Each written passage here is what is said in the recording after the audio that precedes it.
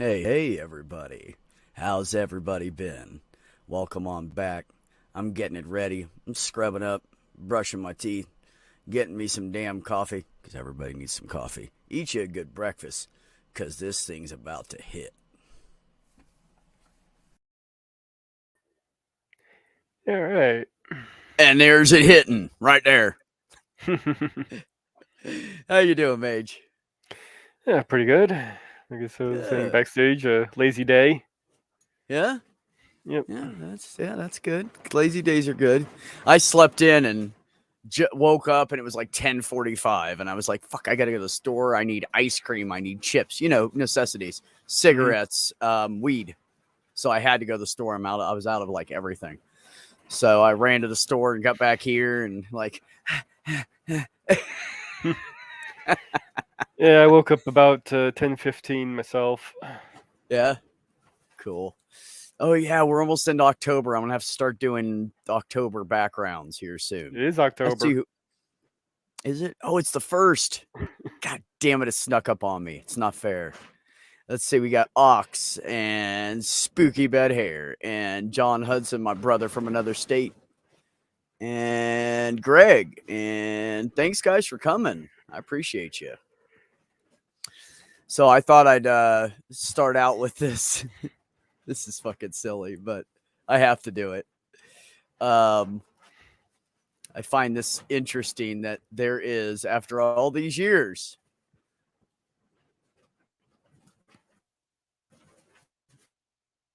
there is All these years. a hold on, back up to the top here.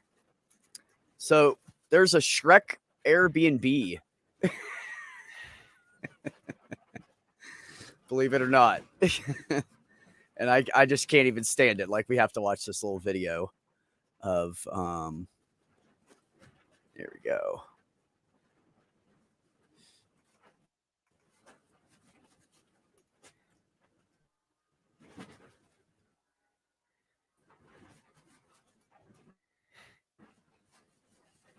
Uh-oh. Here, can you? Oh, damn it. Okay. Get this going here. That's really weird. That site like made me totally like freeze up, so I had to kill it. Anyways, so there's it's a Shrek Airbnb, and I guess there's a Shrek one, a Donkey one, whatever, and you can rent them. And kids are welcome, but they have to be over 5. I don't know. I guess it's more of an adult themed thing there. Hey, dog, what's up, buddy? But all the things going on in this world, and people are renting Shrek Airbnbs. This is, they have that kind of money to just blow. I guess I don't know. I do not. Oh, goodness. So, what's shaking?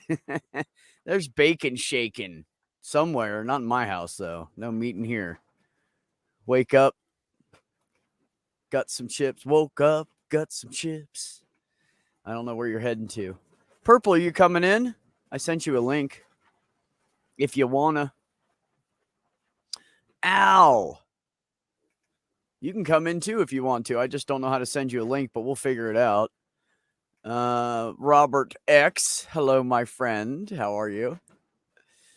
Always good to see you around. Always good to see all you people. I love you guys. I know. What the Shrek, John?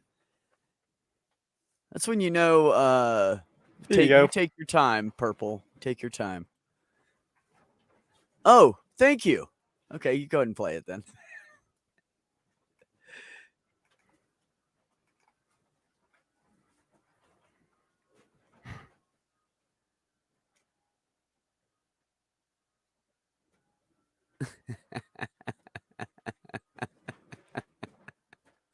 You with the eyeball and the martini. Yep. It literally looks just like Shrek's house.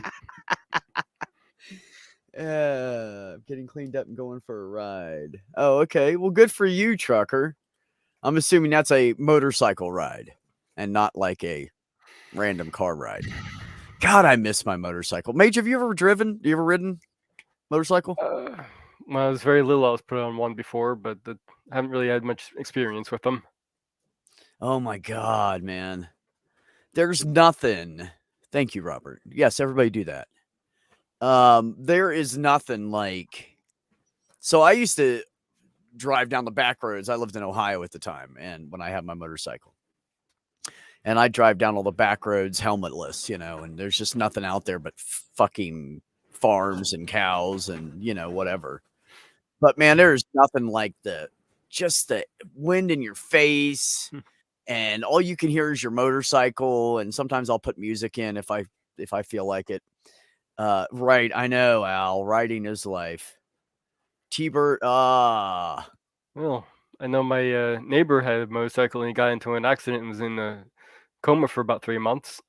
yeah, I mean, it happens. People do not pay attention, and when you're a motorcycle driver, rider, person, you really have to. Hey, Farron, you really have to be cautious and watch around you constantly. That is you cannot take your eyes off of other people. Like when I get on the highway, I always go all the way in the left lane, and Hmm. then I only have one lane on my right to worry about, and the asshole behind me.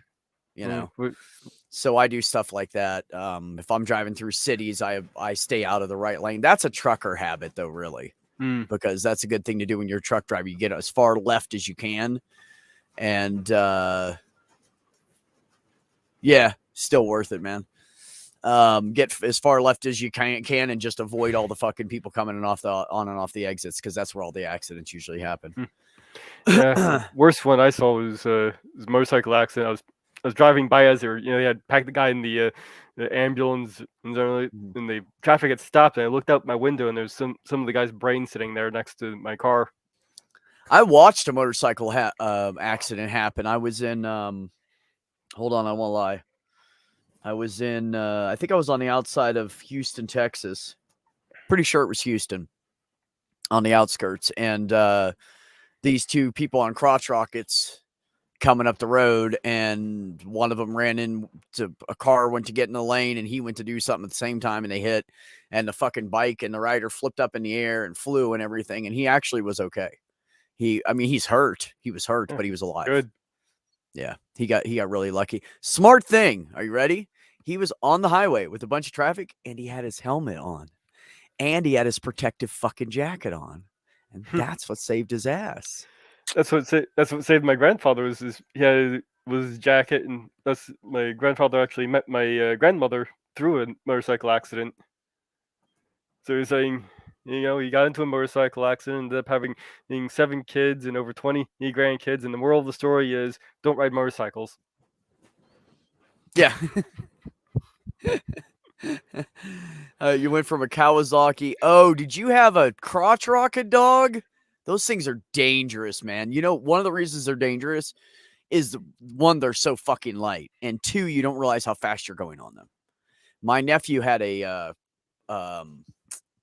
I don't know, Honda something, blah blah blah, fancy ass crotch rocket.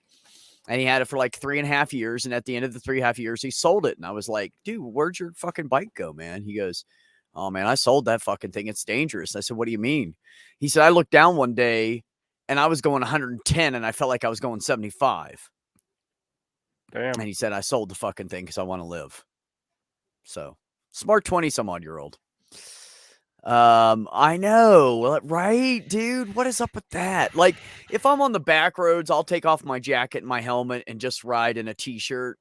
But I always have jeans on at the bare minimum, and I'm not cheap jeans like Levi's or something. So they're sturdy because they could take it better than fucking any other kind of pants you can wear that's not a pair of chaps. Oh, I've And seen worse. I've seen somebody riding around on a motorcycle in shorts and sandals. me too. Flip flops, Yeah, flip t-shirt, flops. and gym shorts. Yep.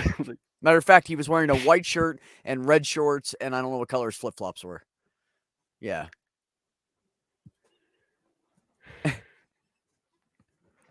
Yeah, fancy ass crotch rocket. Now the ones that you ride and they will kill you if you're not careful. That's a fancy ass crotch rocket. Yeah, no, it's dangerous, man. I've seen some crazy shit, but I've also been the guy going down the highway at like 100 and some odd miles an hour and just weaving in and out of the trucks too. So, I mean,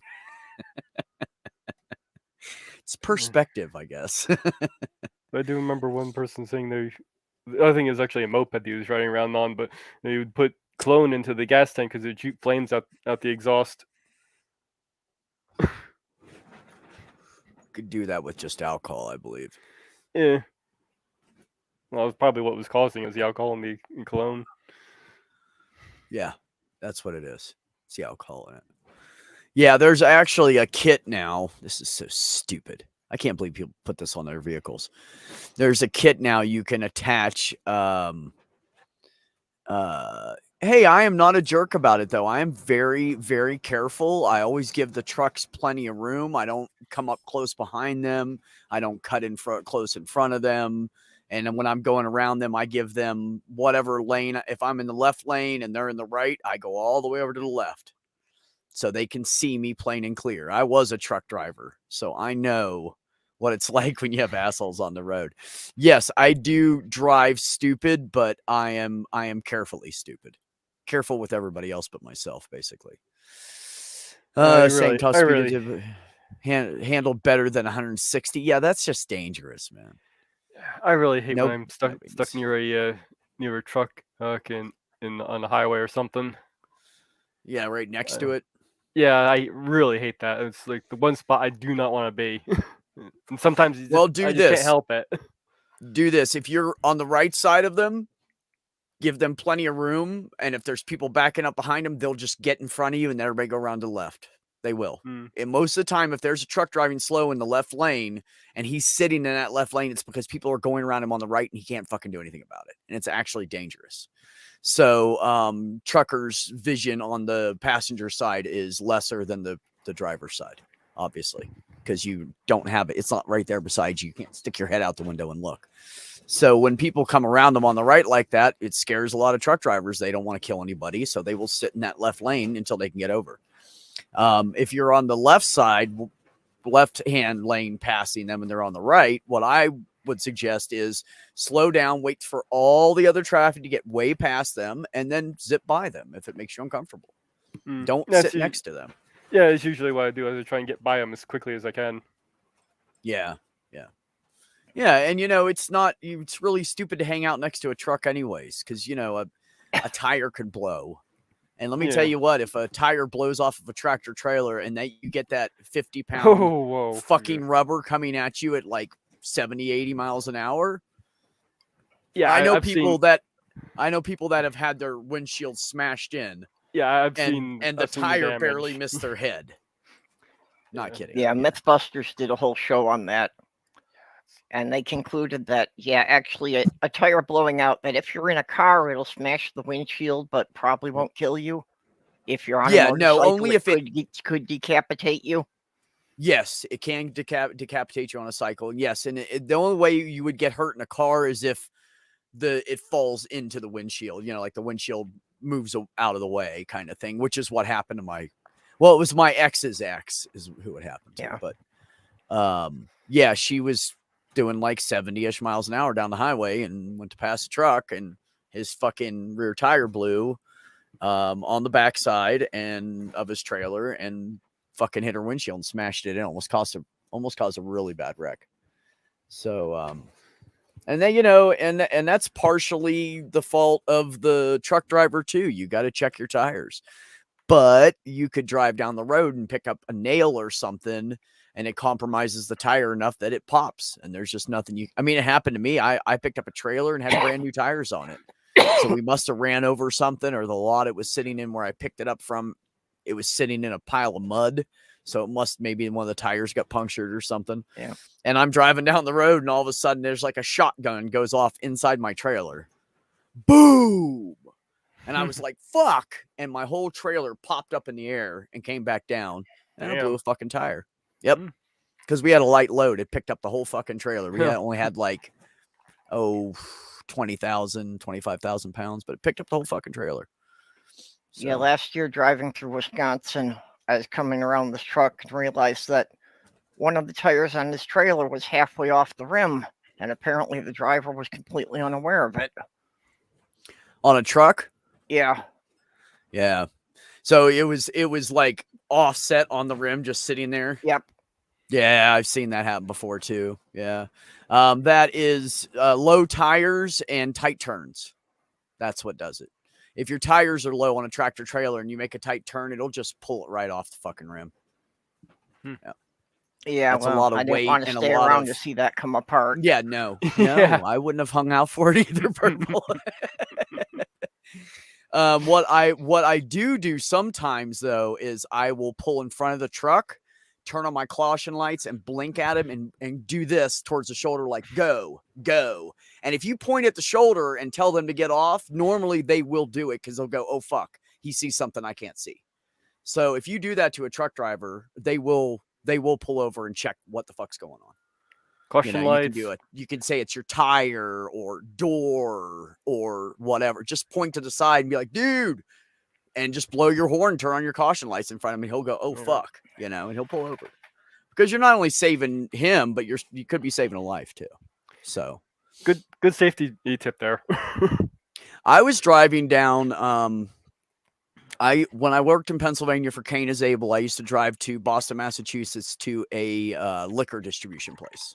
Alcohol distribution, and I think it was all liquor. Yeah, it was because it was for the PA liquor board. So we'd pick it up in PA and drop it off in Boston, and then pick up an empty trailer and bring it back. And the only trailer sitting there was fucked up. The doors were jacked and shit. And I took off, and when I went on to the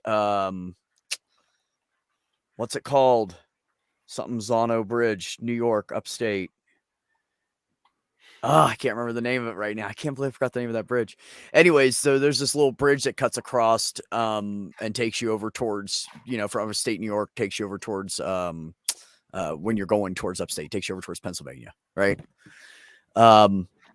Anyway, so I get on that bridge and I'm driving across it, and a car or truck comes up and he honks his horn and shit and goes, and he points behind him like this. And this is at the point where a lot of people were getting rid of CBs, right? And so he didn't have a fucking CB to tell me shit. So I just hit my caution lights. I pulled over nice and slowly lost speed. So the traffic behind me was safe, got out, and my fucking door was open. And because there was wind, it was behind me. I couldn't see it.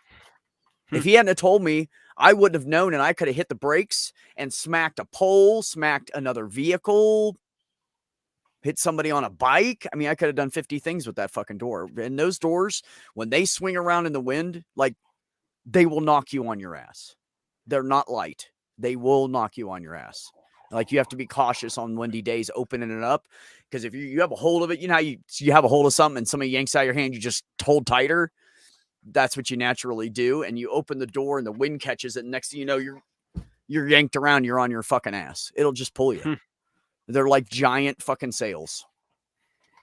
Yeah. So, that was one of my fun things.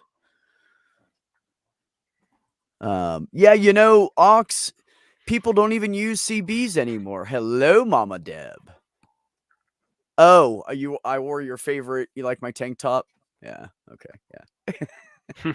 I had someone who is pansexual tell me you should wear that more often. And they're a friend, so I said, okay. They said, just trust me. Just wear it more often. Yeah, I know you got a lot going on. Yeah, so people, when the cell phones started getting popular, people quit putting CBs in their truck. And I think it's really stupid because, you can talk to other people when you're driving at night. And I met up with this guy in Pennsylvania, and I was going to North Carolina, and he was going to, we were on the west side over off of 81, and he was going to Kentucky. And so our middle of Pennsylvania, technically.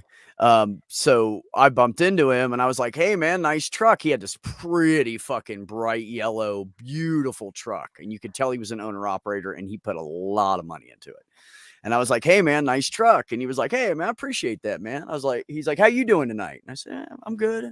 Just head to North Carolina. He goes, shit, I'm gonna head all the way down 81 till around Kentucky. You want to hang out? And I was like, sure. And so he's sitting there. We're driving down the road. We're talking. He's getting high. And he's like, oh, that was a good hit. And I said, you're a crazy bastard. He goes, hell, I got my own truck. I work for myself. Ain't nobody piss testing me. I can smoke all I want. But he was a cool guy. We talked for hours, just bullshitted on the way down the highway.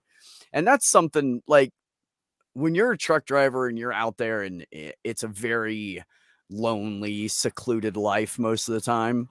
Unless you're on certain routes where everybody knows you. But if you're just an over the road guy going everywhere, you just don't get to know people and you just don't have any friends, except for whoever's back home. And, you can't talk on the phone. Back then you couldn't. You had to hold the phone up. There wasn't headsets and stuff. Couldn't talk on the phone while driving, right? So what do? Lay it down. You can't hear them because the truck's too loud.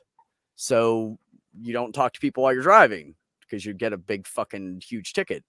So that fucking CB is like your main source of communication before cell phones, But it's good though, because guys will be like, oh, there's a trooper up ahead, or smoking a plain white wrapper, or whatever they want to call them, full grown, local, whatever. But it saves people's asses. Of course, they shouldn't be speeding that severely, but in these days and times, you have to do that, or you're not going to make a living as a truck driver. It's just, you have to bust your ass. You have to barely sleep. So,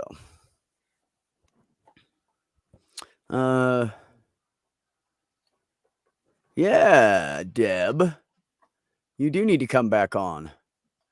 I have one. Ox says I have one in the truck. Oh, here we go. I keep forgetting this is my stream. I can actually highlight shit. Yeah. Try that again. I have one in the truck. I like to go out on cloudy days when the signals bounce. I have a handheld 40 channel unit I take on the bike. Nice, man. Yeah, I have two. I actually have two Cobra.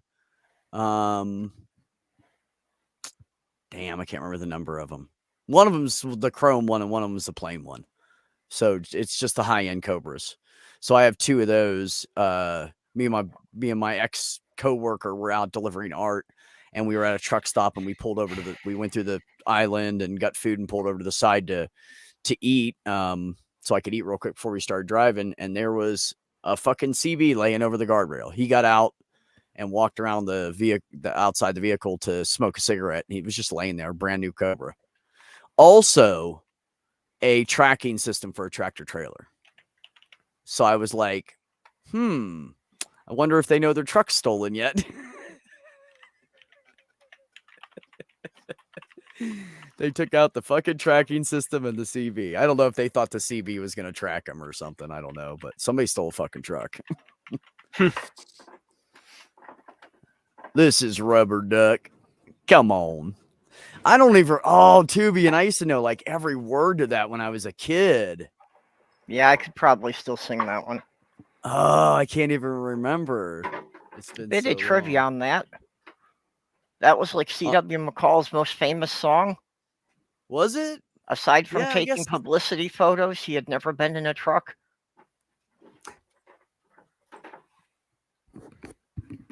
Fooled all of us. We all thought he was a trucker that started singing.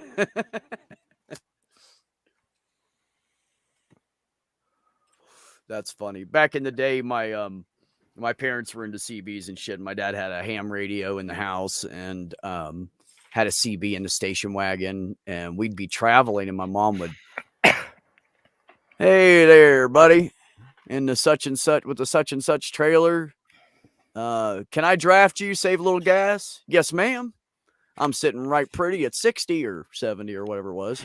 Yep. And I'll let you know if I'm going to pause. She'd go, okay. And so she'd just tuck in behind him and we'd cruise up the fucking highway, tailgating a tractor trailer.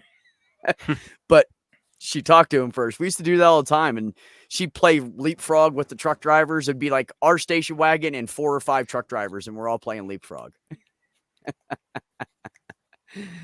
And if you never played leapfrog with truck drivers, you're missing out, man. You're missing out. You got to play leapfrog with the truck drivers when you're a kid. Yeah, my oldest brother was an over-the-road trucker for a number of years. So we had a CB base station in the house.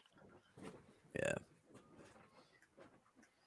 Yeah, you know, shit's gonna hit the fan eventually. You guys should start buying. Everybody go buy a ham radio so you can communicate with your family.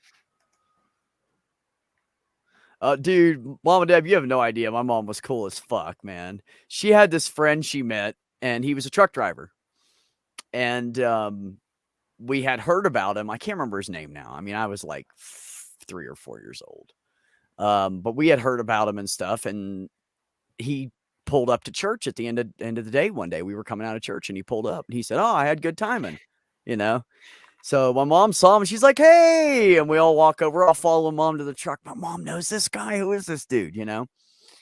And he hops out, and he's a fucking midget. He was a midget.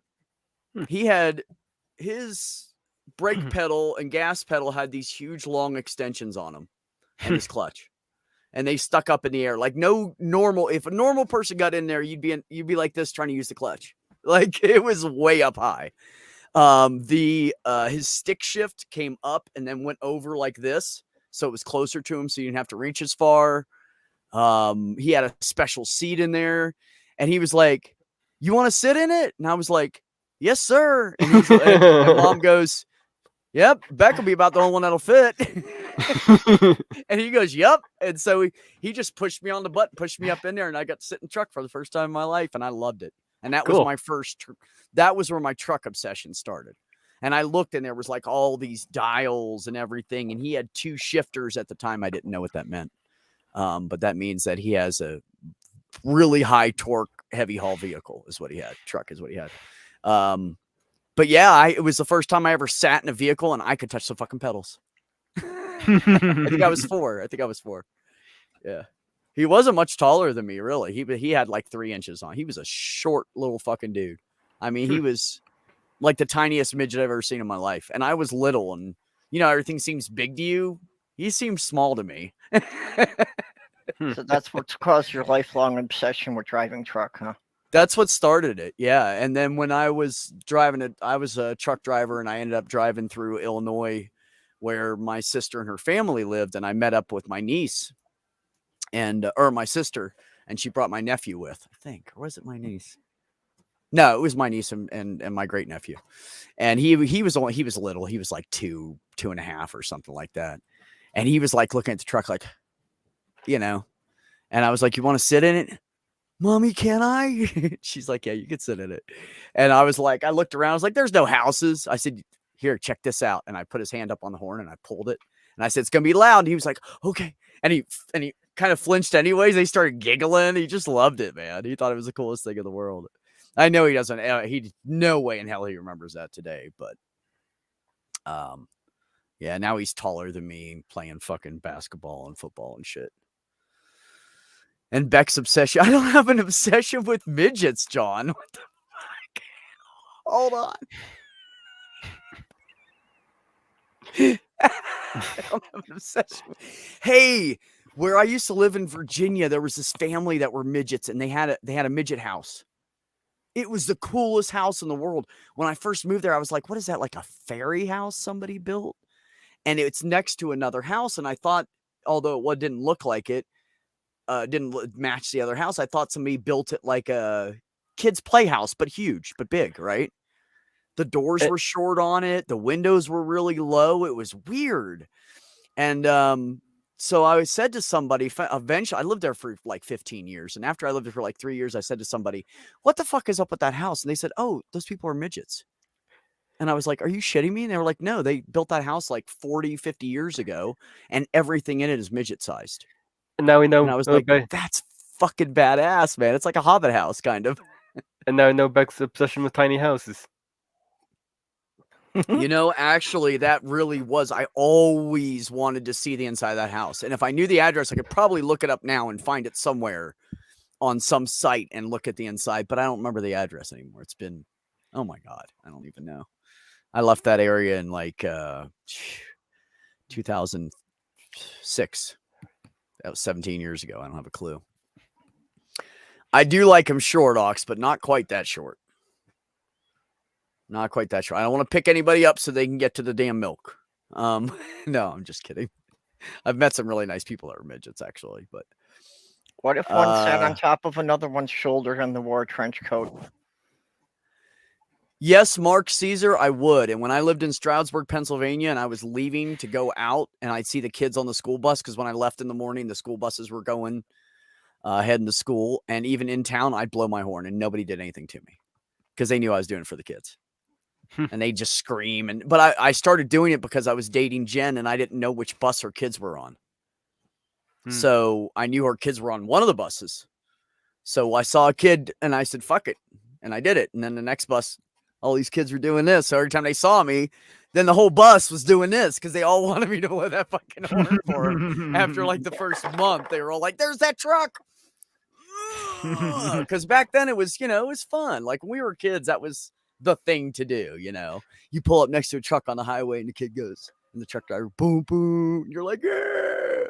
Like that was excitement back then. Getting trucks to blow their horns. That's how we grew up, right, Perp? Well, when you're in a 9-hour car trip, that was the only excitement you could get. Oh, we used to play all kinds of games. License plate games, sign games. Yeah. Yeah, that was our big thing. Mom got us a chess set that was a travel set and had the little stubs on the bottom, so it sat in the hole, and so it wouldn't fall off. And it was tiny. It was like this big, and we were back there like trying to play chess in a bumpy car ride, in a station wagon with a bunch of kids jumping around. Never got into chess. No. I know the If it was the Wizardess, never good with the strategies. Yeah, no. I know how to play. I don't know. I don't have the patience for it. I think it goes right back to my ADD. I just don't have the patience for it. No, it would have to be the Wizardess of a Wizardess of Oz. I'm not into men. Unless you're a really tiny, cute little feminine twink, but that's rare. I think that was a reference to the Munchkins, actually. Well, we're gonna need 2 men. It's a monkey and a table full of Jello. No, Tammy. I got ticketed and fined for air horns in my truck. Seems there's a decibel limit inside city limits, and cops don't like being scared by them. Yeah, no. Yeah, there is actually almost every single township or city or anything you drive into on the outside will say no Jake brake, no engine brake, no what's the other engine brake, air Jake brake, yeah, air I've seen brake, the signs no air about brakes, no engine braking. Yeah, no, I never no quite loud understood air what that braking. meant though until recently. Yeah. When you flip the engine retarder switch, not all of the trucks are insulated for the sound. The newer trucks are, and plus the device itself is quieter than it used to be with modern technology. So now it's just kind of like burp, burp, burp, burp, burp, burp, burp, burp, burp. But back in the day with the older trucks and the big Peterbilts and they have no insulation, it's like I mean, it's like 10 times louder and it will wake up fucking neighborhoods. So yeah, they usually I am not the leader of the Lollipop Guild, dog. I'm not that short. I'd have to be much more short. I'd have to lose at least 2 feet. And I don't mean the ones on the bottom of my legs. I mean in height. And I like my legs where they are at. Yeah. Shoot. Guess I have to put this saw away then. No, wait, no, second thought, maybe we can just lose both. Yeah, I'd actually appreciate being up to half a foot shorter now, but no, I'm not going for anybody cutting bones. Yeah, no, I just leave them alone. Just leave them alone. I've been watching a lot of leg and arm cutting and stuff. I went all the way back to the beginning and started watching The Walking Dead again. Because I stopped watching in episode 5, I think. Or season 5. Where are you up to? I'm up to season 6, episode 3-ish. So, yeah, no, I don't want to be Haley's height. No, Haley's not even, she's too tall. 5 foot's too tall for the Lollipop Guild. You have to be like under 4 foot, I believe. See, season 6 is that up to Negan yet? Yeah, Mark, they actually start insulating around them, and the inside of the hoods are more insulated now, more closed off. They have like you put the hood down, it used to be you'd see a gap, but you don't see that anymore. They put in like filler pieces, beauty stuff, but it really cuts down on the noise of the engine retarder. Sorry, bro. I think she's like 9 to 10 inches too tall still. She is not that damn short. Randy, what's up, buddy? How are you? What's I gotta say? Yeah, also, if you're in a city and you have to use your engine brake, you're a bad truck driver. And you're not preparing and watching ahead far enough. Just saying. It better be an emergency if you're in a city and you use an engine brake. Like someone pulled out and stopped in front of you on like a 45 mile per hour or higher road. And if you need an engine brake besides that, you need to fucking watch signs and pay attention because that's just bad truck driving.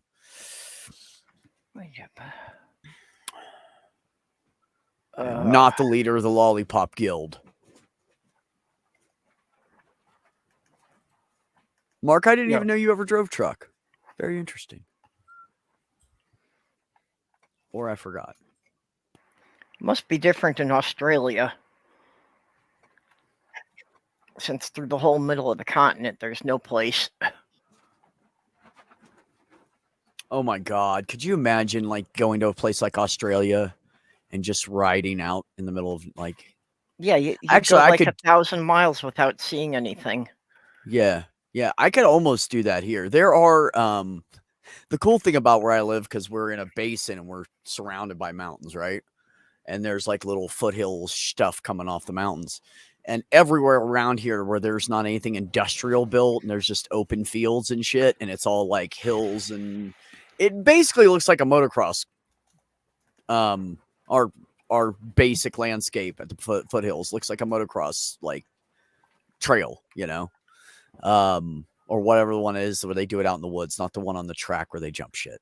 Anyways, so these guys out here make trails, and they have like those huge fucking dune buggies that have like a huge tank on them and an 8-cylinder motor, and they have motorcycles and ATVs, dirt bikes, you name it.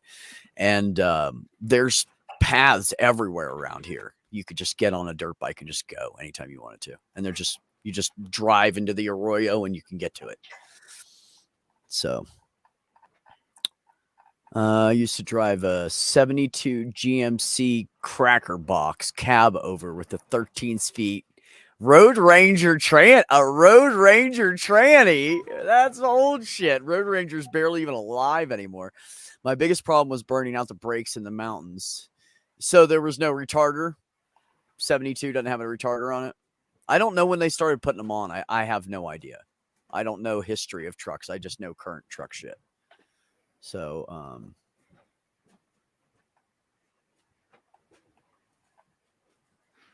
yeah. Randall on the red carpet for a movie premiere. What? Near Detroit. Boy, that was a random. I don't even know anybody that lives in Detroit. I don't even think anybody here lives in Detroit, but near Detroit, but you, buddy. Actually, no, you don't live in Detroit, do you? You must have went somewhere for that. Well, he's not in Detroit, but he's in the Lower Peninsula, Michigan. Oh, okay. Okay. Oh, is he up by Traverse? I forget what city he said. Traverse is all the way on the left side, and it's like the last city the last decent sized city before you hit Canada, or not Canada. Fuck. The hell's above Michigan? Whatever's above Michigan. I can't fucking even picture it in my head right now, which is weird. I have a constant above Michigan's just the Upper Peninsula, Michigan. You go above that, it's Canada. Yeah, you're like 5'1", Mama Deb. You're way too tall for the Lollipop Kids. I think Sloth Girl comes the closest. Sloth Girl even says she's 5'0" Hold on. First, this was Ox's, right? He's talking about transmissions, and then TV says, back when the word meant transmission. Yep. No, actually, it meant other things. Just you didn't very much see them, so nobody used the word very much, is what it was. Because they were all hiding. No, Mikey is a Chicago guy. He's in Chi-Town.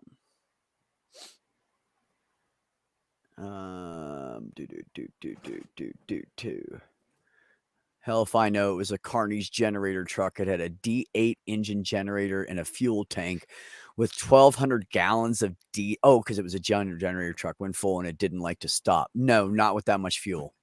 Nope, they don't like to stop.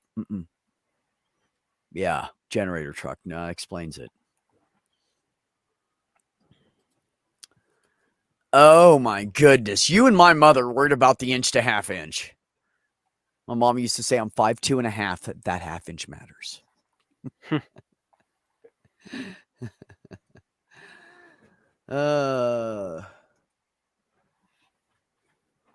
Yeah, Kyle doesn't like to drive. We got to get him out of that habit of not liking to drive. I don't really You like drove driving for myself. Halliburton.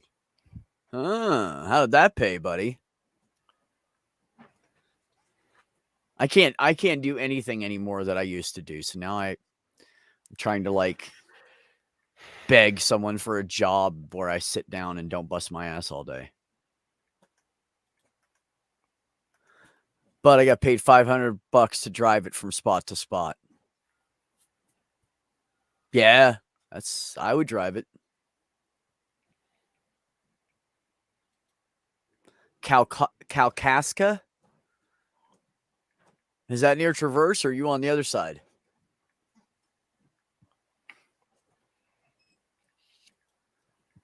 Aw, he's 4'10". You have a pocket-sized partner. How great. That's cute.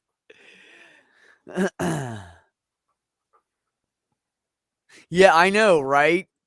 Ox, same thing with me for a long time. If someone said tranny, I'd be like, who's talking about? What? I didn't know you were talking about motors. That's not what I heard a minute ago. Where did you switch topic? Oh, you mean cross-dressers. Never mind. Funny thing is they were calling them trannies, people that weren't even interested in transitioning. They were just, drag queens or cross-dressers or something like that. And they used to call them trannies. Not even the same. It's not even the same thing. And we were also ignorant. We didn't fucking know what the hell we were talking about. That, Hello? my friends, in case you didn't know, that is a Cosmic Kyle. It is. Hello. Hi. Hey, Kyle. How's it going? Y'all doing all right? Yeah. Fuck, dude, if I was any better, I'd be mage. I'm so great today. I mean, it's pretty great, right? Nice. I'm good if I hear trans, and I know tranny is motors. So you just, whichever one they use, the other one means transmissions. Got it. Okay. Okay. It's to the right of Traverse City. I have been to Traverse City one time with a load of Budweiser. And it was such a pain in the ass to get that load and take off with it that I told my dispatcher if she ever gave me another load of Budweiser, I would go find a different company to work for. And I was not kidding. It was fucking horrible. Yeah. They inspect your truck like you're carrying perishable foods. And it's fucking beer in a can. Fucking beer in a can. And they nitpick your trailer and it's got to be perfectly clean and there better not be one little hole in it. And I'm like, it's fucking Coca-Cola. Or Budweiser, rather. Who the fuck cares? Most of it was 6-packs. Just 6-packs. What's it going to hurt? The plastic ring or the can? Stuff tastes like piss water anyway. Oh my God. Budweiser is... I had no idea. I grew up in the country. I didn't know that it was like... It's like... what do I compare it to? Piss in a can. Well, yeah, but I was Yep. trying to think of a product that, it's like this of that product. But no, it's the worst of any product ever fucking made. I can't even think of anything to compare it to. Piss in a can Yes, trademark. exactly. It is cheap, nasty, barely fucking even made beer. It is it's disgusting. And the only reason I used to drink it as a kid and be okay with it is because, or as a kid, as a young adult, was because it's a pale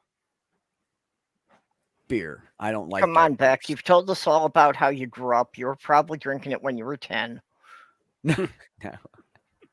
No, the first time I ever drank a beer, I had worked in the hayfield all fucking day. We had about 2 or 3 more hours of sunlight to go, and Mom brought us all a beer, and we all got to drink a beer. And it didn't even give me a buzz because I just sweat it right out. And she fucking knew it was going to do that. But she was just kind of, the boys wanted a beer. We're 15 now. We're men. And 16 and 17, I guess. Maybe Yeah. they were 16 and 17. I'm with And they Mama wanted a Deb. beer, I and could she never wasn't gonna understand.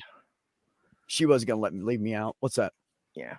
I'm with Mama Deb. I could never understand why beer was ever appealing to anyone. Nope, not to me. Mm. Yeah, beer is gross. It has to be ice cold, and it needs to be hot as fuck out, and I'm dying of thirst. And then beer is so fucking good. Now, I will drink it sometimes so I can sleep better, but I don't like it. I just get something that's the most tolerable for me, and I drink prefer that. rum. If I'm going to bother Yeah, but drink when you're- alcohol, I'm going to get the whiskey. When you're tight on money, liquor's expensive compared to beer. My favorite Yeah, but- alcohol is weed. Well, if I'm tight on money, I'll be buying the hard cider. Yeah, I wish I could get a decent cider. That I actually enjoyed. But I mean, Okay, guys. if I'm mixing the whiskey with ginger ale, it comes out about the same price as beer, probably. If you're going to water it down with the mixer. Okay, guys, it's 5 o'clock somewhere. It's 4:20 somewhere, too. Somebody's clock's broken.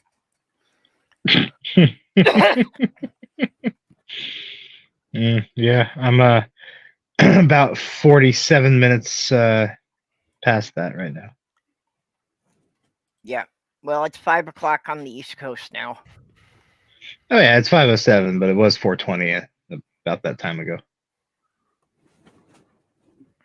Oh, John likes Budweiser. I'm sorry, John. Yeah. But you know what? I totally expect it from you. You're in the age range from, my age range, a little around there. You're in the age range where Budweiser was the thing to drink. It was the popular beer. And it was popular for like 20 fucking years, more popular than anything else on the market. So I would absolutely expect someone around your age to drink the fuck out of some Budweiser. Absolutely. That's pretty much what everybody was drinking when you were Budweiser's in your been 20s. big at least since the 70s. Oh yeah. Yeah. I think it started hitting big in the 60s, but I don't know. I wasn't alive. Yeah, well, I know I was a kid in the 70s, and I know I was seeing it all over the place. My dad still got the signs and posters up in the garage for Budweiser. He hates the stuff. He just likes the signs. Yeah. Aged tequila on ice, Hawks.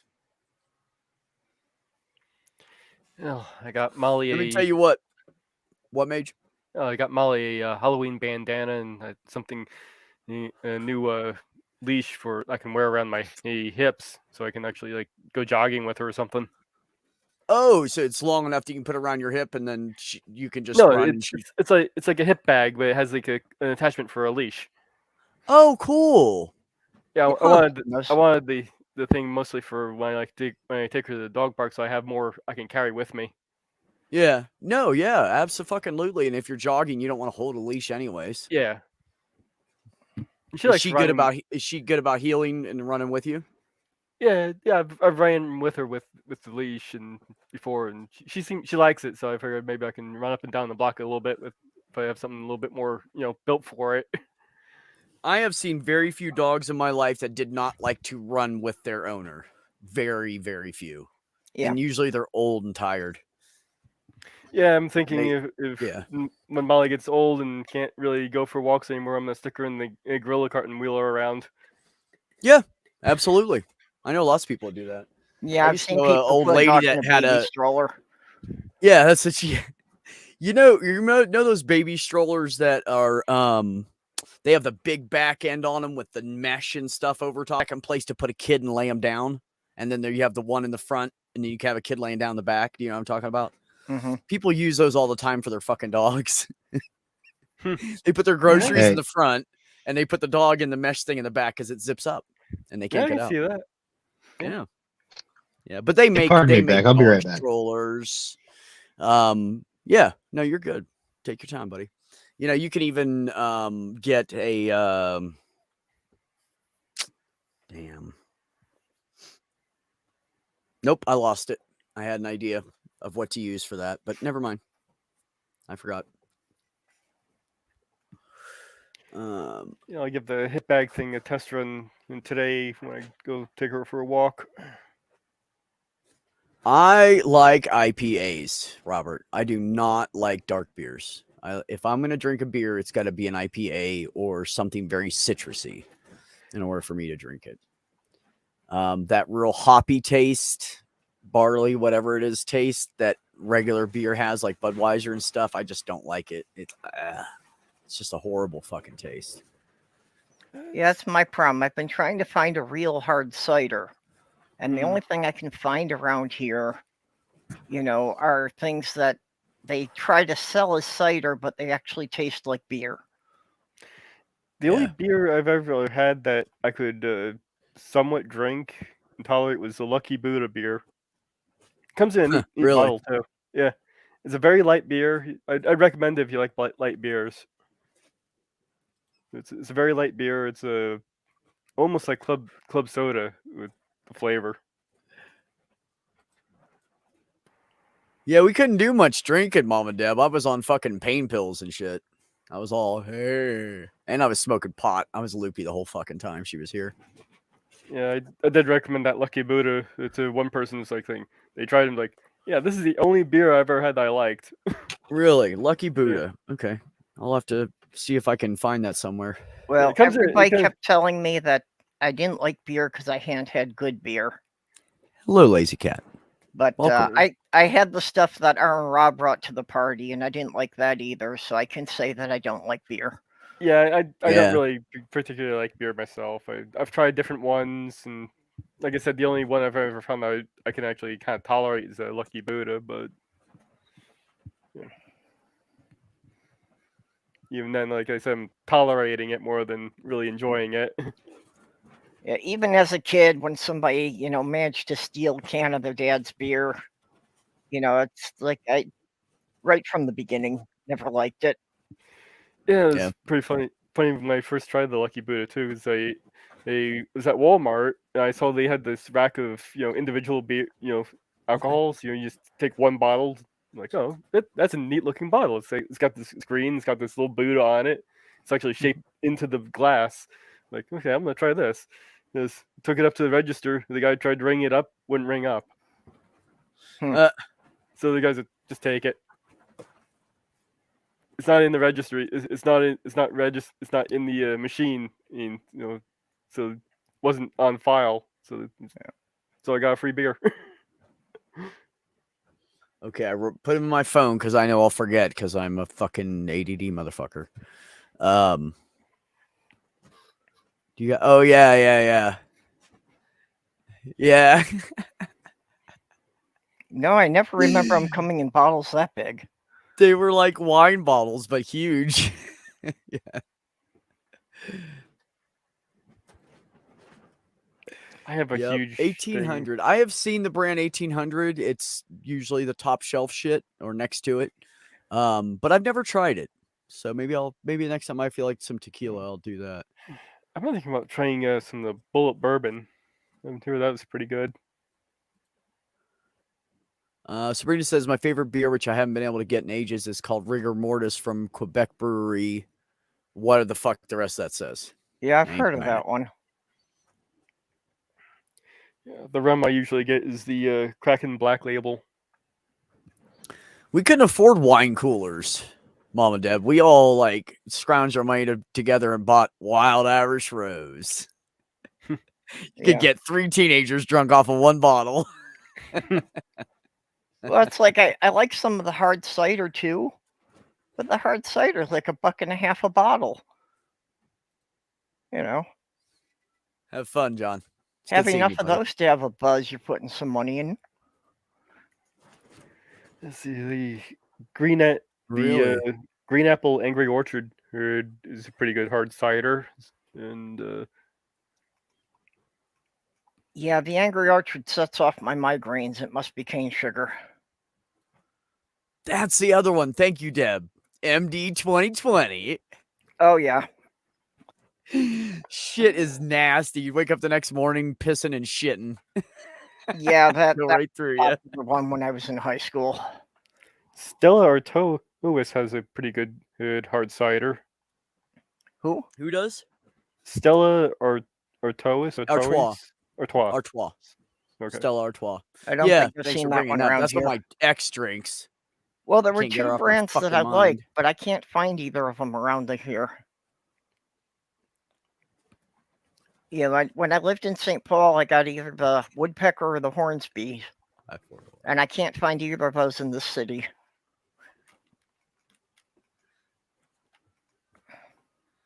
Mad Dog 20. Hey, Maynard, what's up? You know Mad Dog 2020. I know you do. Maynard also knows a little bit of this, too.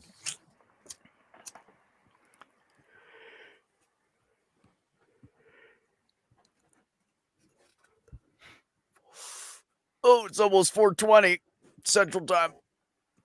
I used to be able to buy OV splits from Canada. They were 6-ounce bottles, and when iced up, they didn't get warm while drinking them. OV splits? That's beer or liquor? To my beer? First time. I'm not Okay. sure. Let's tell I think that everybody. may have been something like a wine cooler or a flavored thing. I first got drunk on Brada Vino. By God, that was cheap and absolutely nasty. Did the job, though. Yeah, that's the way fucking MD 2020 and Wild Irish Rose are. Wild Irish Rose is just like, it tastes like fucking cooking wine without the salt. It's just horrible. It's sweet, nasty. Old Vienna beer. Oh. Old Vienna beer splits. Okay. Brand Divino. Okay. Is that, it sounds like it's a cheap wine. Is it a cheap wine? It has vino on the end, so. Thunderbird. Clear Yeah, I Breeze remember Wild Irish Thunderbird. Rose. Yeah. I remember all that shit. And then when I worked in gas stations, everybody was always buying the Old English 40 ounce. And what was the other one? Magnum. A Magnum 40. Yeah. Phil says Red Mountain wine. Ember. Hello, how are you, friend? If you want to come in, you can. We have links that can be handed out. What's this about chemtrails poisoning angels? Oh, we're not getting into that religious fucking flat earth shit. No, Oh, Ember. that was just a meme that I saw on Twitter and reposted. No, Ember. We're not doing it. That's for your show, my friend. Schlitz. Oh my God, I remember Schlitz. You know what my dad used to drink? He ended up with liver failure and heart disease. Stroh's. And I remember when I was a kid, they had the little pull tab that was like, and the lip was super fucking sharp. Yep. And it was before they put the safety tabs on them. Well, when I was growing up, even the pop cans had those. Yeah, all of them had them. Yep. Yeah, the pop cans got the safety tab first, and then the beer cans got them later. Yeah. I got started with whiskey easy. I got started with whiskey early, and part of that was that I could get it for free. My dad drank so much that we could siphon off baby food jars full, and he never noticed it missing. Damn. Yeah, my mom had a bottle of vodka, and every so once in a while, she'd make herself a screwdriver. It was like a treat for her, right? Yeah. And she, my brother started stealing fucking vodka out of the bottle and then putting water in it to compensate so she wouldn't notice. I never even And bothered to top so, it off. It's like, my dad thought he was hiding them, but he had like 6 or 8 bottles hidden in the garage. So it's like you were pretty much in arm's reach anywhere you were in the garage. I like the yeah. Crystal Head vodka for making screwdrivers and stuff. Well, the I don't rest know. of that is this. So months and months go by. Mom hadn't drank her vodka, and I don't know how long, and they were like, "We're not going to get caught." And so finally, she makes a screwdriver, and she's like, so she smells her vodka, and she tastes it. Boys, come here, kitchen now. They'd watered it down too much, huh? Just She all fucking water at that finally, point. Whoopsie. after I don't know Um, how many, like 8, 9 months, maybe a year, she finally decided to make a goddamn screwdriver. I and she remember busted 'em. I remember doing the with the group of friends doing the is it water or vodka? Take a shot, just drink it straight. Like, Yeah. Yep. Yep. We did some stupid shit when we were kids. I remember the first time I ever got smashed ass drunk. There was this place called there was this area, it was a non-township area called Ashley, just like the name spelled. And on Friday or Saturday nights, there was 2 things they did. Like one night it was just like people dancing in a band, and then another night it was like a fucking full-on like hoedown, everybody dancing the same dance, swinging people around fucking country dancing shit. It was actually pretty cool because there was a lot of older folks there, and those fuckers knew how to dance back in the day, man. Like we would watch them like, I don't know how to fucking do that. So we would all hang out there. Somebody'd have liquor in their cars. They would hand out solo cups with, you could get, soda in it or whatever. So you'd pay like 50 cents and get a soda, or 25 cents, get a soda. We go out to the car, pour liquor in it, So we got smashed ass drunk, and I don't even remember most of the night. All I remember is it was time to leave, and I remember people dancing, and then all of a sudden it's hours and hours later, and it's time to leave. And my buddy's car is parked down the parking lot, and I'm crawling to his car on my elbows and knees and hands, and trying to get, and low crawling and trying to get up on my hands and knees to get to his car. And he's walking beside me like, "Hey man, how'd you like my birthday party?" I'm like, "Fuck you, Mike." And he's laughing. He's like, and I was like, "Get the car, man." He's like, "Nah, you're almost there. You're shit. You made it halfway. You'll be all right. I'm gonna walk with you." He made me crawl all the way to his fucking car. And he had bought him and his dad, when he was like 14, his dad bought a stripped out, fucked up old Chevy Camaro. It was a 70 Chevy Camaro with the round taillights, round headlights, which is my favorite, the SS. And on his 18th birthday, he revealed it to everybody. And so we all went back to his place and shit, and because we had already drank at his house and then went over there, came back. And the next morning he's like, "Okay."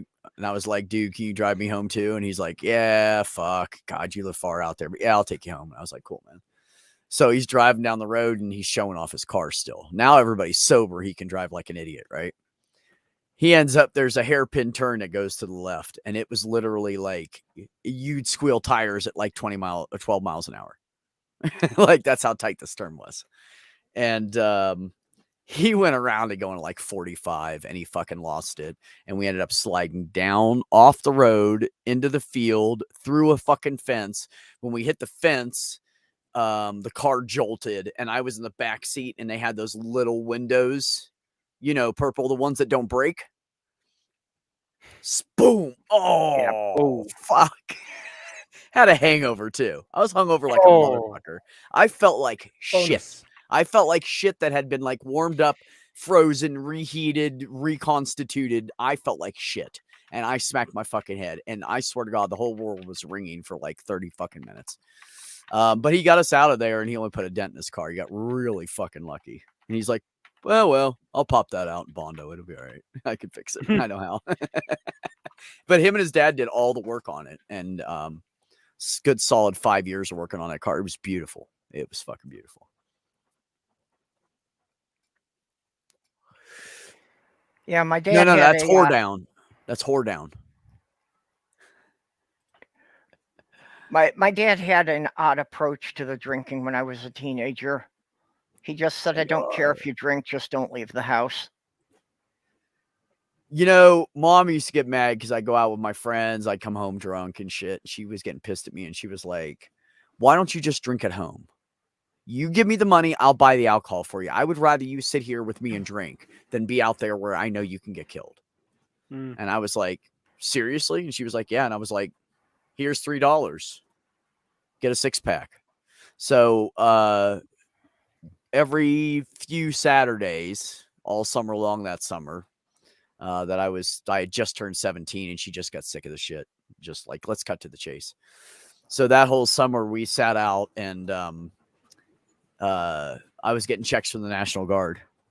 And so we sat out that whole summer and I would drink like 3 beers and she'd drink like 1.5. She'd be smashed because she was allergic to anything fermented.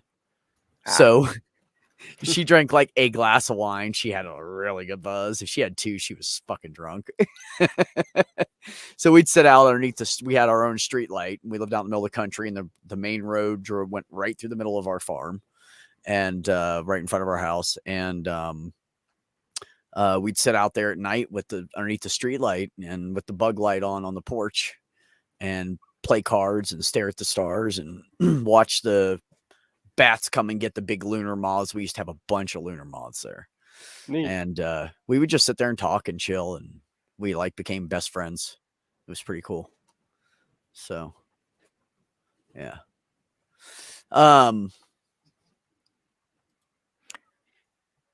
Unless everyone starts to dance when they kick a lady of the night in the ankles. Maybe, but I don't think there's many ladies of the night out there in that fucking little podunk ass area. We lived next to 2 areas. One was called Center Point, one was called Ashley, and neither one of them were incorporated. And Ashley didn't even have like a store. It was just houses and the campground. That was it.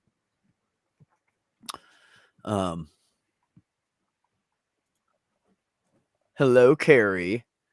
I missed your first. Yeah, Mark, I think the only reason my dad did it that way is he didn't want to risk the family's name showing up in the police blotter.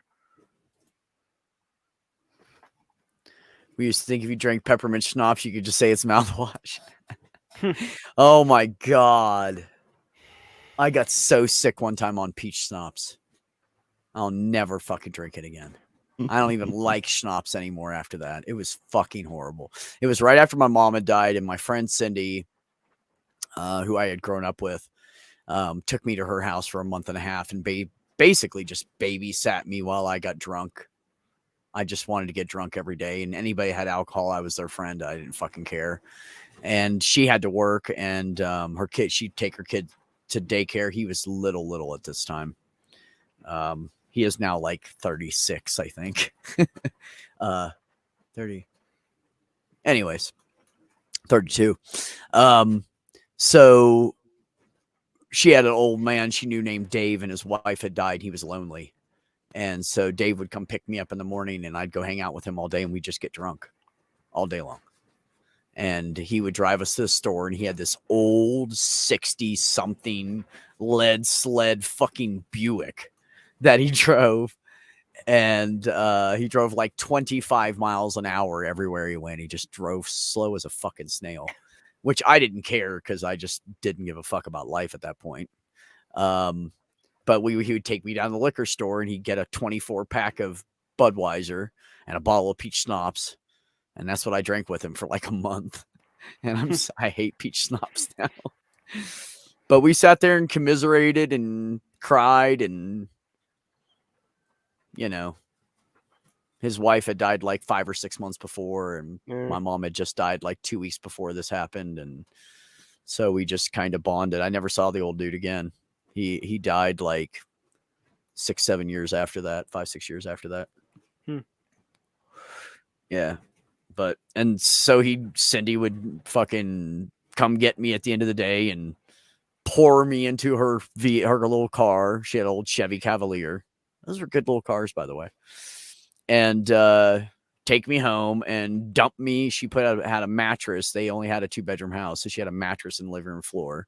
She'd throw me on the mattress, take off my shoes, pull off my pants, cover me up, and then wake me up in the morning every morning with eggs and bacon, or eggs and sausage, and a cup of coffee. Wake up. You need to eat. I don't want to eat. No, you need to fucking eat. You're going to eat. Okay, fine. So she kind of took care of me for a while. Funny thing is, she was only a year older than me. She just had her life together, and I didn't. Yeah, when I was in high school, the girl I was dating, her mother owned the building. So we could use the rec room in the basement every Saturday night. So a little group of us was hanging out and partying there. And after we had been doing this for about a year, I asked myself why, and I couldn't come up with a good reason. So I quit drinking for about 10, 15 years. Yeah. I quit drinking for years and years. The only time I've really drank consistently is when I'm with someone who's drinking consistently, and then I just drink with them. You know, kind of thing. Well, it's one of the things I like about the internet. You know, that I can drink and talk to friends, and I don't have to worry about driving home. Yeah, that's nice. I usually just have a glass on Friday. So, Ember, Yo. how are you? Kind of sleepy. Working on my Shroud video, and it's very slow going. Oh, a lot What, to are it. you doing a historical analysis of the Shrouded Turn? Yeah. Right now, I'm trying to.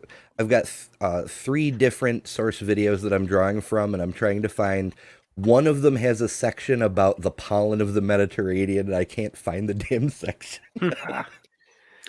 Well, I'll be heading out. I'll come back in after I take care of the critters. So Yeah, see you guys in a bit. absolutely. gotta put your chickens away. You're Yeah. welcome anytime. So I'll be back in probably about an hour or so here. In about 2 clucks. Peace. Yes. Okay. Yeah, Yeah. it's kind of like a click, but it's chicken talk instead. Yeah. Well, the chickens what did you always call ask me? about you.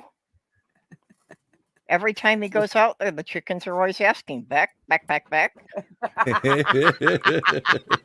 Didn't even see that coming, Perps. That was good. You got me on that one. Yeah, Did yeah. not see it coming. I've not had alcohol since a beer last November, says Carrie. You saying 28 years you've been drive?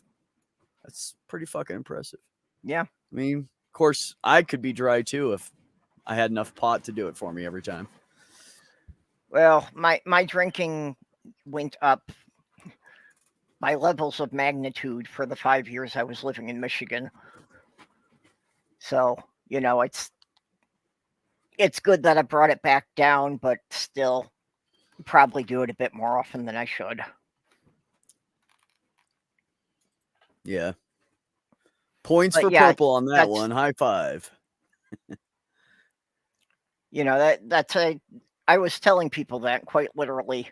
If I had not gotten the help from this community to move back to Minnesota, if I'd Yeah. been stuck in that town in Michigan a couple more years, I would have been an alcoholic. There's no question about it. Yeah. Yeah. Yeah, Feeling like it's alcoholism about- really runs in my family. Oh yeah, my Like, dad. Was half a- of my siblings have serious- been in and out of treatment at least once. Oh yeah. No, I just have one sibling that cannot control himself. I've had at least 4 of them in treatment, and only one of them I can say it worked. Really? Yeah. And That's pretty amazing, Mama Deb, considering how much of a bitch she is. maybe she needs to start drinking again. Maybe that's what's wrong. Deb does not get along well with her mother. yeah. Let's I get just say along she okay with my created a family from a really- distance.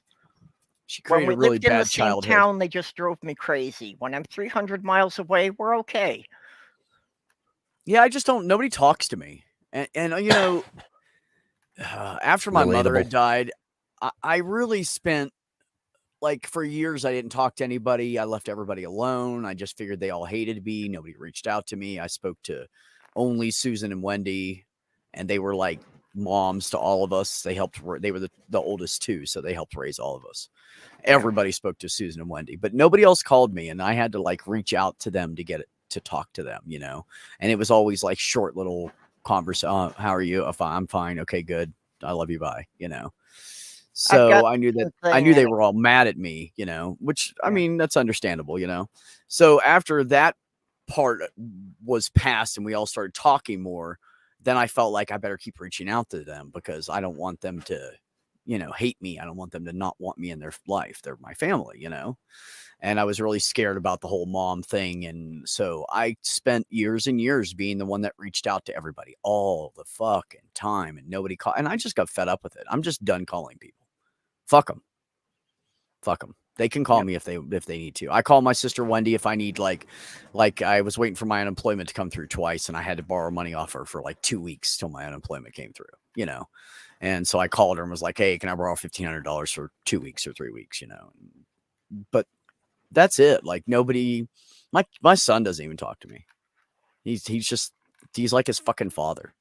He's just selfish and in his own shit and can't see past the end of his own nose. Yeah. You know, I told him I've been having kidney issues. I told him about the mental health shit. How many times do you think he called and checked on me? The answer is 0. 0. Not once did he check on me. But by God, last year when I had money and I was making a whole bunch of fucking money hauling art around, I got phone calls asking for money. And now he knows Isn't I'm that how broke. it He doesn't always fucking goes? call me anymore. So I am done calling him. Well, I've never had money, Be so I your don't know that father. part of it, but the rest of it sounds See pretty ya. much the same. I basically Yeah. came to the conclusion that my family never understood the autism and none of them ever understood how I communicate.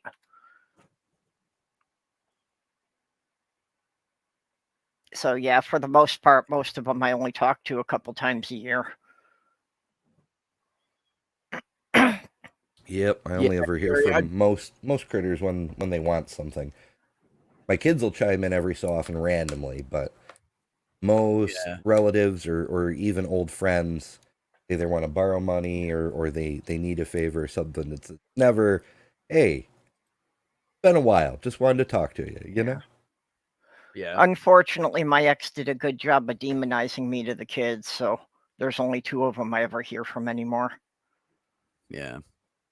Well, you know, it's stuff like that. Like I told him I was having some kidney issues and he was like, "Oh yeah, that sucks." That is literally the only thing he has said. "Oh, that sucks." And then he started talking about himself and his girlfriend. He just doesn't care. He just doesn't fucking care. And oh, and here was the thing that really was the final straw for me. I call him because I hadn't heard from him in a while to check up on him. He says, "Oh, I'm doing fine. I've just been working and, you know, hanging out with my girl and shit." Okay, cool. You know? And then he goes, "Oh yeah, Graham died. His grandmother on his father's side died. She raised him because his father failed to.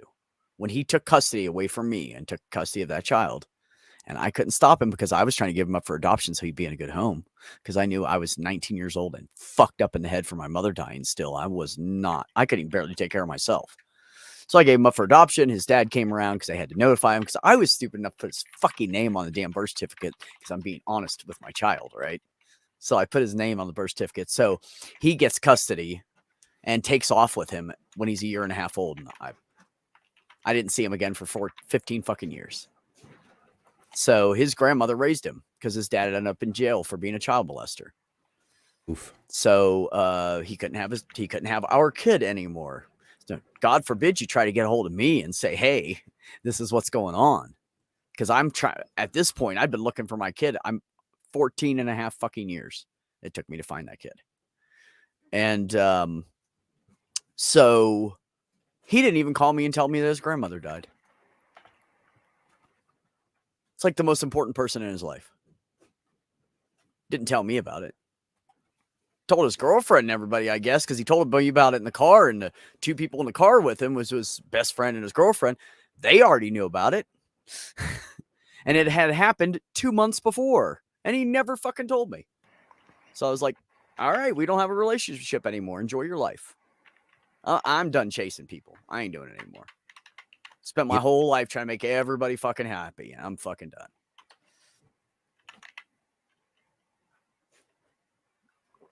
Ain't nobody got time for that. Deb said you can adopt her. Purple. Yeah, I was already responding on the side chat to that. You know, I really think that's what's going on with my ex. I think I really fell in love with her, but she didn't fall in love with me. I think it was more lust and excitement.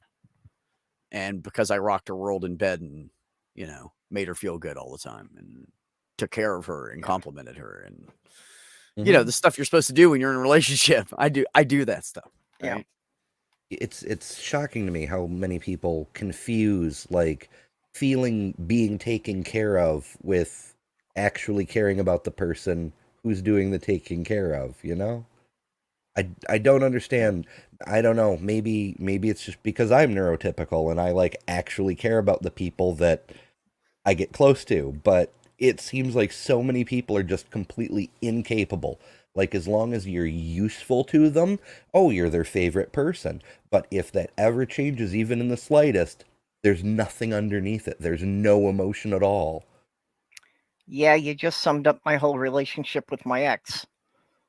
Everything was great until her kids were old enough to take care of themselves. Then I'd outlived my usefulness. Yeah, no, actually, I tell you what, Mark, where was that comment? Think back to when we were kids. I was the last one in the house when Mom died. I had 5 siblings older than me that we knew about at the time who was part of the family. We found the other one in 1998. They all moved out of the house. They called Mom pretty frequently. Susan and Wendy would call Mom like 2 or 3 times a week. Walt would call Mom 2 to 4 times a month. Keel was off in the Navy, and when he got to port, he would call her 2 or 3 days while he was in port in a row. Everybody always talked to her. Richard lived not far down the road. He'd come by and visit all the time.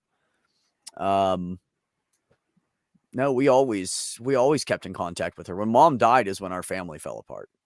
She was the glue. And now everybody's just kind of doing their own thing, but yet my other siblings talk to each other, but nobody talks to me. So fuck it. I don't care. I don't have time for it. I still find it extremely hard to say I love you to anyone, because just with my family, it so often seems so artificial that I really felt I wasn't clear on what the meaning was. Yeah. You know, it's just the hug and I love you is something you were expected to do all the time. And I really wasn't allowed to show my feelings at all. Yeah. Yeah, when it's obligatory, it loses all of its meaning. Yeah. Well, I was mildly autistic as a child and didn't know it, so I didn't know how to express my feelings, and I didn't know how to stand up for myself, and I didn't know how to go to Mom and say, "Hey, I'm being abused every fucking day." Well, that's the same thing. I didn't get the autism until I was in my 40s. You know, found out what that was, and it's like, yeah, okay, that puts things in a new perspective. The only reason I ever thought of it was because my brother was diagnosed with it, and him and I have so many of the same fucking issues and symptoms, and I went, oh, fuck. Yeah. Like, he still will. Half of my family voted for Trump. He still does not speak to those people. He refuses to. That's fair. He sees it as a personal attack because he's gay and those people are against gay people and want them dead. So apparently you don't give a fuck about me. Now, do I kind of feel like that? Yeah. Do I know that is definitely not the reason that they voted for him? Yes. Can I forgive them and move on? Yes. Can he? No. Because his autism's worse than mine. He cannot. He can't see past it. They hate him. They don't care about him. Fuck you. He speaks to me and maybe like one other person in the family now. Hey, He Dave. randomly checks on Richard, but I told him what Richard did, so I guarantee you Richard's not talking to anybody right now because he knows the whole fucking family knows.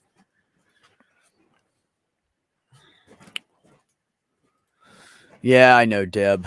My mom is a horrible human being. I don't talk to her, but yet I still buy her groceries and make sure her bills are paid. Yes, I know you do. Make sure she has food or whatever she needs. Yeah. You know, that just shows, Deb. It just shows as much as she's fucked up, you beat it because you're a good person. So, congratulations. Well, I know my family has some resentment because now I'm, taking care of Sloth Girl, and they feel that I should have stayed up there and helped take care of my mom. And it's like, yeah, well, Sloth Girl's got nobody else. My mom's got a bunch of other people.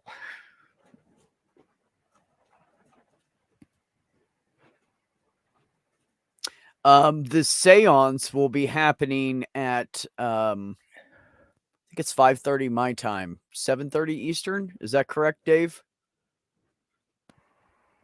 7:30 or 5:30 Eastern? No, What if it's about a 5:30 seance Eastern, now? you'd be on already. I can't remember what fucking time he told me.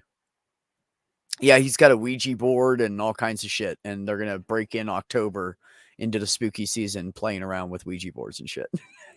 And try to do a seance and everything. Yeah. And it reminds me how every Halloween, while Houdini was alive, they'd try to do a seance. Yep. Okay, we need a digital Ouija board so that everybody puts their hands on their computer monitor and follows the placard.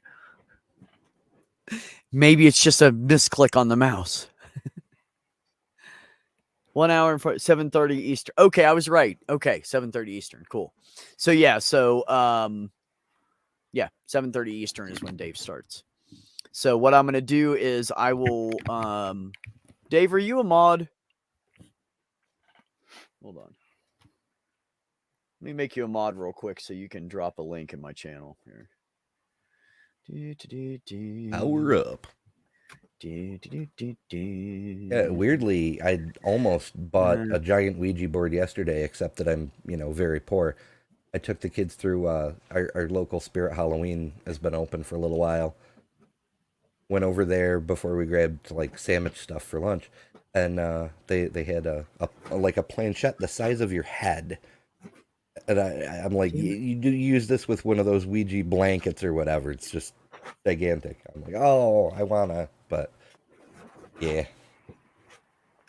Okay, Also there you go. I reminds me made of Mama Deb a mod too. I didn't know you weren't, Deb, but you are now. Yeah, go ahead. Dave, go ahead and throw that link in the chat, and I'll pin it to the top and send it to everybody over when your time to start. Yeah, comes.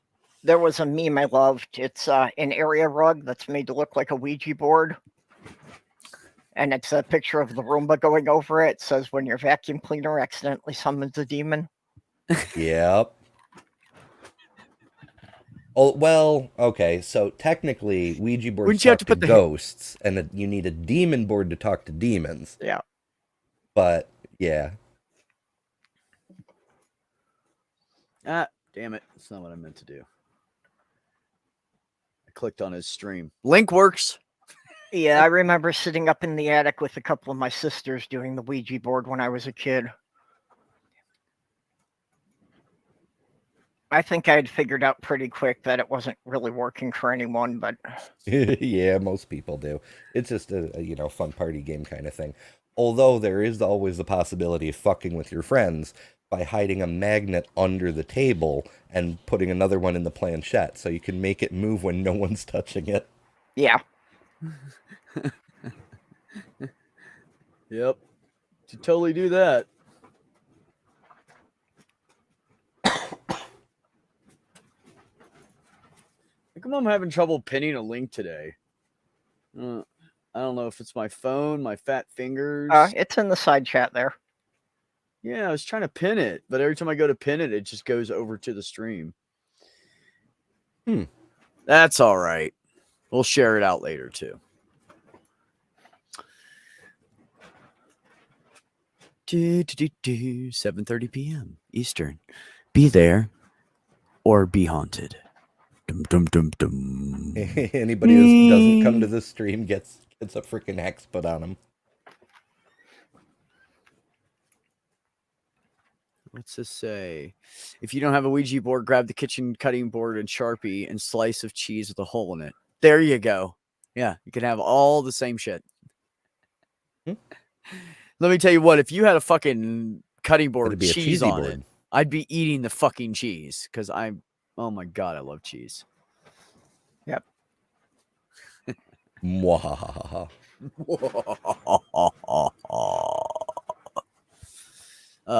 You guys are great. Yeah, anyways, so damn, what were we talking about? I forgot. I guess we're talking about Ouija boards now. Have any of you actually tried to do a Ouija board thing? Seance? We tried Oh once when we yeah, were kids. yeah. During my teenage years, I tried like every kind of ritual I could get my hands on, and variations of them in order to get anything magical to happen, like candles and graveyard rites and everything I could find. Well, that's not entirely true. There was one thing that requires a partner who's willing to have sex that I could get somebody who's willing to do magic rituals. I could get somebody who's willing to have sex, but not somebody who is willing to do a magic ritual while having sex. So I never got to try that one. Okay. Yeah. I guess you haven't met the right freaky pagan yet. Right? Yep. I'd hang out with the pagans more. Oh, I knew a you few might of those. Beat the right. What you need is purple. Purple will do it. Purple's done all kinds of crazy shit. Yeah, and I knew a lot of pagans. Good night, Robert. Sleep good, buddy. Later, Robert. Yep. It's going to be an blood from the unboxing skulls of too. Flat Earthers.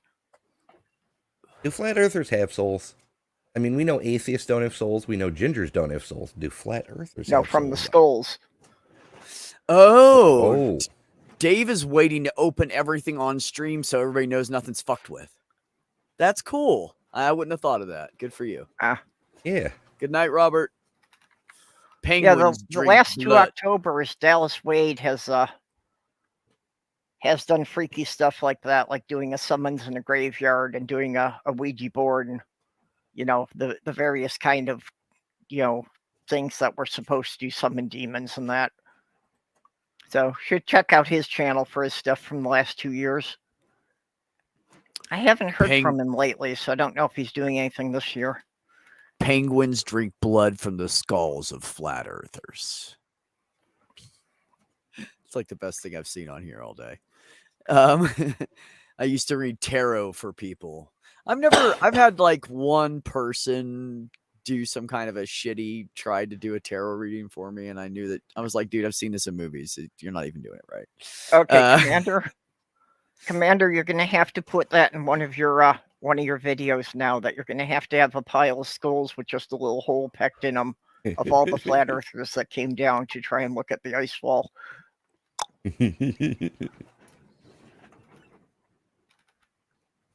Oh my God, this is horrible. I'm gonna have to make more coffee. I'm almost out. Ooh. Good thing I bought some. Fuck. Yeah, I woke up at like 10:45, almost 11, and I was like, make coffee, look at the time. Fuck, I got to stream at 2:20. I got to go to the store. I got to go to the pharmacy. I got to go to the dispensary. I'm out of pot. I'm out of cigarettes. I'm out of high blood pressure medicine. Sucks when you run out of everything all at the same time. I got back at 20 till the stream. So it was good timing. I was standing in line at Walgreens like, I don't want to miss my stream. Fucking somebody ring these people up in front of me. Yeah, they always keep you waiting, don't they? When they took it too seriously, I stopped. Yeah. Yeah, you do not make life plans based on a deck of cards. Unless you're a gambler. Then, like professional. That might be okay. But otherwise, I'd say it's a bad idea. Just like even then it can be problematic when the casinos find out what you're up to. It tends to be a bad day. There you go. I'll just leave you up there. I can hide and everybody can see the chat on the screen. Solid plan. Thanks. Oh, here's my tits. Oops. Oh man, you have the best set of tits too. They're so pretty. They are. Well, if you're into fuzzy tits. You're welcome, Dave. I They're thought I was fluffy. subbed to you before. I don't even know why I wasn't. I could have sworn like 2 months ago I subbed to you when I found out you had a channel. 3 months, 4 months ago. Whatever it was. I have caught YouTube doing that. In the last couple of years, I found at least 3 dozen channels I know I was subscribed to at one time that it said I wasn't. Mm-hmm. The auto unsubscribe is a dick.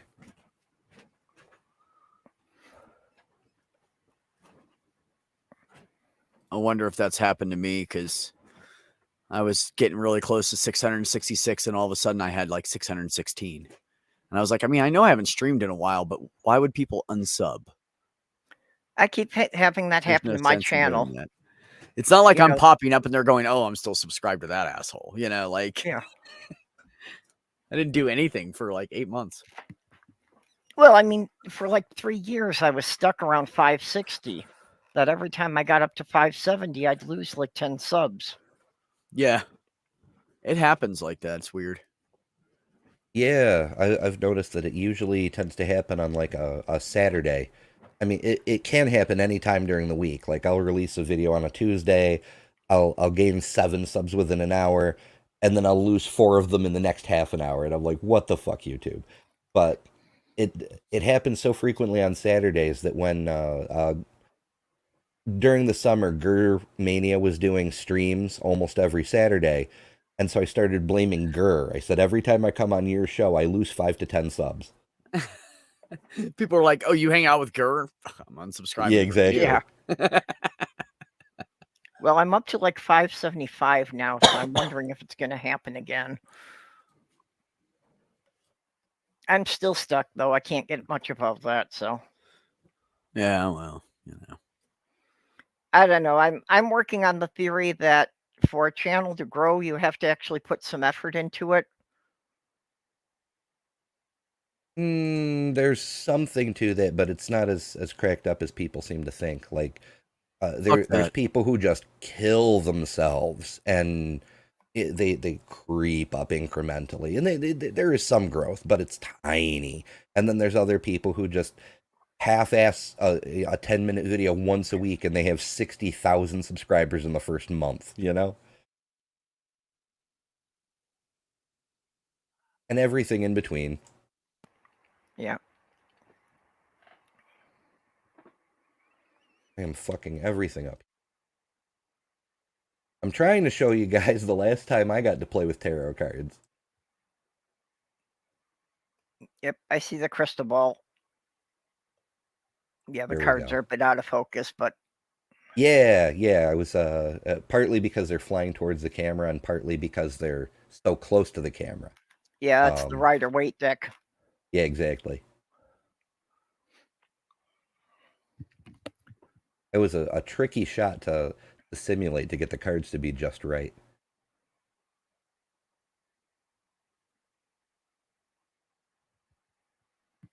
And Beck has turned into coffee. Well, yeah, that's not surprising. Yeah, I'm waiting till I turn into coffee. I'm trying to turn into coffee. That's a cool shot right there. I'm just going to leave that up there for a minute. I like it.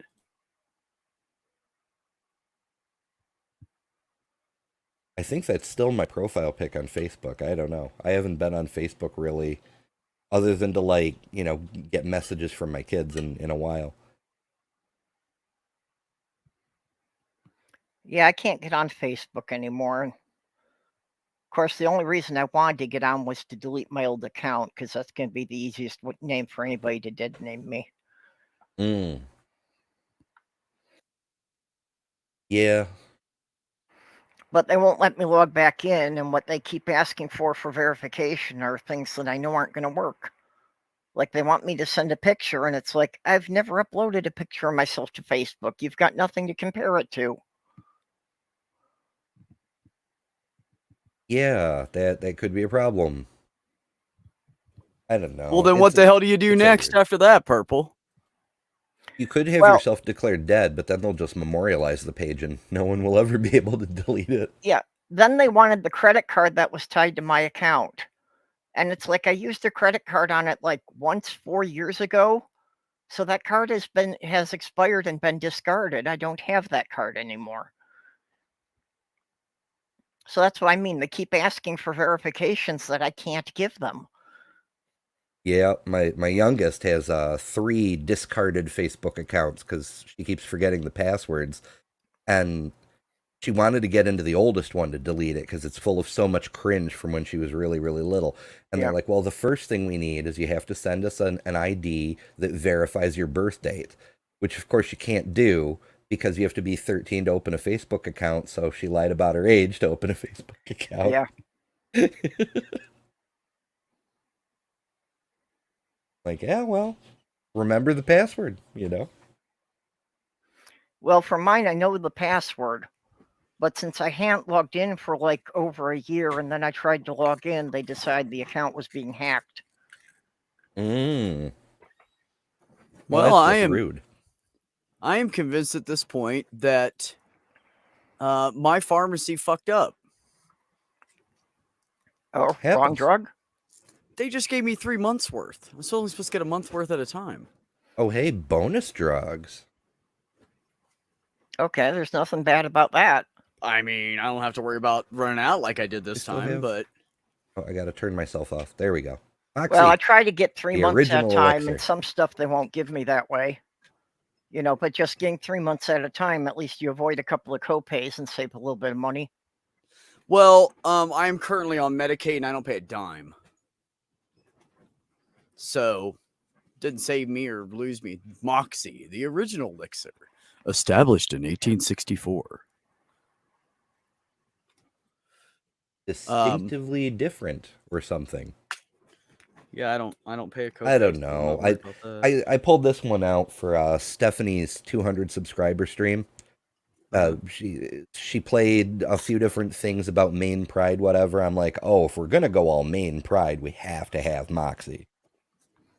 I didn't know Moxie was ever really a thing. I've only heard it, used figuratively. They have freaking festivals about it in Maine, or at least they used to. I don't know if they still do. Hmm. Yeah, Moxie used to be like huge back. I think it was in like the 50s, 60s, right? That it was like the biggest.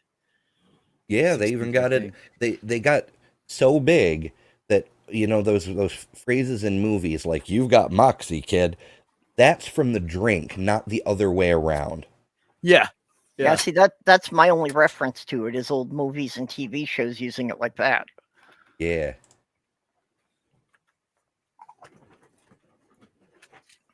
And instead of endlessly sticking the fascinating label stuff. on the fucking container, they gave me 3 of these.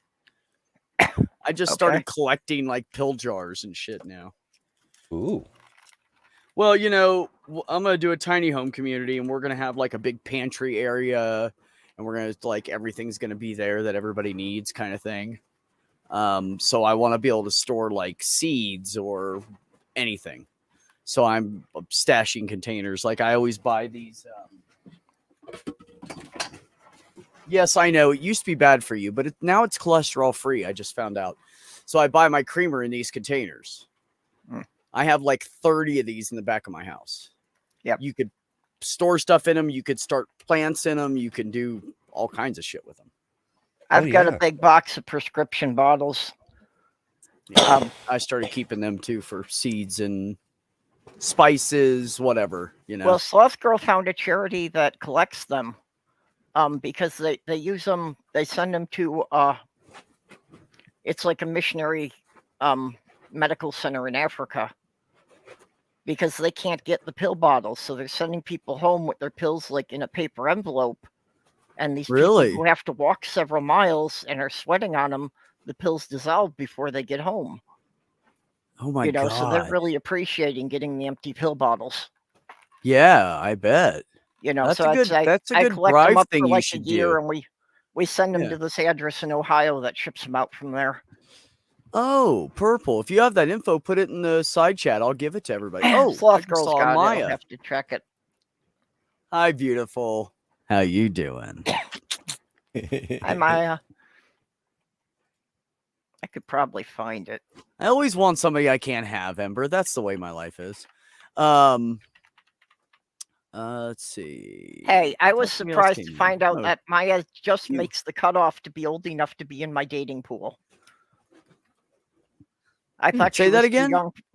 I thought Maya was too young for me, but I found out that she just barely makes the cutoff to be old enough to be in my dating pool. What do you got? A 15-year South span? Basically, the rules I won't date anybody younger than my oldest daughter. Yeah, see, I have a 5-year over my son span, over his age, because then I would have been 14 and I wouldn't have had kids. I can't. I did. It's not totally true. I did have sex with a couple of women that were much younger than me, but they kept throwing themselves at me and I just had to do it. You know, it's one of those things. It happens. Literally, one of them kept showing up at the place I lived at where I rented a room off of these two gay guys, and she kept plopping on my bed next to me and curling up next to me. So took care of that shit. She didn't feel good, but then she left smiling like 45 minutes later. I've been feeding and watering the family. After a 14-hour day, I had to extend to make sure everyone was happy. Feeding and watering what family? Did I must have missed something.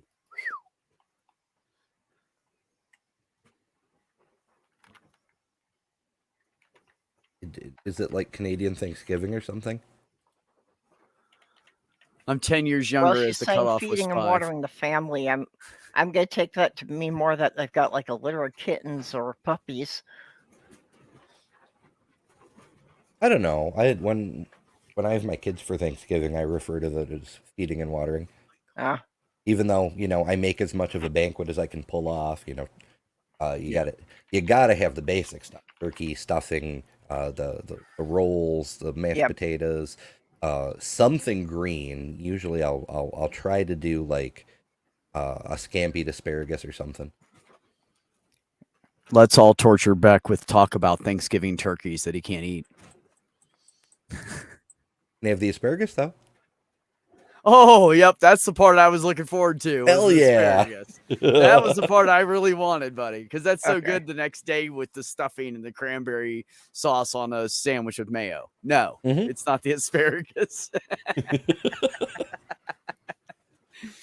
I have found decided, the thing though. for donating the pill bottles. I put the link in the YouTube chat. Oh, good. There you go. So you guys, you could go to that, donate your old pill bottles, and of course, take the labels off of them. Yes. But donate your clear, clean pill bottles. Send them to that organization. They'll send them to Africa and places that need pill bottles so they can actually have safe drugs to use.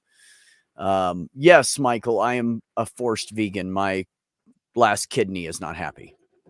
So I cannot do meat because it's the hardest protein for your body to process is animal protein. For your kidneys particularly to process. Well, your body's biggest problem is differentiating between what's the meat you ate and what's actually part of your body. Yeah.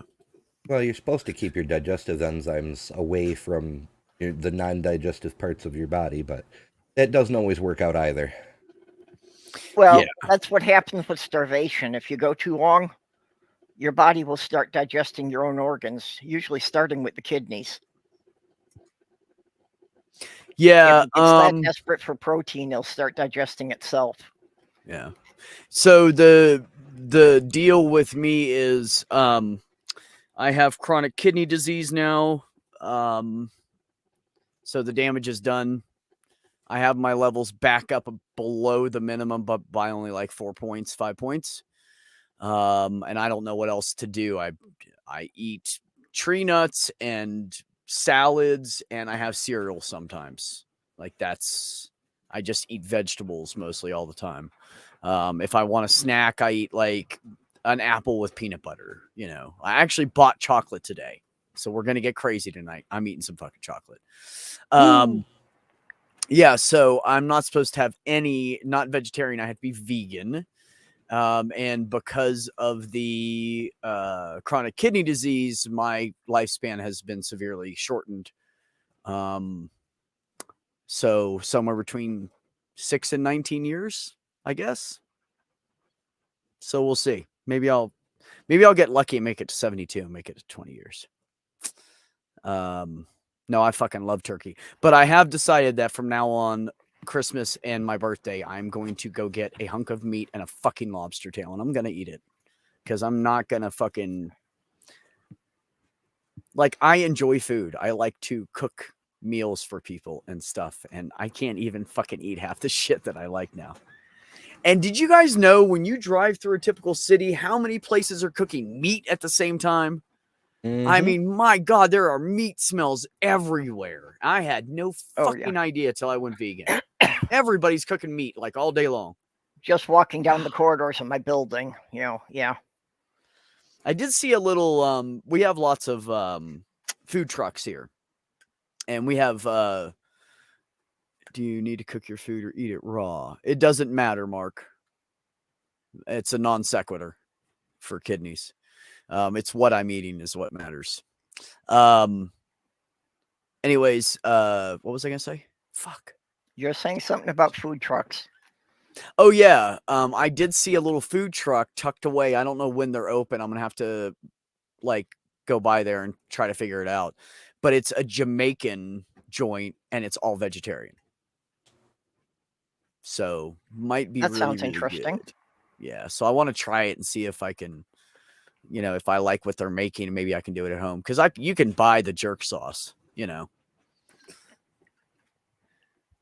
So I'm gonna go get something to eat and get ready. I don't know. How later. can jerk sauce not be a sexual innuendo? Okay, Jamaican jerk sauce. Doesn't I don't know if help. that helped at all. Jamaican food is awesome. We have a really good Jamaican place in town. I've eaten there a few times. Always got some kind of like chicken something dish. Just fucking delicious. I mean, these people are making like really good fucking food. It's got to be homemade shit. There's no way what they're serving up the road there comes frozen. It's really, really good food.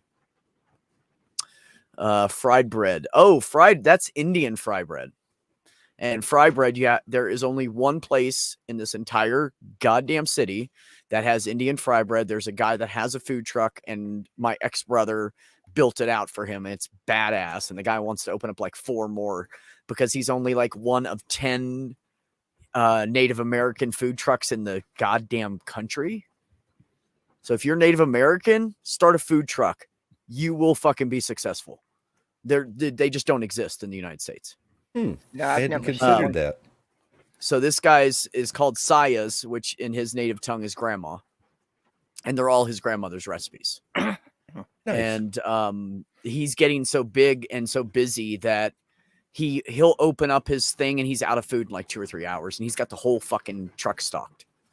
So he wants to build like 2 or 3 more of them. He's a really nice guy. He's like 37, goes to the gym, good father, good husband. I mean, good father, good husband, like he's just a good dude. And he's the only one around here, but he has Indian tacos and fry bread is what he has written on the outsides. Indian tacos and fry bread. And people just flock to him for lunch. And he's just cleared out by 1 p.m. every fucking day. So if you are a native and you want to make grandma's recipes or something, you could probably be rich. Yes, Ox, you too. Because you motherfucker, you can cook. I know you can. Jerk sauce is made from the Scotch bonnet pepper. Really? I thought it was made from jerks. It wouldn't taste that good. Yeah. Naan. Revenge Oh, I is love sweet, though. naan. I just had some I've been making rice and steaming vegetables and putting tikka masala sauce over top of it. Oh, on the chilly nights. And yeah, I really miss having naan with it. I really should buy some. I'm actually kind of glad you said that. I should go buy some naan. The Jamaican family I lived with used to make it too. Oh, the jerk sauce? Yeah. So good. Yeah, I Fried don't bread do sounds well like with something you have spicy to try at foods. least once. Yeah, It's true. Commander Yeah. 401, it is I have actually never had like straight off. I should go down to James's truck and go buy some is what I should do. But he Absolutely. moves it It around. is a Sometimes it's requirement. hard to It's find. Yeah, written but in the you really do have Constitution. to try it. Yeah. I've heard it's amazing. You will go to jail if you don't. Yeah. Ginger Nation's asking for a link. Well, Jenny was supposed to be coming, and I don't like to get a lot of people on here when she's coming in because it usually fucks her phone up. But Shouldn't she do that before she joins the stream? oh, you don't know Jenny? She'll do it during the stream. Like, she don't care. Yeah. Here, Q. I think Jenny needs the voices so she doesn't feel like she's doing it alone. That's fair. You got to remember, Mark. I have a limited kitchen. I'm in a tiny home.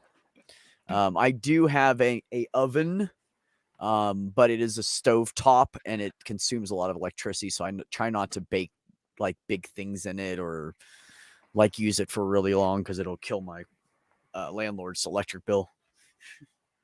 She had so much problems. Although I should, you know what? I should do it because she upped my fucking rent $100 a month because the assholes over here were cranking up their goddamn. It was the summer and they had 2 campers sitting over there and they had AC going in both of them. They had them down to like 60 fucking degrees all summer and just chewed up her electric bill. Her electric bill went from like 500 and something for the month to $2,300 in a month. So, and then she upped my fucking rent and she was like, oh, it turns out it wasn't you. I said, I fucking told you it wasn't. I have an economical house. That's the point of it. So I can do I can use almost everything in my house except for my stovetop oven off of a fucking generator. So I know everything's LED, everything's eco-friendly. So I know it's not me. So when I lived in a trailer, I kept it at 60 degrees through the winter because that was as much as I could heat it to without exhausting the propane tank. Kill the music and stuff in the background and I will unmute you. Anyways, I probably could make it. I should look into it. Do you have like a favorite recipe you like, Mark, that I can look into? Because if you do, oh, that's right. You can fry it in a pan. Yeah. See, what I would end up doing is probably putting a frying pan in my oven to do it and then put it on the air fryer function. And it's a lot better. So Quite figure it out. Maybe we should have somebody. Nope. Still got stuff in the background. Not unmuting you yet.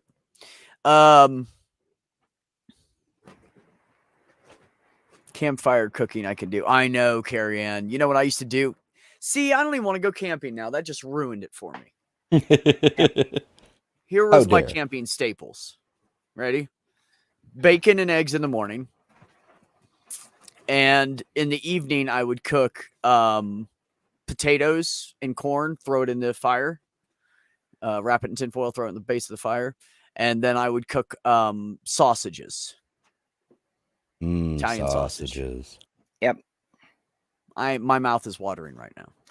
Yeah, again, when I lived in a trailer, I didn't really care to use the kitchen much. But I had just set up a ring of stones outside, with the wood pile, so I was back to cooking on a campfire for that. So good. Well, wood smoke does add flavor to the food. You just got to make sure you're not burning anything else in there.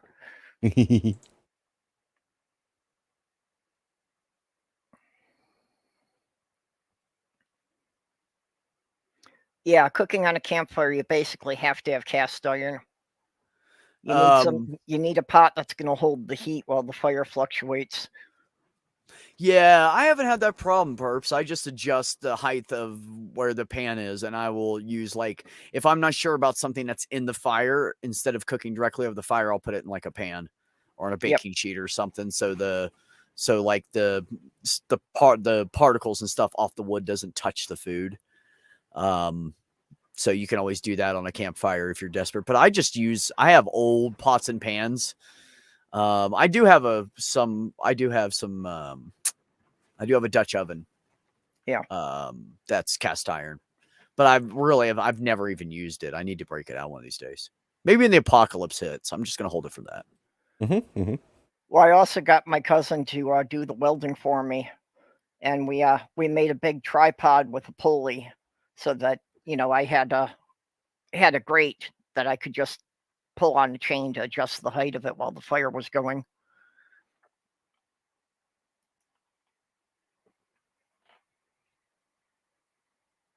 Now that's cool, Purple. I'm gonna have to. You know what? When we do the tiny home community, I'm gonna build a like block brick, probably brick, honestly. But I'm gonna build like a big grill, put a grill insert and everything, and that is something I can add into that because I'm gonna have a roof over top of it, so I could like string it up anywhere. Yep. Yeah, no, that's a really good idea to put a pulley system on it, so you Well, can adjust it especially if you've easier. got a roof over the top, so you can still use it when it's raining. Yeah. Well, yeah. What I want to do is I want to put the I'm gonna put build a gazebo, but there's gonna be a hole up in the top so any smoke can get out in the center. Yeah, that's basically what I'm gonna do. Mage is back. Hey, Mage. Hey. Chicken's all taken care of. Just as putting on my shoes, it started raining. The new leash for Molly works great. I love it. Even if I didn't attach it to the little hip bag thing for hands-free walking, I think I'm going to use that thing. So have you taught Molly which neighbors to crap on their lawn? Yep. Unfortunately, she doesn't crap on command yet. No, Molly's smart. She's already figured out the lawns. Mage just doesn't know it. She does seem to have certain lawns that she prefers. I noticed that. Well, dogs will get into a regular pattern with that they'll want to use the same area all the time. Oh, you got to go out into one of those industrial farming areas. Yep. 20,000 pounds of fucking potatoes. Potatoes! Nice. Oh, but potatoes are good. That's one of the things I can still eat. Actually, they have a little farmer's market down that wanders around all summer. And then until they get to the really cold months, they only don't do it for like 4 months out of the year, but they have like a 8 or 9 month farmer's market here. And I just went down and bought some brand new, fresh out of the dirt red taters. So they're going to taste good. I also tried out Molly's bandana with the Halloween theme. Oh, did you? Instead of tying it on her, I took one of those little plastic cord locks with the spring loaded and used that to hook it up. So I figured it'd be safer. I can, if it gets pulled or something, it'll just come loose. Oh yeah. That's a good idea.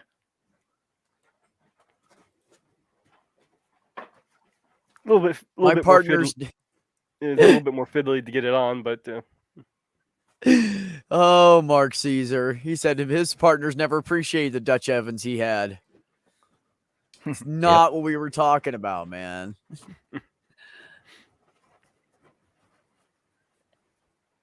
Carrie Ann says from the Neolithic, they have discovered the use of heated rocks dropped into pots to cook. They find the split stones near the hearths in archaeology. Oh, cool. Okay. I can dig that. Yeah. Yeah. That's basically what the army does. They give you a little heat pack and you fill up your thermos cup or your canteen cup with water. You throw that in there and then you set the MRE pack down in there and it heats and you have hot food. Not that most of it matters, whether it's hot or cold, it's horrible, but I hear they're better now. If I could figure out how to send Beck and Kyle food, I would be set. Talk to me, baby. There is a way to do that. I've seen some streamers, they have how some people have go to this website to send me a tip directly or whatever. Yeah. There's a website where you can order DoorDash or Grubhub or something for a streamer and just have food sent to them so they can keep streaming. I've only seen it here and there though, and I'm not sure exactly how it works. But Yeah, I think that maybe somebody's used that while Cirrus was streaming. yeah, it may be Cirrus does that. I don't catch Cirrus very often. I don't always catch doing his shit. live streams. I only get to watch the stuff after he, edits it up into segments. Same here.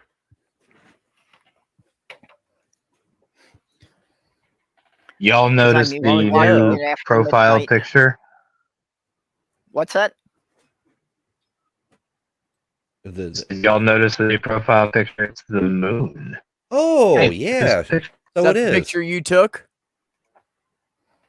Is that the picture that's you the took? camera. Ooh, you're blinky, brother. He just stole Mage's profile Is that any picture and better? edited out the wolf. Yeah, Photoshop out the wolf. No, they're different. They're not the same, man. I know. No, that's definitely true. No, I wasn't sure. With the messages on the screen, we couldn't see the names, so I wasn't sure. I was like, did Andrew Coming change his picture? Is P Town in here for some reason? Like, what's going on? Well, I thought we still had Ginger in here. No, somebody was playing music and cleaning in the background, and it was way too loud, so they left. Alas. Yeah. Ah, that's all right. I'm just stopping by until my brother decides that it's time to go get coffee I have coffee. Offer. at 6 o'clock at night. Just made it. It's delicious. Yeah, me and Beck are one and the same. We drink coffee at night. Oh yeah, I drink coffee You all drink water day most long. of the time. You're a pussy. You don't know about coffee drinking. Water I say it. is the most I say it lethal like it's substance on the alcohol. planet. We'll say that again.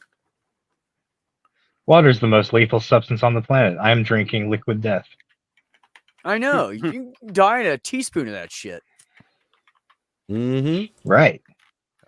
I just tell people I'm afraid to drown, so I won't drink it. But you're all about the bean juice. But how are you making your Roll that beautiful bean footage. But how are Yes. you making your coffee if you're not using water I use water. Just and Absolutely. you're drinking water? That's what I coffee tell beans and- everybody. Thank you. They're like, No, drink more it's- water. I'm like, I am. I'm chugging coffee right now.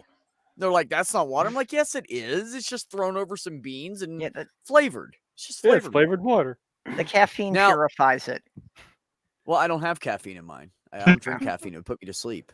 I Well, don't drink even- coffee either. I only drink tea. That's why I drink. I don't it even at drink real coffee. It's literally flavored water. It doesn't even really have Mhm. caffeine in it. Literally flavored water. I mean, technically, every drink is flavored water. Well, except for milk. Okay, Mage, yeah, that's Carrie's still wondering mostly about how water. to grow potatoes in sandy It's soil. milk. Pretty much the way you grow potatoes in any other situation. on Mars. Sandy soil. You want to depending on what you're getting, what you're planting. If you're planting flowers versus vegetables, I would say go down and buy some potting soil specifically for whatever you're planting. There's some for vegetables, some for flowers, blah, blah, blah. Or you can get the generic all-purpose, which I do not recommend. And mix that into your soil and plant the fucking thing. Yeah. That's what you do. Well, also you can also get like a 7 to 10 gallon grow bag, put a little bit of soil in there, and put your potatoes in that, and just cover it up. Yep. Oh, you can also not bury your potatoes. You can also get a couple bales of hay and throw your seed potatoes in there and layer them in with the hay, and they will grow just fine. You don't have to bury potatoes. Yeah. In fact, I'm thinking about maybe giving that a shot myself. Well, this year, see if I can get it to work. Yeah, I've been do it. collecting grass so I can let it dry out and become like basically straw, and I'm just gonna throw Yeah, some why not potatoes make in your there. own? Just throw potatoes in there, cover it up with the grass. It's dried up, and see how it goes. Shh. Mark, the only woman I want to go down on, never wants anything to do with me again. Ah. Yes, you can do We hay lost bales a as Kyle. well. That's correct, Carrie. I think with the hay bales, though, you might need to loosen them up some. before do want- when you do it, but you can also do hay bales. Yeah. You do want to be careful with hay bales and stuff if you're buying them, because it could be sprayed with something like a herbicide that would. Oh yeah, Good make to know. sure they're for feeding animals, like you buy them at a feed store, kind of Well, thing. no, well, even then you can You don't end want up 'em. with even then you can end up with herbicides on them. But Yeah. Well. Yeah, I usually like just leave the potatoes like on a shelf in a closet or something until you get those gazillion sprouts coming out, and then you Yeah. can just like chuck them on top of the dirt and they do all the work. well, Yeah. if you're doing that, break the sprouts off, or break it up into about so there's only maybe like 2 or 3 on each one. Yeah, 2 eyes per chunk. Yeah. Yes, Mark, if you've ever been in West Virginia, you would know all about growing things in tires. People grow plants, flowers, they grow everything in pot plants, they grow everything in old fucking tires. It's crazy. In New Mexico, they use the old tires for holding back dirt and stuff to avoid erosion. Retaining walls. Yeah, retaining Yeah. walls. And they also use them to hold down their roofs because the wind's so bad here and people have old tin roofs, they'll start picking up. People will throw tires and rocks up on top of them till they can fix it. Oh yeah. Yeah, I've seen people like build walls of custom houses out of tires because the air pockets inside make decent insulation.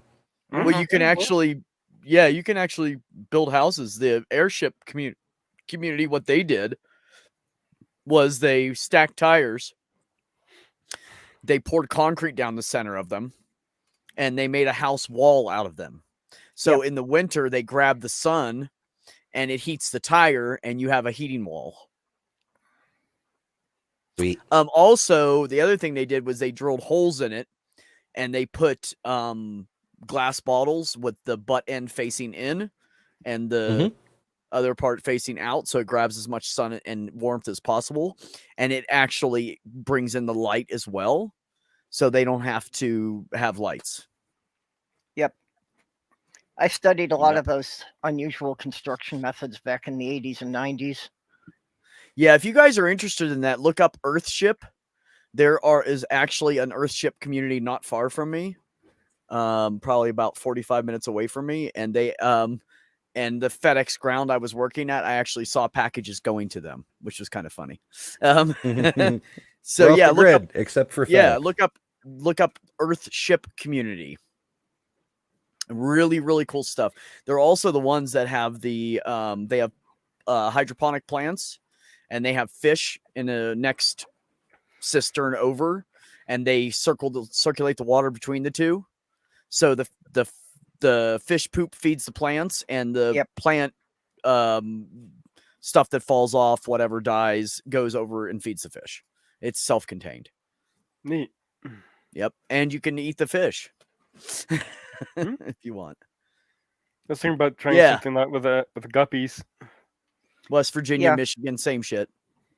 Yeah, again, when I was trying to plan a homestead as a self-sufficient thing, I was thinking of a system like that, but also with a third one that would be raising crayfish in a rice paddy. I just put sprouted potatoes in shucked of soil. What? You typed something wrong there. Soil, and we are having a great plant going. Yes. Okay. Yeah. You typed too fast, Deb. Slow down.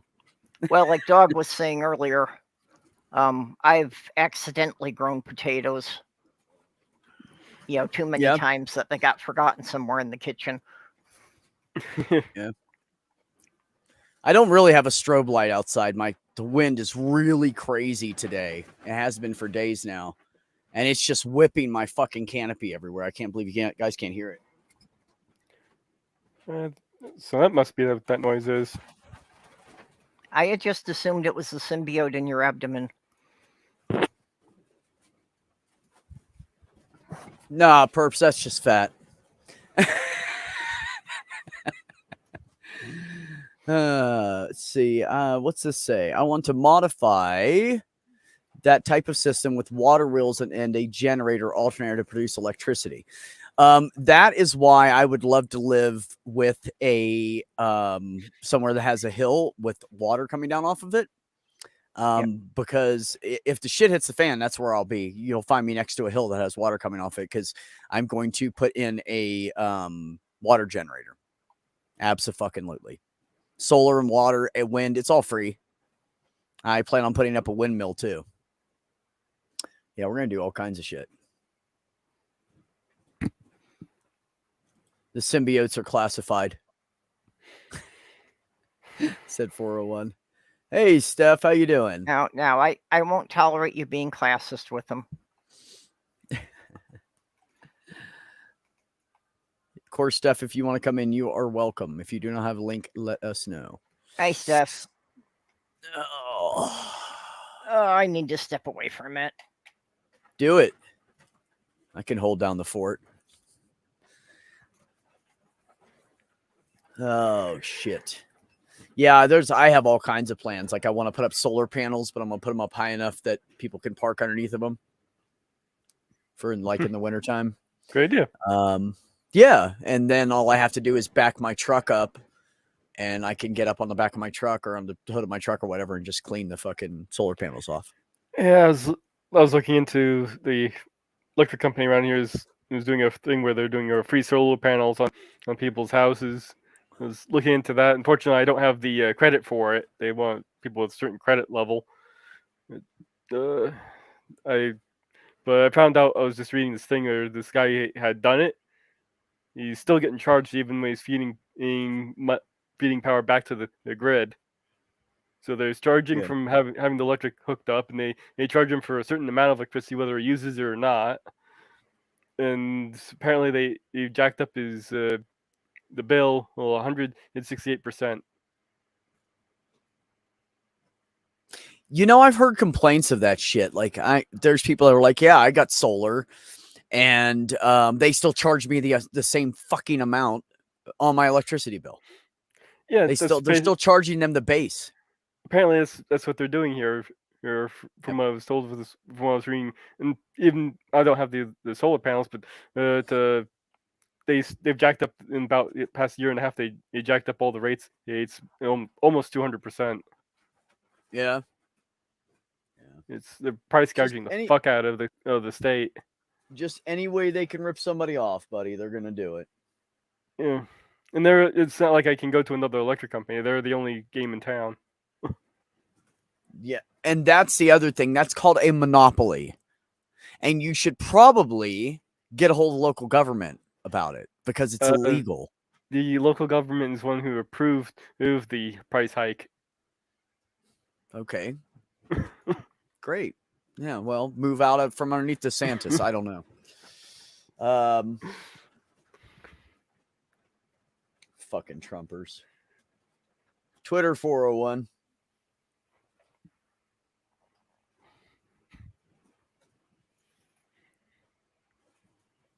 Anyways.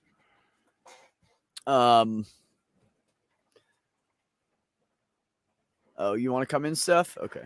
Yeah, most parts of the U.S., people don't have a choice. There's only one electrical company.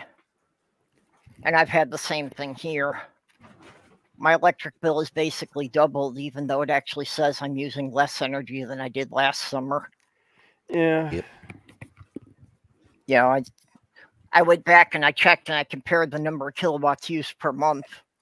And even though I had reduced the kilowatts I was using, my bill was still almost twice what it was last year. Holy crap! I joined up with this Facebook group about the electric company price gouging looking at some of these price bills that the people are posting up. $741, $837. Damn. My landlord has me living here. She has a tenant behind her, and then she has a tenant in the casita down there. And her electric bill is usually around $530 for the month. Yeah, that is really fucking high. And I'm talking like she's basically feeding 3 households because I don't use much. Yeah, I don't use much either. I mean, before the price hike, I was only paying around $80 a month. Now I'm paying almost $200 a month. Well, that's why I was pissed at her about jacking up my fucking rent an extra $100. I didn't fucking do anything. I sat here every time I rented off her before for a year and a half, and I rented her off at this time. I've been here. I've been back here about a year, I think now, ish. Yeah, it's been almost a year, and every fucking winter I freeze my ass off to be economical, and every summer I sweat my ass off to be. I'm not doing it anymore. I'm like, you're gonna fucking charge me. I'm gonna be toasty this winter. Fuck it.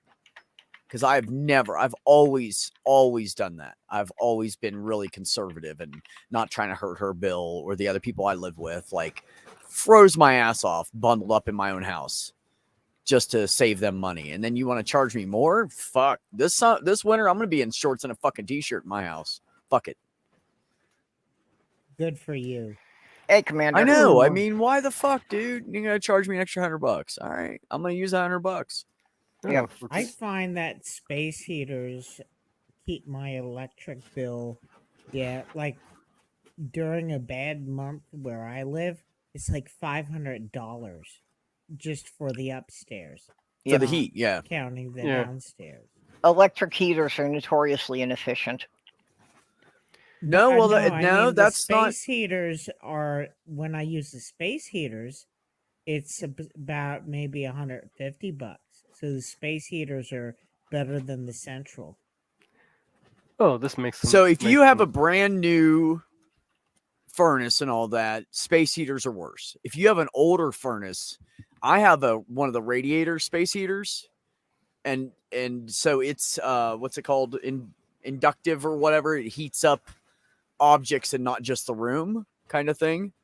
I think is the way it is. But anyways, I have radiant. one of those. I leave it on like it goes up to 1500 watts. I usually have it on around 900 watts. And when it gets really fucking cold out, I have a little small space heater that's got a fan I can turn on just to like blast some heat in real quick and then shut it off. But I'm usually fine with that. And I don't even have any insulation in my floor. I need to do that before winter hits. I gotta crawl under my fucking house and spray shit. And I'm claustrophobic and I hate being under large objects. So I've really been fucking putting it off, but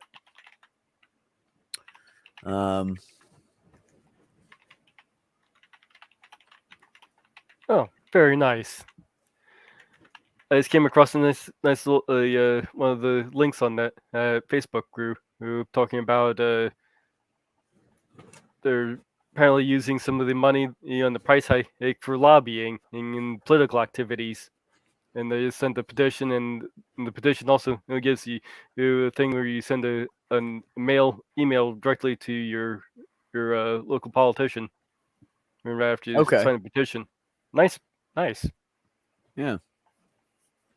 And it's already written out for you, so I didn't have to really do too much. Purple, I have always used my X's to make sure I eat when I'm working on projects. I sit around all day, I'll eat, just because most of the time I'm just fucking bored. So I'll eat something. Well, used to do most of the cooking, but as the chemo's hit her harder, she just can't stand in the kitchen long enough to do it anymore. Sucks. That was basically our arrangement before that, I was the taxi service and did the cleanup and she did the cooking. Yeah. My windows are really tiny, Mark. That would have no effect on my home. I have boat windows in my house. Like the oval boat windows. And when I'm driving down the road and they're closed, nothing leaks in my house. Tell you that. Ooh. Except maybe the driver. No, I just stopped to pee. No, this is interesting. Looks like even the Supreme Court might be getting in on this whole price hike here in Florida. Oh, well, I mean, they learned from the frickin' oil companies. The Florida Supreme Court on Thursday stated regulators did not adequately justify approval of settlement and that increased basic electric rates in Florida, FPL, and ordered a new explanation. So apparently they might not actually be siding with us. Yeah, well, I wouldn't be surprised if it originally got approved by a board that was all appointed by DeSantis. Yep, that's exactly what happened. Apparently, apparently that lobbying thing went to DeSantis from the electricity, and they allowed a price hike. Is from what I'm The Of course he gathering. did. He company doesn't care. We pay his bills. Why would he care? Well, you pay his bills. The Yeah, company so that I worked for in South Florida, the Edwin B. Stimson Company, when I was there when George Bush was president, in the summer when they had the air conditioning on, the monthly electric bill for that place was something like $35,000. And the guy, grandpa, was just cursing up a storm because every time FPL wanted a rate hike, they got it. the ruling came in challenges the settlement by the group of Floridians against increased rates and a coalition of three other organizations. And they named the organization. They have argued that the settlement was not in the public interest and that some parts of it violate state law. So this may actually be challenged and win. Yeah, Sane wasn't one of the purple. proposals for Trump's border wall that it was going to be covered with solar collectors and it was going to produce enough energy to power a couple of states? Mhm. That's You know, ridiculous. you know what I think is funny is the state that's so full of Republicans that hates everything progressive and everything, and they're all about oil and petroleum and gas, and we don't want none of them damn woohoo shit here. Texas is full of fucking windmills. So they Yep. can suck my dick, first of all. Well, yeah, They they've want to got talk the area about for how it. they're against all that shit, but that's how they're making sure that most of their state is fucking powered. Yeah, well, when you've got empty land on an ocean front, that's the perfect siting for them. I know. Well, all the Southwest is just a big, from everything from LA, Arizona, New Mexico, Texas, over into Louisiana. There's nothing but a huge breeze coming through there all the time. There's Yeah, always a breeze here. Yeah, but don't There's you know? always wind. But don't you know windmills drive whales crazy? Oh yeah, Oh yeah. yeah, That's right. Trump was complaining that windmills were killing whales. Now, Wait a okay, minute, in his killing defense, No, it drives him crazy. they have windmills out over the open water. Just so you guys know that. Carry on. Okay, I knew there were things about windmills killing birds. Now that's legitimate. No, Kind they're of. But saying whales usually don't fly that low, so They're Yeah. saying that it drives them crazy and not kill them. yeah, actually what the thing is this. When they're building them, they are saying that the sounds are confusing them and they're having trouble keeping in a pod and blah blah blah. But Yeah. that isn't true because they make sure there are no whales in the area before they start construction. If there are any, they have to wait. They don't make a bunch of noise under the water when there's any large fish nearby. So that's fucking bullshit. They literally have to check the area. It's part of what they do. It's law. So before they start making a bunch of noise, they make sure there's no whales anywhere near them and that they're hundreds and hundreds of miles away and there's no way in fucking hell they're disturbing a goddamn thing. So that's been debunked. well, and okay, they're concerned about windmills bothering the whales. Why wasn't this ever mentioned about when they build oil platforms? Well, that's what started the whole thing was they would build oil platforms and it would disturb them. So then they started watching and making sure there's no large sea life nearby when they do it. You know, they set up this big sea life leaves and they go on about their fucking life. But they do have to make sure that there's none in the area so none get hurt or whatever. Well, whenever Trump talks, you know there's bullshit. Yeah. Yeah, so Carrie Ann's saying the sound from the turbines because the base is in the water and the vibration is causing issues. So you know what's going to happen? it's kind of like all these yachts and shit hitting killer whales, and then the killer whales start attacking the yachts. Eventually, the whales will just fucking stay away from where the turbines are. They're going to learn where they are. They're going to realize it fucks them up, and they're going to stay away from them. And that's just, it's what's going to happen. Well, except So- if they're built, like in their feeding ground or in their nursing area. Well, then the people who build it are fucking stupid. And doing something probably illegal, I'm pretty sure. Everything's so protected these days, it's probably illegal to do that.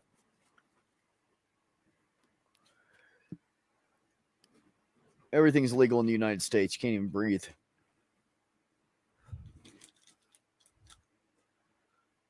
By God, the criminals have lots of rights, though. And the more money the criminals have, the more rights they have. I love that the criminals have more rights than trans and gay people. How's that fucking hit you? Think about that for a second. Felons and criminals have more rights given to them than trans and LGBTQ people. Well, I saw a poll. You can actually get health care right there in the prison. Yeah. Go ahead. The majority of Trump voters see Trump as being a religious man. Because he touched a Bible without catching on fire, even though he held it upside down. Yeah, even though it was upside down. And by the way, he cleared out that fucking church and made everybody leave to take that goddamn picture. Did everybody know that? Yeah, I know Yeah, That's that. how religious Yeah. he is. Tear gassed the faithful for a photo op. And he has paintings of Apollo on his ceiling from Revelations 9:11, the angel of the bottomless pit. The word Daniel used to describe the villain of the Hanukkah story in the Jewish tradition, and the Antichrist in the Christian tradition was Karen. So, I mean, he makes a better Antichrist than a religious figure, so he's a piece of shit. Yeah, well, he pretty much fits the profile for the Antichrist. You don't know how well, but I know we don't want to get stuck on religious things. Yeah. I just had to mention that. Yeah, let's not detour Beck stream too much on the politics and religion. I don't care if you guys can talk about whatever you want. Doesn't matter to me.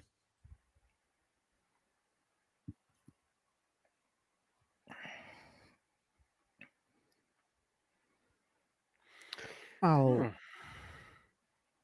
So instead, it just More- killed the conversation. Yeah, there you go. You didn't kill the conversation. We were Conversation talking is about dead. food, and I decided I'm going to make a veggie sandwich. So I had to go in the back of the freezer and pull out my bread so it's defrosted here in a little bit.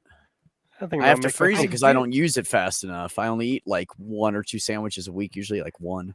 Yeah, I think I'll make I myself do a pizza like tonight. the avocado, anything avocado at, God, Panera is good. Hmm. The I like their- sandwiches. I like their broccoli and cheese soup in a bread bowl. Yeah. Oh my God, I miss those horribly terrible, full of sodium, bad for you fucking beef sticks. I love those fuckers. I love jerky too. I cleaned out my house and brought like 2 bags of fucking groceries over to my landlord's house and said, "Here, you and the boys can have all this." She's like, "What's going on?" I'm like, "I can't eat meat anymore." She said, "Are you fucking?" She doesn't bring me food anymore either. She used to bring me like hunks of chicken or meat or taco salad or burrito, and now I don't get any fucking free food because I'm vegan. That sucks. And You know they're what's not. really good? Yeah. Hummus. And it's a Oh, I good love source hummus. of Protein. Oh, Yep. yeah. Chickpeas. Also, if you eat really spicy stuff, hummus helps take the heat out.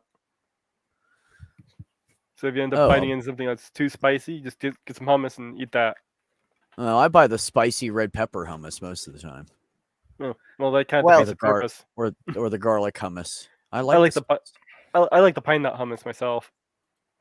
The things that Americans never caught on to is that spicy foods are traditionally always served with some kind of bread or grain.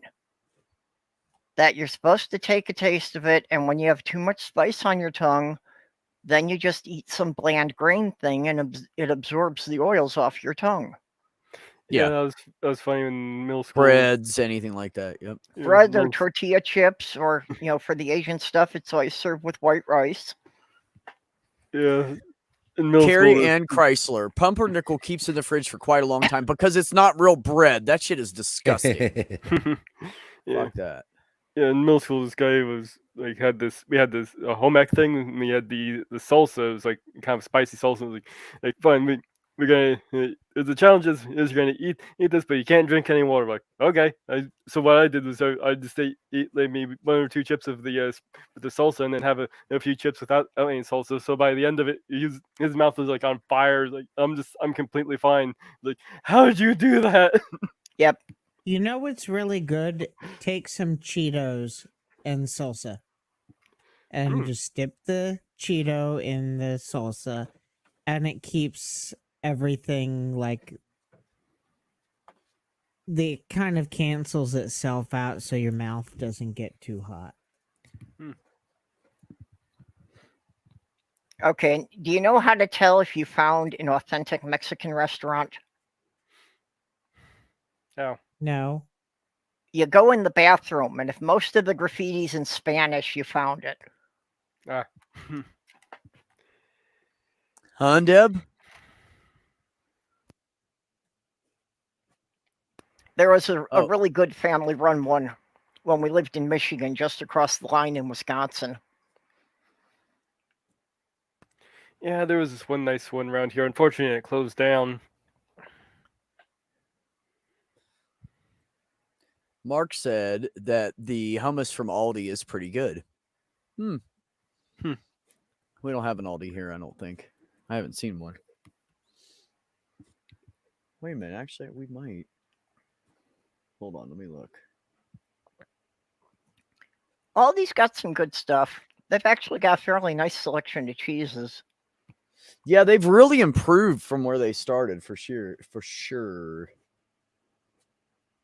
Yeah, when I lived in New York, I didn't like shopping at Aldi, but they have There definitely is gotten no better over the years. Aldi's anywhere near me. One Nah, just we don't have an Aldi's either. Yeah, one just recently opened up around here in the past few years during the pandemic. It's opened up. But We got the Yeah, like- typical couple of Albertsons, couple of Kroger's. we used Well, to they have call them Albert. Smiths, but they're Yeah. the same as Kroger's. Trader Joe's, and we have one place called El Paisano, which is a Hispanic-run supermarket. Man, they don't have a lot. They don't have all the shit that a big grocery store has, a smaller grocery store, but the prices are so much cheaper. So I'll walk in there and grab some stuff, and all the Hispanic people look at me like, "What the fuck are you doing in here?"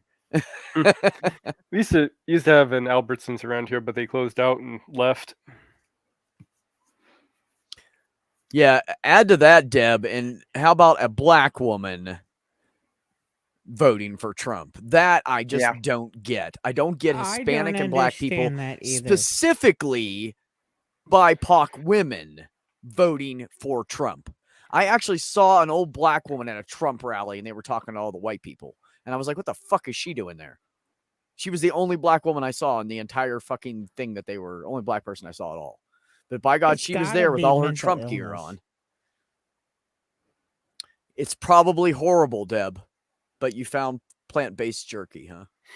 The hot dogs aren't too bad. They have a weird flavor to them. Mm. And, I mean, they're kind of hot doggy, but not really. I put them in my oven and I broiled them in a pan, and so basically like grilled them inside my oven. And they're not too bad like that. They're actually pretty good. We Yeah. had a neighbor gave us some plant-based sausages, and I don't know what was in them, but just them cooking in the pan, the smell put us off so badly we couldn't eat them. Damn. They were plant-based sausage. Yeah, It's probably too much. Some of them are made from a variety of plants, and some of them are made from fucking soy, and they have a lot of tofu in them. And tofu can smell funky when it's being cooked if it's not loaded with spices. Yeah, I have some vegans in my family, and my uncle. Well, they basically had a vegan turkey. It was basically just molded tofu. Yeah. Yeah. Just don't like the taste of the soy. It has a funky taste to me. I don't like the smell of it. I don't like the taste of it. I don't like the texture of it. Mm. Yeah, somebody had made some soy based or plant based is what it was said, but I figured out later it was soy. It was just fucking tofu. And they made them shaped like little pieces of meat, and they called it steak, and it had like a steak kind of flavor to it. But the soy was so much stronger, I couldn't fucking eat it. I had to Yeah. throw out a whole batch of spaghetti and shit because I cooked that meat in with the spaghetti sauce, and the spaghetti sauce tasted like it. And I couldn't fucking eat any of it. So I threw out like fucking $7 worth of food that day. It pissed me off. I've tried soy milk before. It has a really funky aftertaste, I think. A lot. Carry on. Yeah, I usually go with almond milk as an alternative if I'm going to go with something else other than milk. Yeah, I can't eat tofu just because of the texture. Soy milk, but my favorite is the 80-calorie vanilla flavored almond milk. 80 I've made my calorie own. per serving, the richest one. Okay, hold on. Carrie Ann Chrysler. If you're talking about soy lecithin, that is not the same as biting into a piece of fucking tofu soy shit. So yeah, soy lecithin is in a lot of fucking things. I think it's like an emollient or whatever, one of those. But no, they're having soy in food and eating a hunk of soy is two different things. Yeah, I remember had these things. There wasn't soy. It was actually I think I can't remember what it was. It was some kind of protein derived from I think some kind of fungus. But they tasted sort of like fast food chicken nuggets. Al, that's not milk. He said, I love whale milk. It's the saltiest. It's weird. It's gritty and it's kind of dense, but yet it's really soft. And that soy flavor just comes through everything. My mom was like always on a diet because she didn't know she had an unbalanced fucking thyroid back then. So she was always on a diet. She was always making tofu 50 different ways a Sunday, trying to make it taste better. And I've tried it so many ways. I just fucking hate it. I've hated it since I was a kid. And when I was a kid, I would eat anything my mother gave me. And it was the first time she ever fed me anything. And I went, what the fuck is that? And I spit it out. And she was like, okay, I guess you're not a soy tofu person. And I was like, nope. I've only had the soy thing that was good once, and it was like from a really high end place. Yeah, but that's the thing, though, Mark. If you're gonna do tofu, you got to cut it up really small so it sucks in all the flavor, so it has some kind of taste. And really, the only way I've ever eaten it that I can stand it is if it was like mixed in with something that was really fucking spicy. I bought a protein bowl one time, and had tofu in it, and edamames and all that kind of shit. And it wasn't too bad because it was a hot spicy bowl, and it covered up most of the flavor. I could barely stomach it. I didn't know it had tofu in it when I bought it, but it's what I had to eat that night, and I was in a hotel, so I just fucking ate it. Oh god, now I gotta go get hot spicy pepper hummus.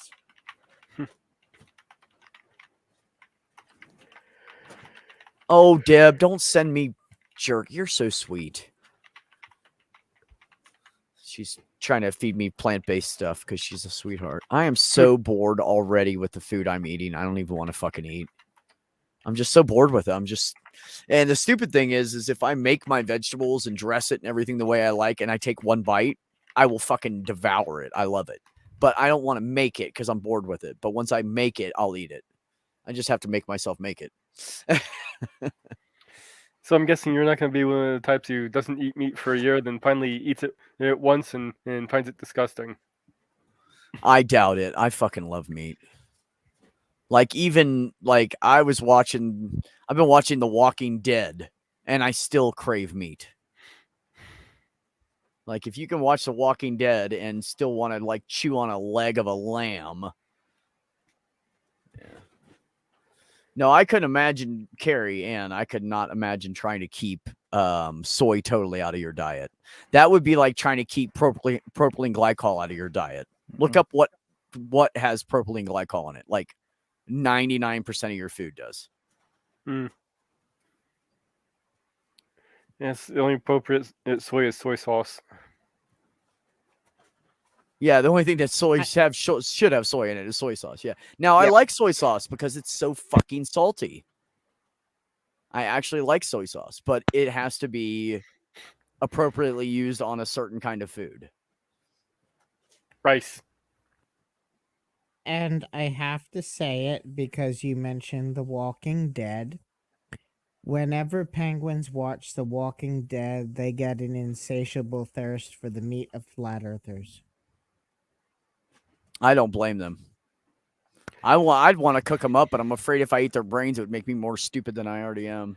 Oh, you don't eat the brains. The skull is already hollowed out, and the penguins just drink the blood out of it. There are no brains left in the flat earthers.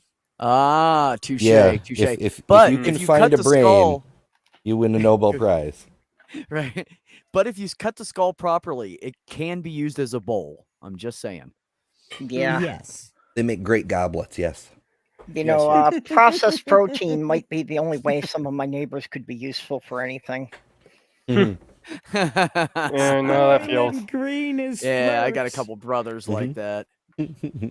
There were an awful lot of Trump signs around the neighborhood when I moved in here. Yes, Native I'm- atheist. I'm Did you just surrounded come by in that. here saying hi to everybody but me? Kick him out. No, I'm kidding. Hi, buddy. Yeah, I'm mean- surrounded by Trump signs here. Yeah. Well, they And you know- disappeared slowly through COVID, and I haven't seen them showing back up yet, so I'm hoping that's a good sign. Possibly. She's got- there's Or possibly. maybe So- it's just too early since it's still a year before the election. Yeah, the Trump sign season hasn't started yet. Touche, Tubi, and use the skull for bone broth. I like it. Yeah. I like it. The flurf heads, no, they don't come pre-hollowed. The longer they are flurfers, the smaller and smaller their brain is, and their whole brain It shit just was the word I was rots. looking for. The area for the brain just starts filling up with blood, and eventually the brain itself just dissolves into nothingness, and then you're left with an idiot with blood for brains. Well, yeah, That's I it. mean, you know, it's like a muscle will atrophy if you don't use it enough. So the same thing will happen with the brain. That if they haven't used it for a couple of years, it just shrinks down to the size of a walnut. Only Yeah, if they you laid gotta be hands on you or careful, though. cheated on you, Sumami. If they laid hands on you or cheated on you, then you can do whatever you want to the ex-boyfriends. Absolutely. All bets are off.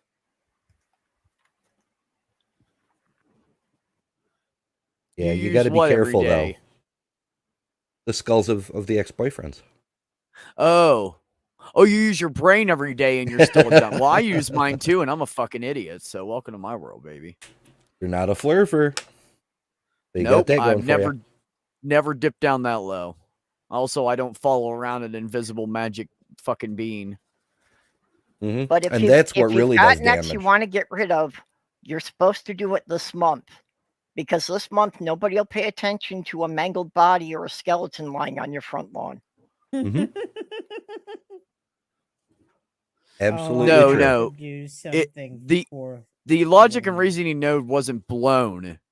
They literally thought so stupidly it just dissolved into nothingness. It's just gone, man.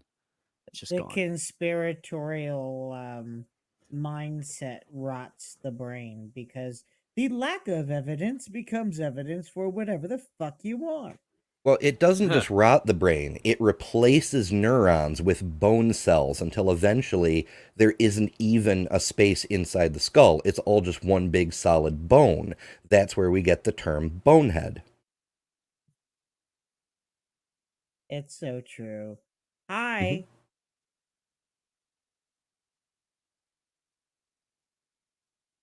Hi. Hello. Hello. I was gonna say hi, Stephanie, but then I'm like, oh, we're all just being quiet now. Okay, let's see what happens. I'm in the middle of a long conversation about details long past. I have to put this picture up, seeing as that was the expression I had in my face when I first found out about flat earthers. Beck will need to make it big. I We finally can't see him very spilled well. I finally spilled the beans on the ACA and my involvement in all of that stuff. Oh boy. Ah, Basically, the expression I had on my face when I first came across flat earthers for the first time.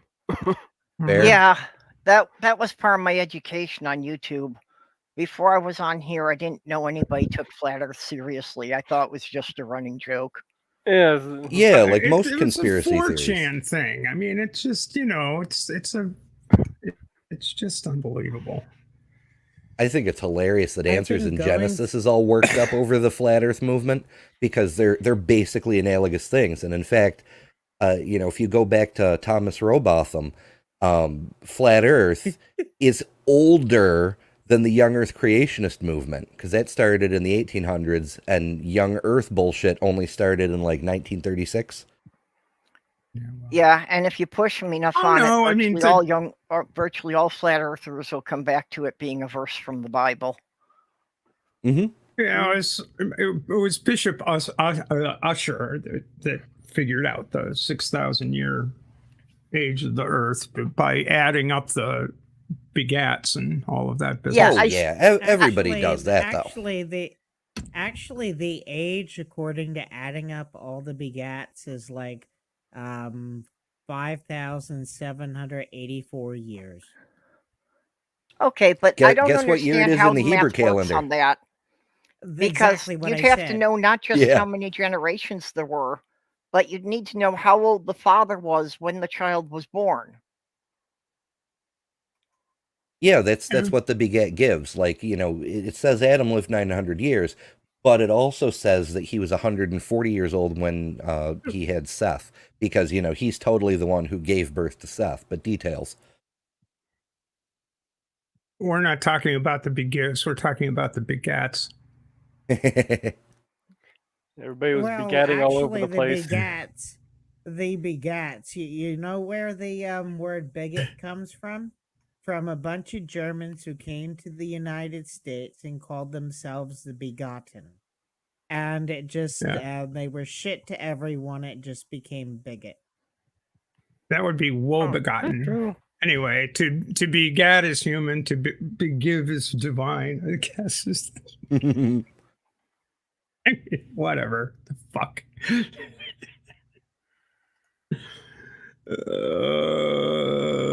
Life is too strange. Yeah, Back to shit's weird. talking about the fucking flat earthers. Because they're just a pile of. I was going through the alley has taken all the most bizarre and weirdest comments left on Operator Starsky's channel and Ukraine Matters and brought them to some wonderful magical place of hunting for stupid. And I'm doing series just basically making fun of Russian trolls. And one of her moderators left a comment about the flat earth, and I originally thought that wasn't someone trolling back a troll. I thought it was basically someone agreeing with the troll above, and she had to set me straight because I'm so used to just the world being so full of stupid.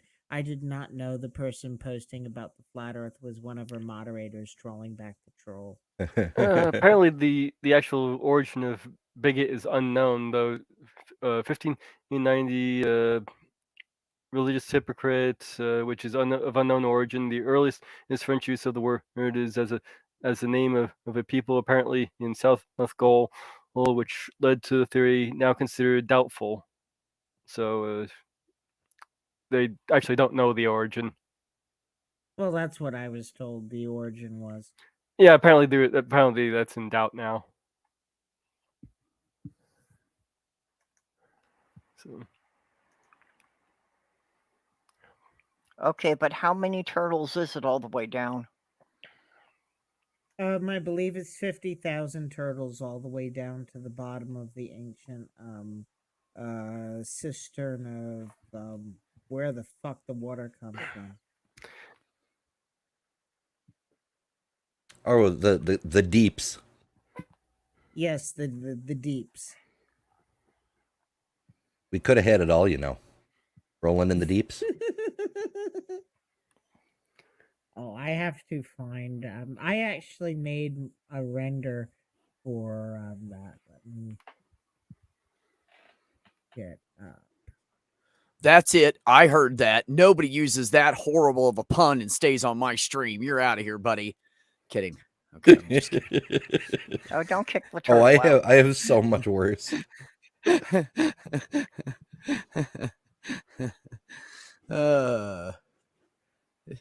Christians wake up this Sunday and decide, I'm going to set this carry person straight about Jesus. And how did that work for him?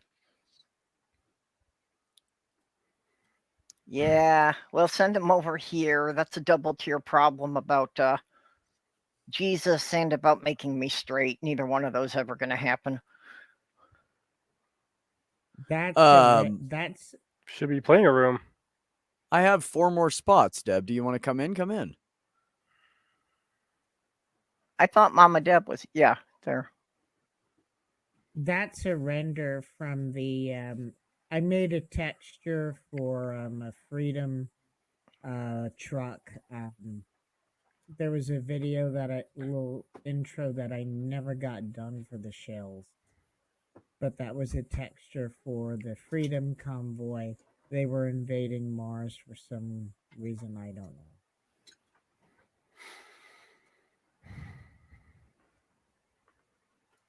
Let me see if I can find a picture of the truck.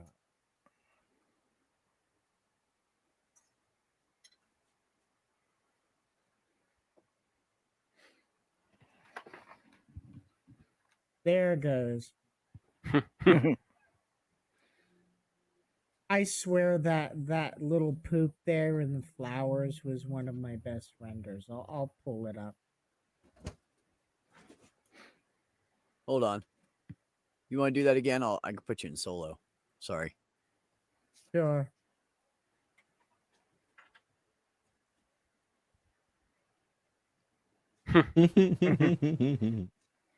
Full load. Yeah, that is a lot of bullshit. I should finish that little intro anyway. Nice detailing on that. That is very, very sweet. Very sweet indeed. I do have the model for the truck.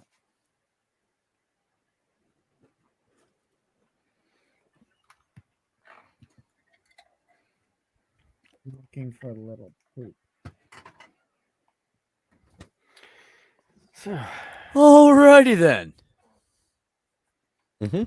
Mama Deb, come on in. Get in here. It's in your messenger, honey. I put the link in your messenger for you. Yep. Beck can have So. 10 people here. Yeah. I pay a whole $10 a month instead of the $25. I have everything except for they put the StreamYard symbol back up. But to save $15 a month, I'll deal with the StreamYard symbol. Mm-hmm. Really? I pay for the most that StreamYards get. It's like $50 a month. Well, I went to cancel my subscription because I was like, I can't afford $25 a month right now. I'm not working. So I went to cancel it. And they were like, hey, wait, you can keep everything and just let us use the StreamYard symbol on your stream and only pay $10 a month. And I said, okay.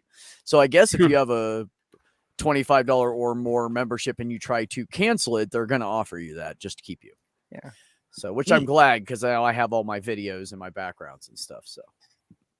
Yeah, I got on. When I did the 200 sub stream, I got caught in the middle of a thing, and this promo hopped up, and I was on a roll. So I said, "Yeah, sign me up for the high price spread," which I will have to cancel after a wee bit of time because I can't afford that shit. But hey, whatever. Yeah, a couple of years ago during the Christmas season, they gave me a deal for $100 a year, and it keeps renewing at that same price. I like it. Sweet. Yeah, it's actually like $96 for the whole year. Nice. You know, at 96 is the reverse off, don't you? Well, I It'd thought be- 96 was when your partner's mad at you, so you're laying back to back. It would be E sign. That sounds Ekin? about Never right. heard that one. That's a good one. I like that. Yeah, that's Well, all they right. would be back to back. Yeah, that's correct. But I don't know why your head's down by their feet. But okay, if that's how you want to sleep. So they can kick you. Oh, honey. None of my exes need my head down by their feet to kick me. Are you kidding? I don't know. Well, now that I've written this story, I gotta figure out how I can post it so people can actually read it.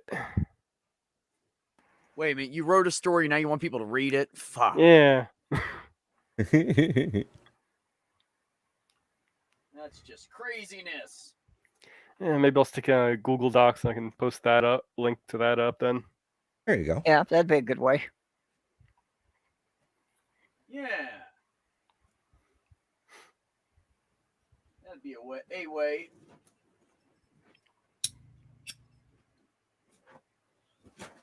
This is the quietest you guys have ever been. What's going on? Is everybody high? I mean, I'm not high enough.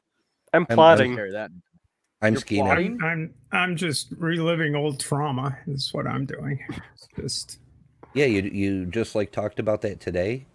Is what you're saying? Mhm. Yeah, it's the first time I've actually had anything to say outside of closed doors good. on the subject. Yeah, I really didn't know much about the organization until it started disintegrating. Well, you can Well. thank me. Oh, got bodies to hide, and I'm running out of spots to hide them. So you just gotta sit here and think for a while. No, Ethel What pigs are Thurston.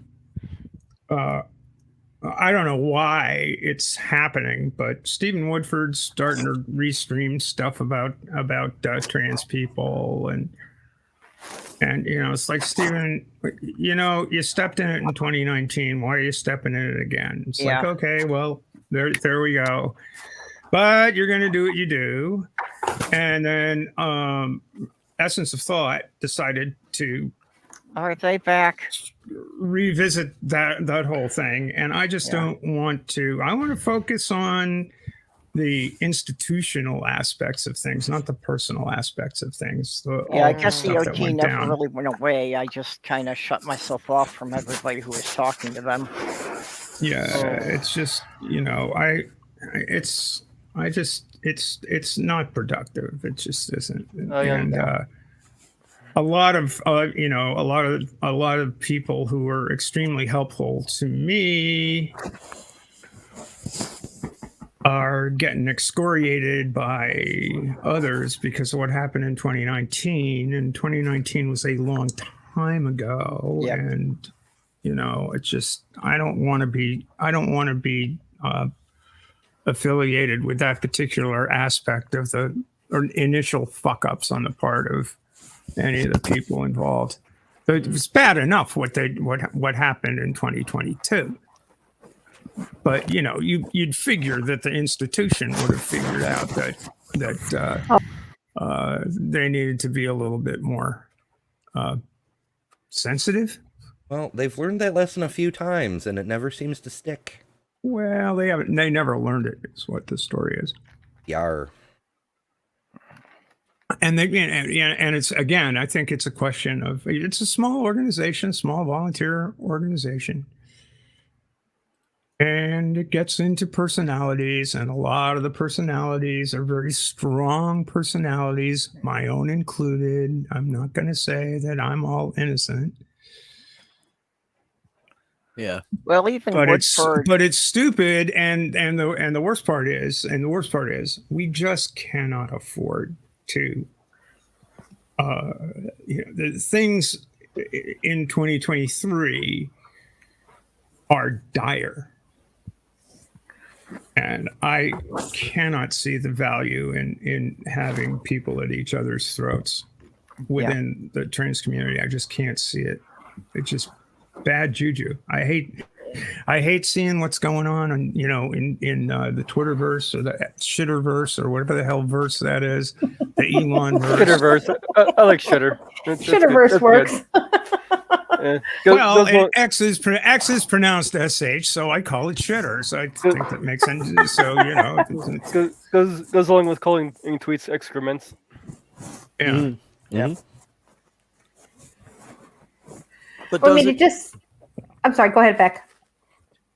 I was just playing around. Go ahead. I was just going to say, it doesn't make any sense to me as an ally to have people, you got everyone standing on the same, we're standing together. Why are we dividing ourselves? That's just letting people who are opposed to what allies and trans people represent. You guys want rights. You want to be heard. You want to be treated like a human being, and let people divide us over stupidity, because I feel that's a stupid thing to be divided over. It should be, the greater picture is getting people recognized for who their true selves are and giving them the basic human rights. That's the big picture, in my opinion. And I just don't understand splitting it. As an ally, I just don't get it. I don't get why people would want to do that. I mean, that's a small little portion of the big picture, and the big picture is what's important, in my opinion. Well, unfortunately, the left often within does the that. discourse, there is a problem with people saying, I'm with you up to this point, but I can't go further, and shut up about that. Shut up about this aspect of your concerns, because it's politically unpalatable for the larger community to accept you. A perfect example is the whole sports issue. It's, that upsets too many people, so therefore shut up about it. Well, you can't really, because if you shut up about it, I would prefer to have the opportunity to educate people and bring them along to understand why this aspect and their take on this aspect is unhelpful. And at least try to convince them to, well, okay, you don't see it, but maybe you can shut up about it because you don't really understand the problem. Let me pause you real quick. For anybody that wants to go watch Dave, Captive Desk, they're going to do Ouija board seance stuff to kick off October. The link is right there in the chat. If you guys want to join them, you will not hurt my feelings. Just tell them that you raided from me. Anyways, carry on, Steph. Thank you. Anyway, that's where I'm at. I just want to keep the lines of communication open with people, and rather than shut things down, because just doesn't. That's something that bothers me. Yeah, I don't care about sports, but nobody should be told they can't participate if they want to. I don't understand, again, just an ally, but it's still, I don't understand how you could be opposed to open lines of conversation or talking about things. So that's the only way things are going to change, if we are open and honest and talk about things. It's the only way to change anything, in my opinion. But they don't want to change it, Deb. I guess that's the us. thing. Well, I don't get that. They literally do want to change it back. They want to change it to a more restrictive playing field than existed for 25 fucking years. It's just, I know. It's like, why are you getting all upset about this stuff? I've been a participant at an elite level in sport for 25 fucking years, and nobody cared. And now you care, but you don't care. You don't care. You honestly basically, don't.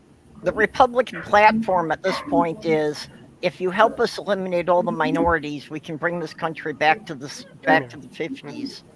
What you could do is bring it back to the 50s, when every woman was suppressed, every man was told he couldn't cry, and anybody who had any other skin than white was fucking beaten and hung up and all that shit. That's a bullshit. That's not a good America. That's a bullshit America. But that's why they want to go back to it, Deb. All the white people were totally in charge. That's my point. if you look at it, that is not what this country was founded on. This country was founded on bring us your poor, bring us your persecuted. We'll take anybody. We'll give them a place to be. Yes. That means everybody. It doesn't mean the people that just make you comfortable. It means fucking everybody. Not in the U.S. of A.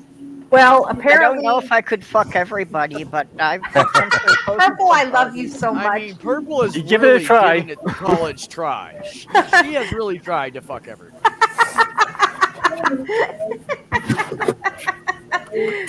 But you get my point. You get my point. Yeah. You can't just say it's acceptable because it makes me comfortable. This is supposed to be United States of America, where we take everybody and we accept everything because that's what we were founded on.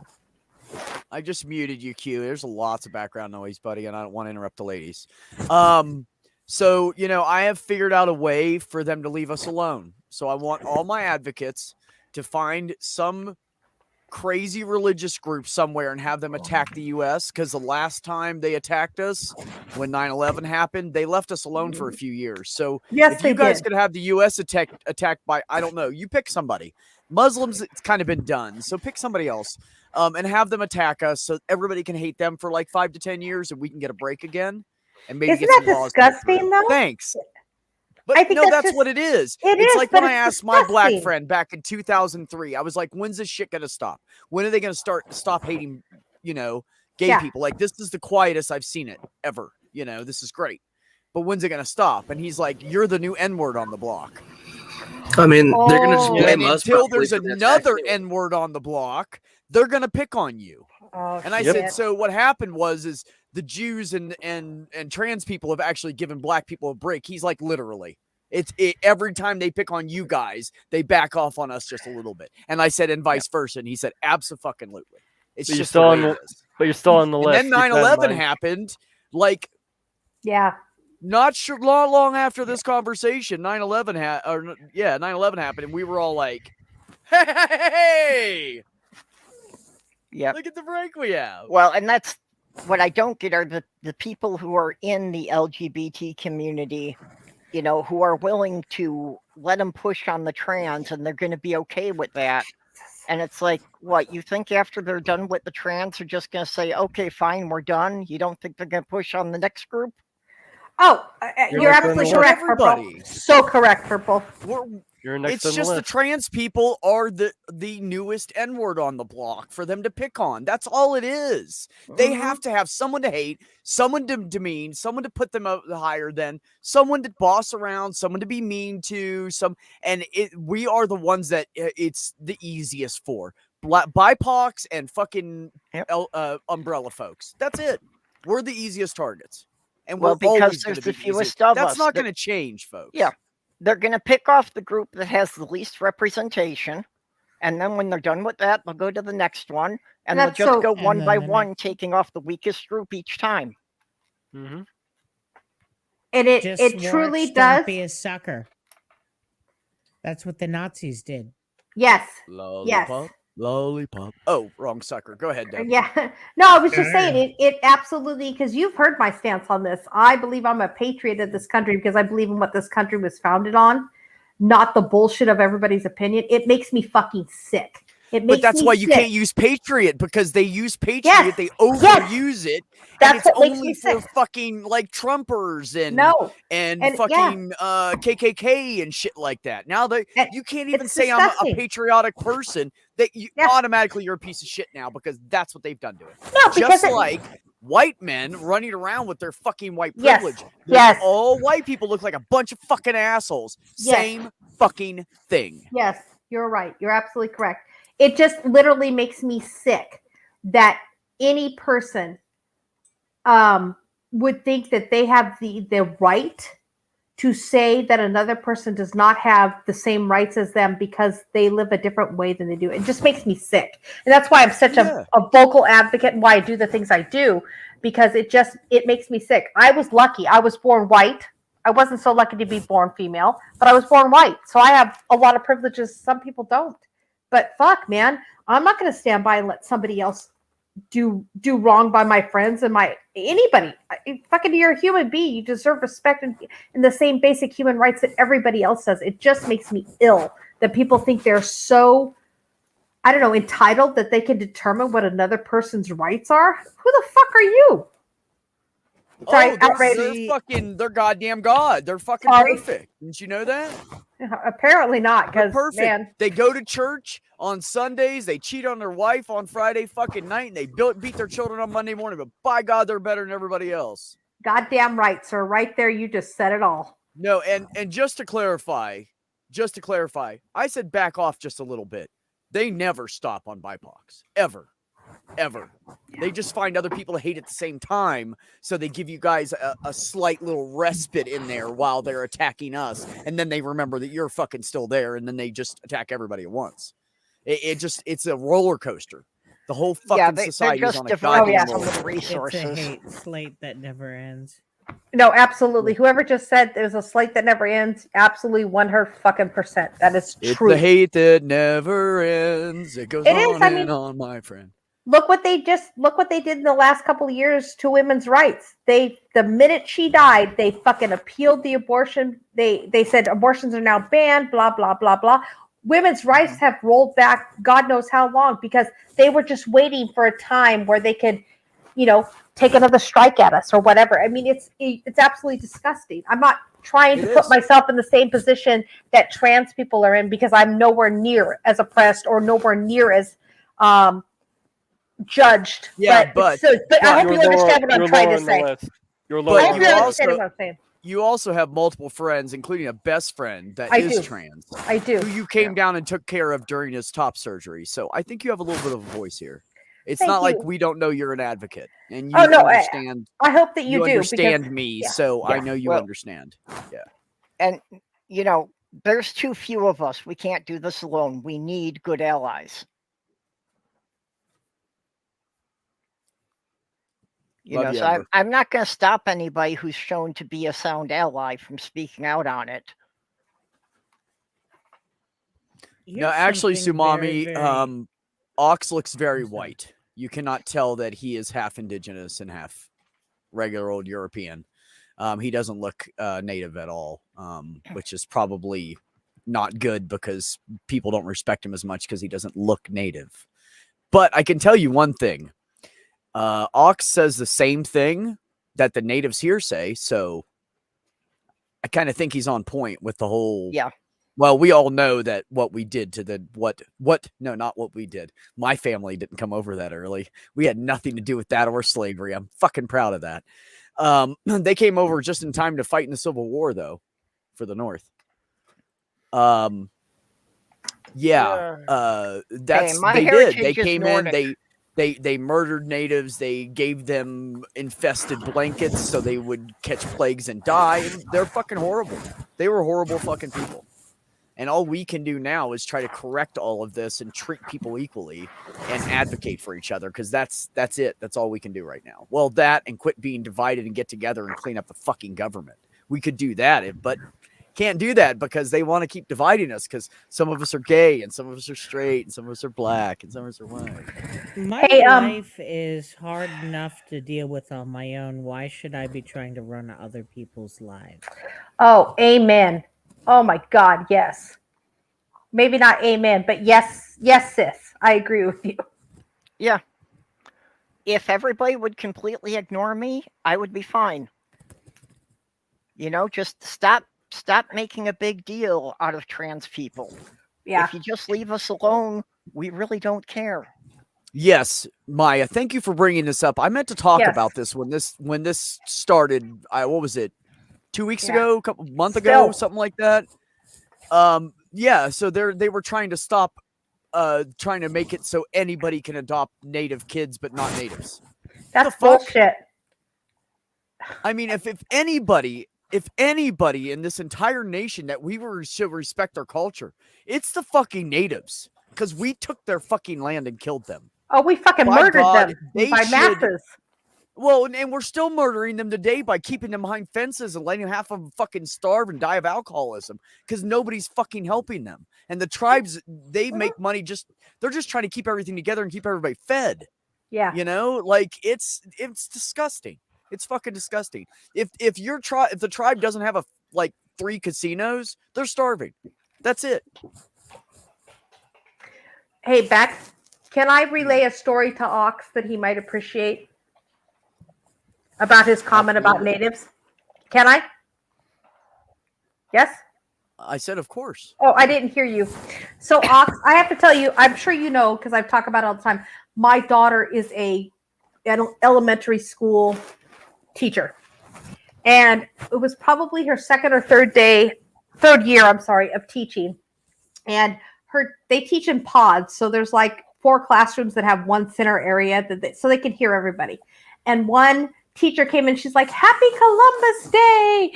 And my daughter came in and she goes, "Okay, so let's talk about why Columbus was a jerk. Let's talk about how he massively slaughtered the native people, how he introduced so much." You just muted yourself, I think. No, she Nope, just you dropped think out. she yourself dropped by out. accident. To Yeah, pop see, onto here's the what- thing. Here's the thing. Hold on. Let's talk about this real quick. Ox said the problem today is nobody can let go of the past to keep using it as a crutch. But what happened to natives if we let go of that right now and just never talked about it again and act like it wasn't a thing? That's fucked up. So I agree more with Maya. It's not about using it as a crutch. It's about those of us that do not know our history are doomed to repeat it. And the people that are in charge want to repeat it. They want that power again. I don't know what that sound is, Q, but that is so fucking irritating. Thank That you. wasn't me. I was Um, muted. Sorry, that was me. Sorry. Okay. That was, Oh, You got 401, a quit it. bunch of that was Molly's toy. It's usually one of the two of you. Sorry, Q. you got a bunch Anyways, of shitheads who but- are unhappy they lost World Sorry, War Molly. II and they want a rematch.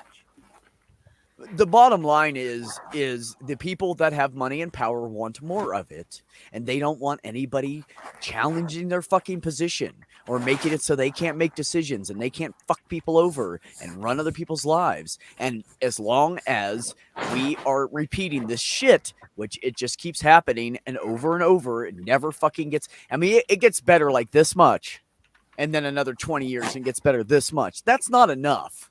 It's fucking not enough. Yeah, I think what Maya's saying here is like you can't. I agree with her in the fact that like if we cancel everything about the past, we try to forget it and like make it all better, we're doomed to repeat it. Because the whole point of history is so that you don't repeat the mistakes that you made in the past. So you have to know what happened. And if I could just end my story to Ox before I dropped out because I have shitty internet, sorry. The whole point, Ox, is what I was trying to tell you so that you would know and people who are of Native heritage would know.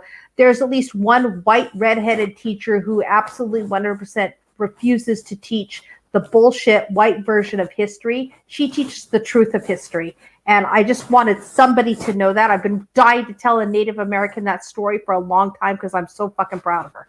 So, okay, sorry, done talking. Those Well, who remember the that's past why are doomed Republicans to watch are our trying we to have outlaw- to we have to talk about it. If we don't talk about it, people don't hear about it, and people become more ignorant. So we have to talk about our history. We have to talk about what went wrong. We have to talk about how people are treated wrong. You just have to. And you're right. People are not learning from the past. That's why we're here talking about it. We're trying to open their eyes up to what the truth is. Because I grew up in an area that they didn't tell us shit. We didn't know anything. We didn't know shit about it. Slavery was like a little divot they talked about in the book for fucking 5 minutes in class one day. Like we had no idea the extent of any of it. We had no fucking idea because it wasn't in our curriculum, because the school decided we didn't need to fucking learn that. Well, then I grew up not knowing a fucking thing. And I go from the back hills of the country to Orlando, Florida, and I'm fucking lost. I don't know what's going on. I don't know anything about anybody, any culture. I'm fucking clueless. I mean, it was literally a culture shock for me. I had no clue what was going on. And that's the problem, is we have people out there that do not get the information that they need because it is not put out to them. They have Fox News for their fucking station, and the goddamn school board might as well be on Fox News. And because that's what they're teaching them bullshit. They're taking out all the things they don't want them to know. And they're ignorant, and it's not even their fault. And no, it's not, because we're seeing school districts and states banning freaking books. from classrooms. You know, like did you? I don't know if you guys knew it, but I learned it a few years ago. Did you know that Billy Goat's Gruff has been banned by school districts? You can't teach it or talk about it in the classroom anymore. I love that Why? fucking story. This And- propagation of ignorance is just another way of dividing us. Oh, absolutely. Whoever just said that, absolutely. No, they also banned what was that one with the duck? The guy the hunter Peter and the duck, and they were Russian. Does anybody Yeah. remember that one? They banned that one. Yeah. You can't tell that story either in the classroom. It's ridiculous. Catcher in the Rye banned. And Yeah. when I was a freshman in high school, I loved that book. It actually made me understand that I had a mental health issue and I wasn't all alone, and I was not like alone and needed to jump off that cliff. I mean, they're banning shit that can make a difference in a person's life and wake them up to be thinkers. It's so sad. Yeah. Well, the Republicans are trying to ban teaching history. Oh, fuck that. They don't want people to know about the parts of American history where cis white people weren't always the heroes. Yeah. It exists. Yeah, well, the whole They thing about pump what up- we did to the Native Americans and the whole thing about black people being slaves, Mhm. you know, they're trying to spin that as things that we all did that helped out these poor people. How the fuck? I'm sorry. Again, I have to be outraged. How the fuck do you even spin? You were sold away from your family, beaten, if you're a woman, raped, and forced to bear a child that you did not want, as helping them. That's not fucking helping them. That's terrible. Well, they did that to the native. Yeah, They did that to the native kids with the churches.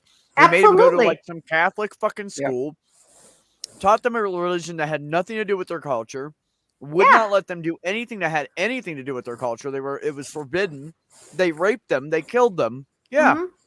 Mhm. it's what Well, white because- men do. Well, they have actually tried to pitch for history, teaching kids that bringing the blacks over here as slaves was presenting them business opportunities because it gave them an opportunity to learn a trade. Oh, fuck me running backwards with a spoon in my mouth. That is the biggest load of bullshit I've ever heard in my life. Yeah, they're literally I'm saying sorry. they helped the slaves because they gave them a trade. What, the picking of the What crops or trade? the whipping with the fucking goddamn 10-foot Oh my long whip? God. Which one helped Well, them? there was a guy on Fox News who was talking about how concentration camps were somehow good because you had to be industrious and active to survive. Oh, fuck him. Jesus Christ. Yep. And they're saying, this is the thing that kills me, is that those are the same people who brought up the thought process that a black person back in the day, should not even be counted as a whole person. What were they, like 3/8 of a person? It was ridiculous. The 3/5. fraction. There it is. And honestly, let's be honest here. It's the person who comes up with that thought process that should be taken out of the gene pool. That person never needs to recreate ever. He's the one that's half a human being because he lacks decency. Blacks Well, were what they counted do- as 3/5 of a That's person it. Yeah. when they were calculating how many representatives each state would get in Congress. Oh my God. Because, well, the people in the South didn't want to count blacks as people until it came up to that if we didn't count the blacks at all, then the southern states wouldn't have nearly as many representatives. So Well, that yeah, was the compromise. Damn. It was Commander, the southern states sorry. went with counting them as 3/5 of a person so that they wouldn't just be outvoted by the northern states and everything that came up. Wow. I had just pulled up a video. I don't know if you'd want me to show. It's a magical formula for fascism. You pump up someone's ego and tell them they're the chosen one. You promise them whatever the fuck they want, elevate their ego above other people, and then tell them, I'm doing this all for you. And then when that little clip that Beck was probably seeing, was from Don't Be a Sucker. It's a really good video. Would you mind was if gonna I say- showed it? It's only about a minute. I was gonna say what you should show is the one where the guy's spanking his wife and the little boy goes, "Oh, that means you love mommy, huh, daddy?" That's a good religious one. Oh, fuck, that's terrible. Oh, that sucks. You know. Yep. Oh my God. I don't understand why people equate abuse with love. I mean, it's one thing that if the child gets a fresh mouth, wash the mouth out with soap, the child gets out of control, time out. But discipline is actually supposed to be harder on the parent than it is on the kid. It's not for the parent's enjoyment. I agree with you. I have never in my life, and I wasn't a great parent. I readily admit this on my own streams that I have mental health issues that did not make me the best parent. But I never, ever spanked my child with anything that wasn't my own hand because I wanted to know how hard I was hitting them. And they only got a single pop to the butt. They never got anything more than that and then I would sit down and talk to them. Because the whole point is to teach a lesson, not to just make them fear you. You can't teach somebody out of fear. That is what is the word I want you guys? Coercion. Thank you. That's what it is. It's not learning anything. You're just forcing them. You're not teaching them anything. And you can do it without the pop. Yeah, well, my father was from the generation that didn't understand that fear and respect were different things. Oh, agreed. I grew up in the same generation, Purple, and I raised my children. I was nowhere near as harsh as my parents were because my parents were abusive. But no, my children, I think I spanked each of them maybe twice in their entire lives because it didn't need to happen. I could talk to them and say, "Why are you behaving this way?" You know what I'm saying?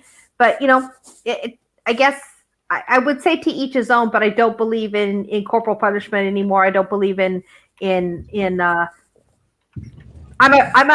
the age where I could be a grandma. I would never smack my grandchild. I would never. That was not something I would do. There's some dogs barking outside, and Molly's wanting to bark with them. So if she barks, that's what's going on. Oh, that's fun. My mom's sister was bullied into Catholicism back in the 50s.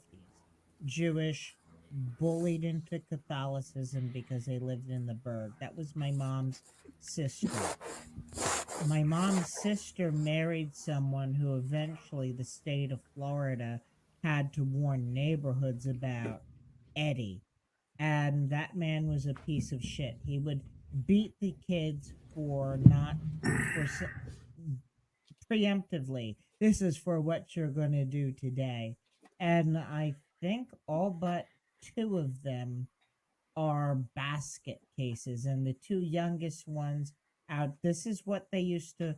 My mom's sister, my aunt, she was forced to bear 8 kids, and only 2 of them were relatively normal, and those were the ones that weren't exposed to Eddie. And those kids would get beaten for things that they didn't do. I mean, I got my ass beat constantly. Even for things I didn't do.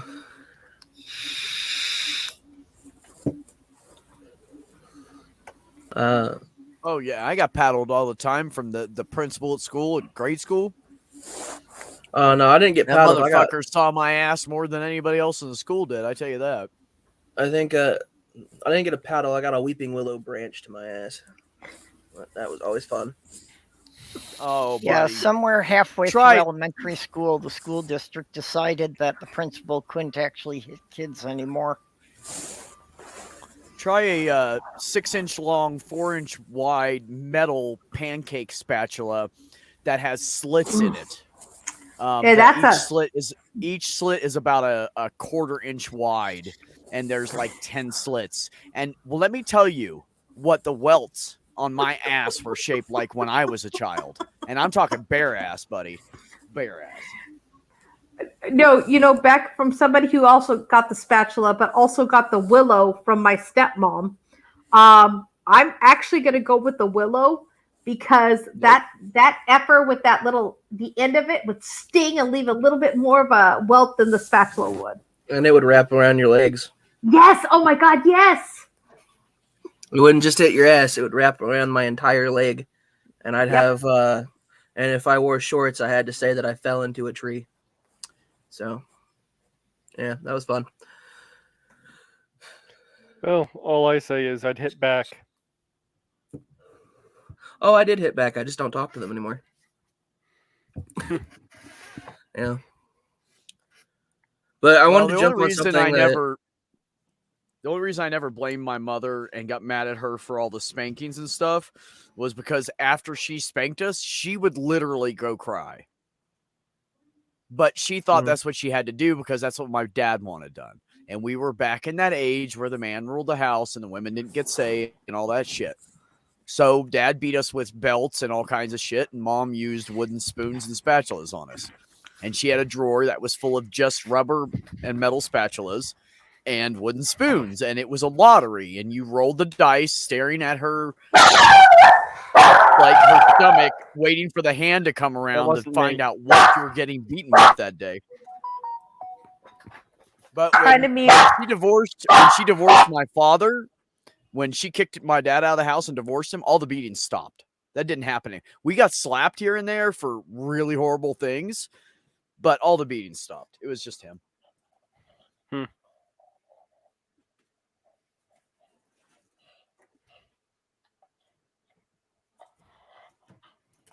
I love you. Get me a beer. I'm going to smack your ass. Thanks, Dad.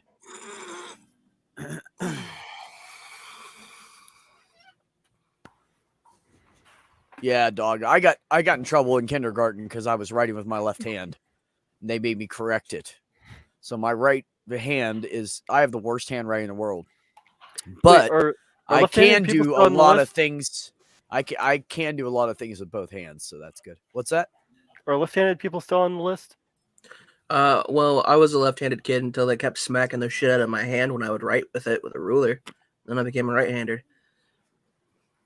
Yeah, they did that to me in kindergarten. I didn't even get halfway through kindergarten, and Mom said I came home and I was writing with a different hand. She thought I had just switched. And I told her when I was a teenager, I was like, no, they fucking made me switch hands. They said I was using the wrong hand. Yep. I don't ever really remember them making me switch, but that falls into the part of my life I don't remember much of. But I have a feeling I was trained out of it. I literally can remember someone taking a crayon out of my hand and putting it in my other hand and making me use that hand. Yeah, I don't remember who the hell it was or anything. First grade, I probably just don't remember it. Yeah, I just remember the view of my hand and watching an adult's hand switch to crayon. I literally remember that. Weird, but true. Yeah. My handwriting is still illegible no matter which hand I use. My left hand was my left side got fucked, so I had to use my right, regardless of whatever I would have been.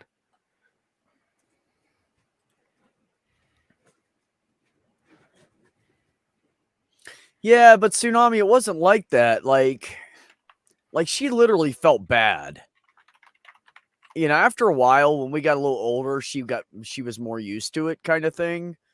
But it wasn't something she liked to do, and it wasn't something she did frequently. You know, like Dad always tried to beat us. Somebody did something wrong in the house. Nobody would admit it. He'd call us all in the position of attention from oldest to youngest. We had to line up in front of him in front of the couch while he was sitting on his ass on the couch. And he would start interrogating and asking questions and who did what and blah, blah, blah. And it was always my brother Keel. And the motherfucker would never own up to a damn thing. He never once said, I did it. And it was always him and everybody knew it. But Dad wanted him to admit it. He wanted the wrong kid to admit it. You know, admit you're wrong. Well, it didn't work like that. What happened was he would start with the youngest, me, and he would start beating children until someone admitted it. Now, what that caused was caused my sister Susan to take a lot of beatings because she would say, I did it, Dad, just so he wouldn't beat me.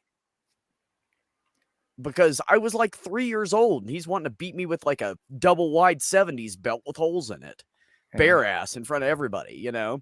So she would take it, 11 years old, and she was 10, 11 years old, and she was like stepping in going, no, I did it, Dad. I did it, Dad. So he'd beat her instead. Like, that's fucked up.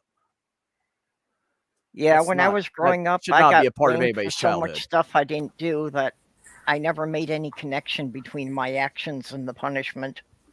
I've said before, I hit back. There were sometimes where we wouldn't even get spanked. My dad would just line us up in a row and then shoot us in the back with airsoft guns. Oh, fuck Very me. skinned. Oh, God. I'd rather the airsoft Yeah, that- guns. Let's just Wow. the idea of shooting your Wow. own kids. I don't, you Yeah, know. no, we had that's- to. It got to a point where I had to go to the hospital get the fucking BBs picked out of my skin. So Now, Oh, BBs dear and airsoft Jesus. are not the same. When you say airsoft, we all think you mean the paintball guns. no, I'm talking about like the plastic BBs about The The that big. BBs? Yep. Oh, Oh, fuck that. I knew what you sweetheart. meant. Oh, my God. No, that's Oh. horrible. those can go through Coke cans. Yes, they They can. Yep. They will embed Holy in your skin. They are fuck. motherfuckers to get out too. That's not. Yeah, I still have spinal damage from it, so yeah, that That's. was fun. Oh, my God. It's because they're round. That's why they're hard to get out. They're bloody and they're round and they're wet and they're slippery. Yep. Yep. I am thinking- so sorry. I'm thinking that airsoft gun at point blank range on the guy's naturalize his sleep. Oh yeah, no, Poor it was Deb's internet because sucks. one of the times that happened was just because dude was drunk.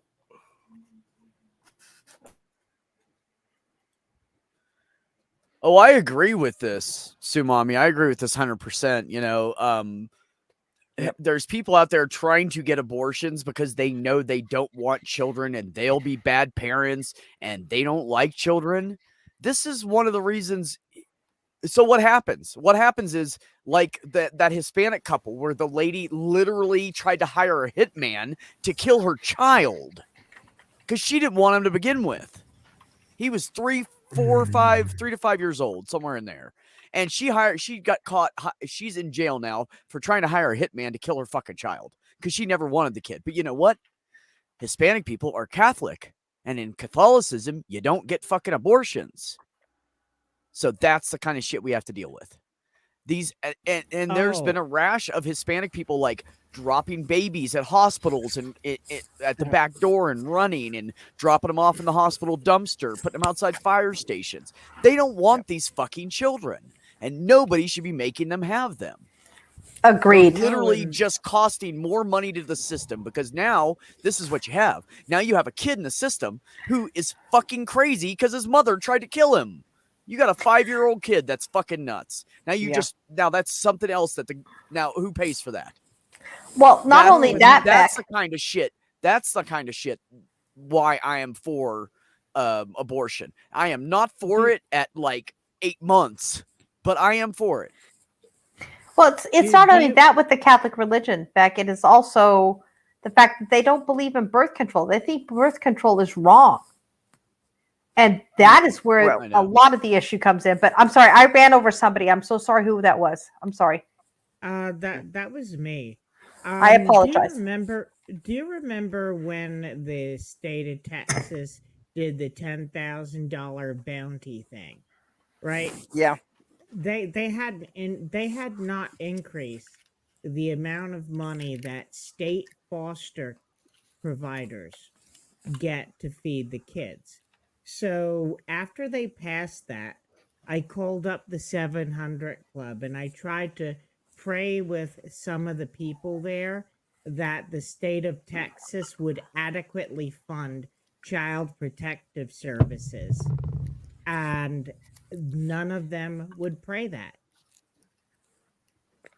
I didn't even address the abortion itself, where I didn't say anything that the people on the other line would have objected to if they genuinely believed that abortion was wrong. I just said, I want to pray for the fact that these kids are not being fed, that the foster care system is breaking. And if we got $10,000 a pop and they wouldn't pray that the system was adequately funded. Yeah, I've also heard that Texas's child protective services is really corrupt too.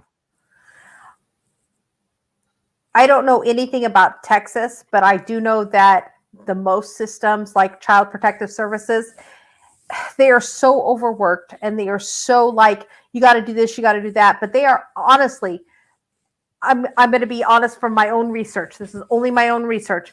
I found that when they're getting into a native home, like a Native American, they're almost like 25 to 45%. I think it's 45% more likely to take the child out of a native home than they are out of a white home. And I don't know if that goes the same way with minorities, but it is. It's corrupt. The system is corrupt. But the people who say, but I was just gonna say, if you have a white man in the house, CPS isn't gonna do shit to you. I think I tend to agree. My ex-sister-in-law, her husband was out to sea. She had a 6-year-old daughter who would just not come in to pee and just kept pissing her pants. So one day she let her sit in it for a couple hours. So she didn't like it. So she wouldn't do it again. She was trying to, this was like last resort shit, right? And the neighbor called CPS on her. And they harassed the shit out of her because there was no man in the house. She's a single woman at home with 3 kids. So they just nitpicked the shit out of her for everything. Everything. It was absolutely insane. And then when Charles came back from being out to sea, they just left her alone after that. Isn't that funny? Okay. I have to go for a while. All right. Bye, Perps. Thanks for coming. Bye-bye. I'm not going to be on here much longer. That's why I'm not bringing anybody else up. So, bye, Perps. Later. Hi, Purple. Bye. Have a good day. Yeah, we're getting closer to the Maya streaming time, and I like to give everybody like a hour or so to go get shit done and eat or whatever they're gonna do, so they can be there for Maya's stream. So doesn't Maya usually start at 8:30? She starts at 9:30 Eastern, 9:30, 7:30 my time. So I usually want to stop by 6:30 my time. So okay, they have that hour and change. That makes sense. Yeah, I was going to 5 hours before and bumping up against her stream, and I didn't like doing that because then people were not at the beginning of her stream because they were overdoing shit. Anyway, so yeah, so we'll probably end here in about 10 or 15 minutes. Yeah. Yeah. I don't need to go 5 hours. But you're so good at it. I don't know about that, Maya. I just love you to death and I respect you and I want to respect your platform. And despite that you guys do a lot of laughing, there are important things you guys debunk that people like Flurfers need to pay attention to. So I respect that. And you in general. Agreed. Maya's amazing. I'd do almost anything for her. I mean, I'm not going to slit my wrist for anybody, but I'd do almost anything for her. Jesus. If I'm going to slit my wrist, it's going to be for me. Please don't ever consider that an option. Please don't ever. You'll break me. Slitting wrist sounds like an uncomfortable way of going. I'm glad you said that, Deb. You're one of the few people it would hurt. So thanks for the reminder. I know, right, Mark? I'm just gonna hit 4 hours and stop. I'm not even going over 4 today. Like, what the fuck? Honey, if I could grow a set, I would have already grown them, and I'd be fucking a lot of women. I'm just saying. If it was growable. If I could just plant a seed and grow a penis and some balls, I would do it.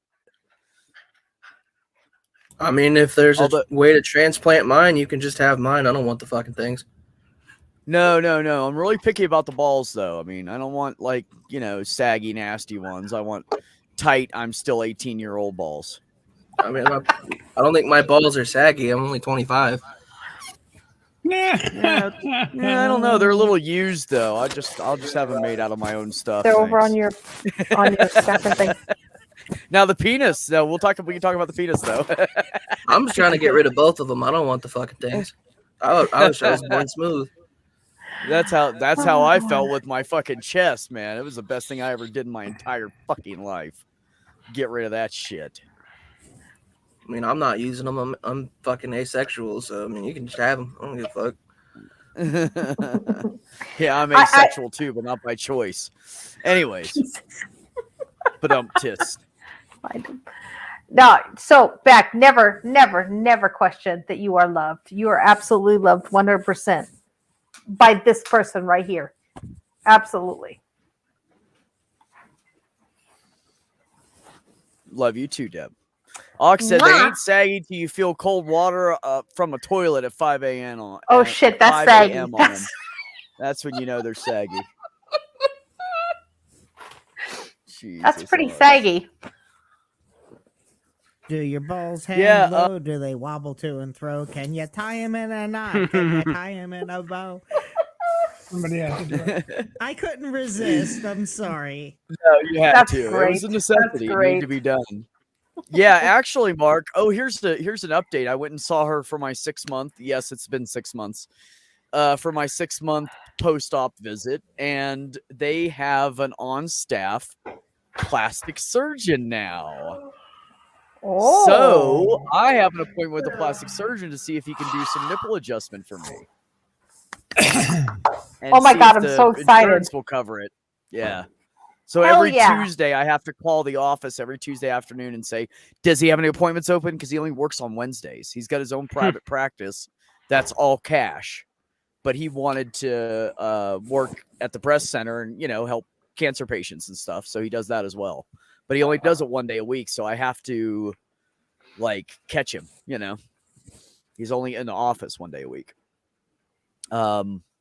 But yeah, he's on staff now. That means that any adjustment might just be entirely covered by the same insurance because the company I go through is, the insurance company is part of that hospital. So that would be so amazing. They're basically just handing me free services, literally, because they own the insurance company and the hospital. They're not making anything off of me, literally. They're making a little bit off of the government, and that's it. But I paid into that, so it's okay. I don't care. I have worked so much in my life that if I retired right now, no, I'm sorry, it was 55. I figured it out for 55. If I retired in 3 years and retired fucking 8 years early, I would make about $1,400 a month.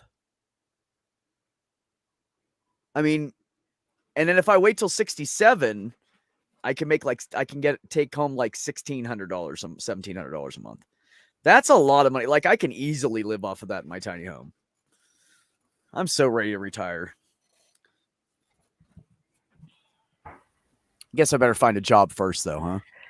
Yeah, retired, disabled. It's the life. Take it from me.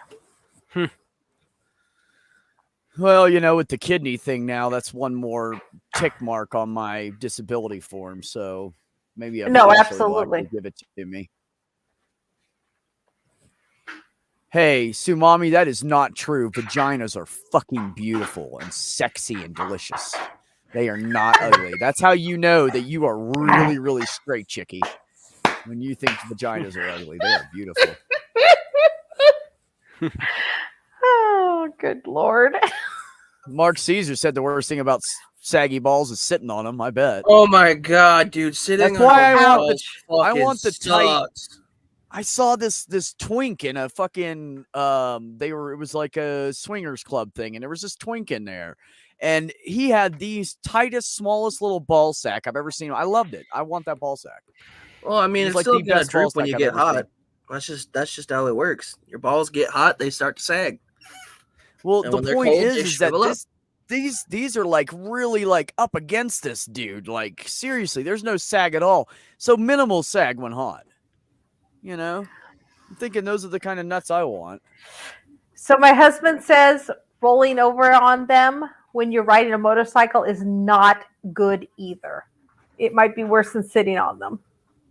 Yeah, because throwing your stuff left to right. I don't know. I don't have balls, so I have no idea, but that's what he just said to me.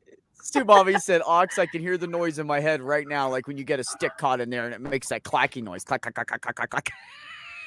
I think it'll be more like...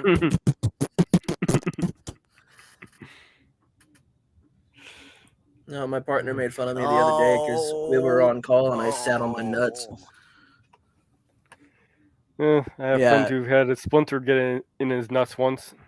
I don't want to know how that happened. Probably Yeah. sliding down a very nasty banister. You know what? Could you guys Palm quit tree. picking on the one dessert this vegan is allowed to have that's meat? First of all, they do not look like a butcher's waste basket. Second of all, it depends on the woman. Everybody's vagina looks a little different. So there's different types of vagina. There's vagina with like the more, like stretched out, loose looking labia, tighter labia, chubby labia. There's different kinds of vaginas. So you guys are being way too vague. You need to be more specific and describe the type of vagina that you're discrediting. Thank you very much. I think vaginas look like roast beef. That's just my husband's interpretation. But he likes roast beef, he says, so it's all good.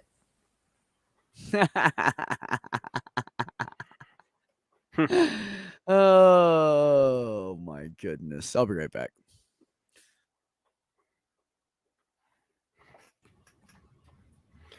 Oh, we always got the hairy vetch. The what? The hairy vetch. Okay.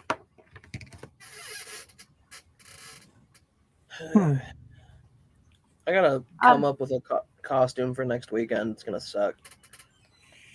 For Halloween or what?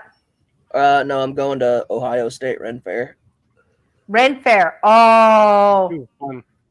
dude, I wish we were closer or something because I have a really cool Ren Fair dress that I bought years and years ago that I haven't worn in a long time. I would totally lend it to you if you wanted it.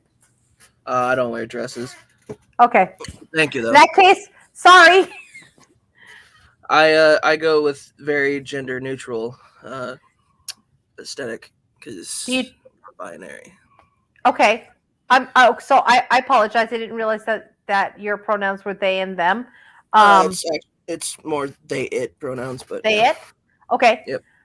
Okay, I'm sorry. I have to educate myself. It because you're asexual, or is there another reason?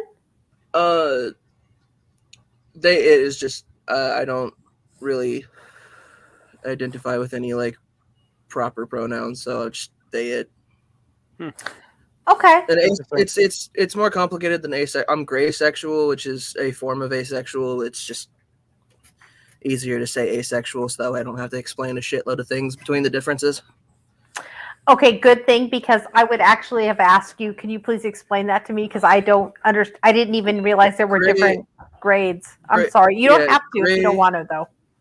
It's fine. Gray sexual just means that I don't actively go out or look for a sexual interaction, but if I'm dating somebody and they want to have that, then I just do it because they're happy. It makes them happy, and it makes me happy to make them happy. Oh, okay, that makes sense, but also makes me a little sad for you because you're doing something to make somebody else happy. It's one of my love languages, so okay. That's all I needed to hear. I need to hear love language. Okay, understood, 100%. And then in return, I get my love language, which is other things. So. Mm-hmm. No, I'm really big on love languages. I'm really big on expressing myself. Like I've said 100 times over, and Beck will absolutely 100% back this up. My love language is taking care of people. The people who matter the most to me, I go out of my way to take care of them. Like literally, you guys think I'm joking, but if I could figure out a way to send Beck homemade vegan food, I would fucking cook for him every day of every week for the rest of his fucking life. I would, because he means so much to me. And I just can't figure a way to get it from Oregon to New Mexico safely without him getting food poisoning. So, I mean, but that I understand.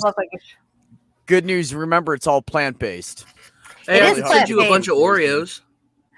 Really hard to give me food poisoning that way. That's true. And Oreos are vegan. You know that, right? But here's the question: are animal crackers vegan? Or Rolos? Because I bought a whole goddamn. I haven't had rolls in a while. Wow. I'm sorry, that was so good. Animal crackers, are they vegan? That's fucking hysterical.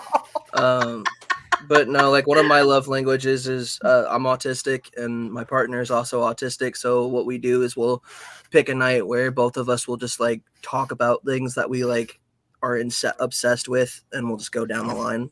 So Cool. Yeah. Hell yeah. That's Hell cool. yeah.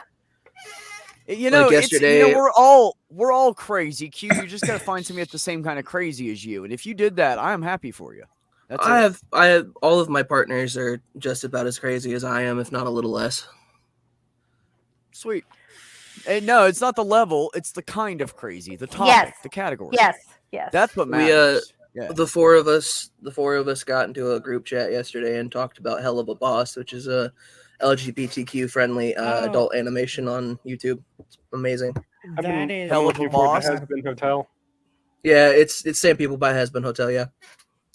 Oh, may I I ask didn't a know either one of question, them Q? existed. Hold on. I need Yeah, to write these you down. can. You said the four of you, as in you have 4 partners. Yeah. Okay, no, I'm not judging. I just wanted to bond with somebody who's polyamorous. I'm polyamorous also, so like Yeah, no. I'm super stoked about that.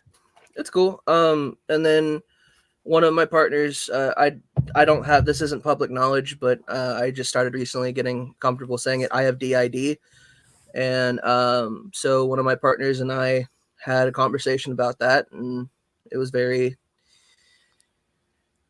Okay, educate Interesting. me again. What is DID? it's a dissociative identity disorder. That's what I thought. I just wanted to make sure. Yeah, used to be known as multiple personality. Yeah, absolutely. I've dealt with that as a paramedic for many, many years. Oh, Q, I feel like I could talk to you for fucking hours. I'm so glad that I've met your acquaintance on Beck's stream. This is amazing. Yeah, my mom had Well, DID as well. I can exchange information if I have it still. Q, do I still have your info? I think you still have my Twitter. If you're on Twitter still, okay. I'll give her. She's on Twitter too. I'll give her your Twitter. You guys. I can would chat. totally dig like hanging out and talking with you because like I don't know if Beck's told you, but like my big thing is mental health issues, Yeah. and I deal with other stuff, and we talk, and you know I think you're just I'm getting a good vibe off of you, so I think it'd be awesome to talk with you and hang out with you.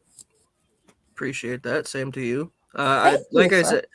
said, like my whole experience on YouTube, with the exception of a couple of years, I have been just being open about my mental health and other things. Like I am working on a video as of right now that covers like how when I was addicted to meth and the year that I just hit a year sober this past like in the 12th of last month. So Hell yeah, sir. Hell yeah. Yeah, chopping that up into bits. I find being open about my mental health helps as well. So That's the least. You know, like, I mean, this is 2023. We're way Yeah. beyond. Oh, we're gonna hide it and we're not gonna talk about it. That's bullshit. We all have mental health problems. Men Yeah. cry. Women, Yes. you know, deal with what they. It's just the way it is, man. You know, there's no reason to hide any of it. It's stupid. That's No, why what's this up, world Police is the way it Spackle? is. This world is the way it is because men hide shit like that. And that's mean, like- actually go ahead. like one of my friends, my buddy Andrew and I were just talking about this the other day, and like he grew up the same kind of household that I grew up in, where if like we showed emotion, we either got the shit beat out of us or, you know, ridiculed. And he's been going to therapy and dealing with that, and like he's talked to me because he knows that I'm more open about it now than anything. He goes, dude, I'm worried that my kid's gonna grow up like I did. And I'm like, I don't think Yeah. you will, just for the simple fact that you're getting therapy and you're trying to show, hey, I want to show more emotions. So you know. It's some kid's job to break the chain of the bad parenting. It is. It's just Absolutely. whatever generation decides to do it. That's it. And it took me a long time, like into my before I raised my children. They were probably teenagers when I realized, or preteens when I realized I have a severe mental health issue, and I have multiple mental health issues. And I started getting help for them. And as adults, I've come to them and said, "I'm sorry. I fucked you up. I should have never. But I broke the chain, and that's what's important. Is I broke the chain, and I made therapy normal for my kids, and I made it normal for them to say, Mom, I have a problem. I need to talk to you about my mental health. And that's what's important, is being open and honest about it and getting the real talk happening. Because if we get real talk happening now, we will stop the bullshit that we went through as children. And that's the whole goal, is to be open and honest and get help from each other. That's my whole goal anyway. Also, I just want to say a quick hi to Holy Spackle, because you do know me, and it's been a minute. What's up? It's been probably a year or so. Geez, it's been a long time. Q was gone for a while, cleaning their act up. It's not really that I've been gone. What? It's just more of the fact that YouTube has not been a great place for me, and I kind of just do my own thing. I play video games, talk about nerd shit, and record music. I just want to comment on this. Sumami, I agree. When I was younger, I thought sex was it's how you did it. It's how you showed love. It's how you showed affection, blah, blah, blah. But now that I'm older, it's more important for me to cuddle up and talk and tell silly jokes and have inside jokes and spend quality time with someone than to have sex with them. Have somebody take care of you. I know that's for a fact. No, not that. I'm just saying spending that quality time with someone. I would rather have a conversation with them most of the time than have sex with them. Q, what's some of your favorite nerd shit to talk about? Right now, I've been working on a video about explaining the psychology between the show Devilman Crybaby, which is not going great. I like talking about anime. I'm trying to get a podcast together with people that talk about music. Music. I play Magic the Gathering. I used to play Yu-Gi-Oh, Pokemon, shit like that. All kinds of. Q, you could be my kid. You just described my kid.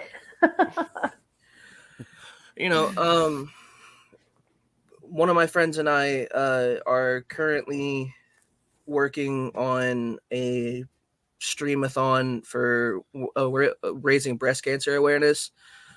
His mom recently passed from cancer, and my mom passed from cancer a couple of years ago. So we're working on that. So we're always doing something, Yeah, interesting. And about the sex thing, I saw somebody asked, making someone else happy is a great. No, that's not it. Fuck. I can't find the fucking. It makes me happy to make others happy. Maybe it works like that. I mean, here's what I mean by that. If I know that my partner is happy with me doing what committing their love language, which might be physical touch or an act of service, then that makes me happy that I'm giving them what they need or what they want to feel appreciated or loved. And then in return, I get that back, which is more of words of affirmation, quality time, stuff like that. Right. That's just that's good. That's what I mean by that. Compromise and both people giving, and that's what's important.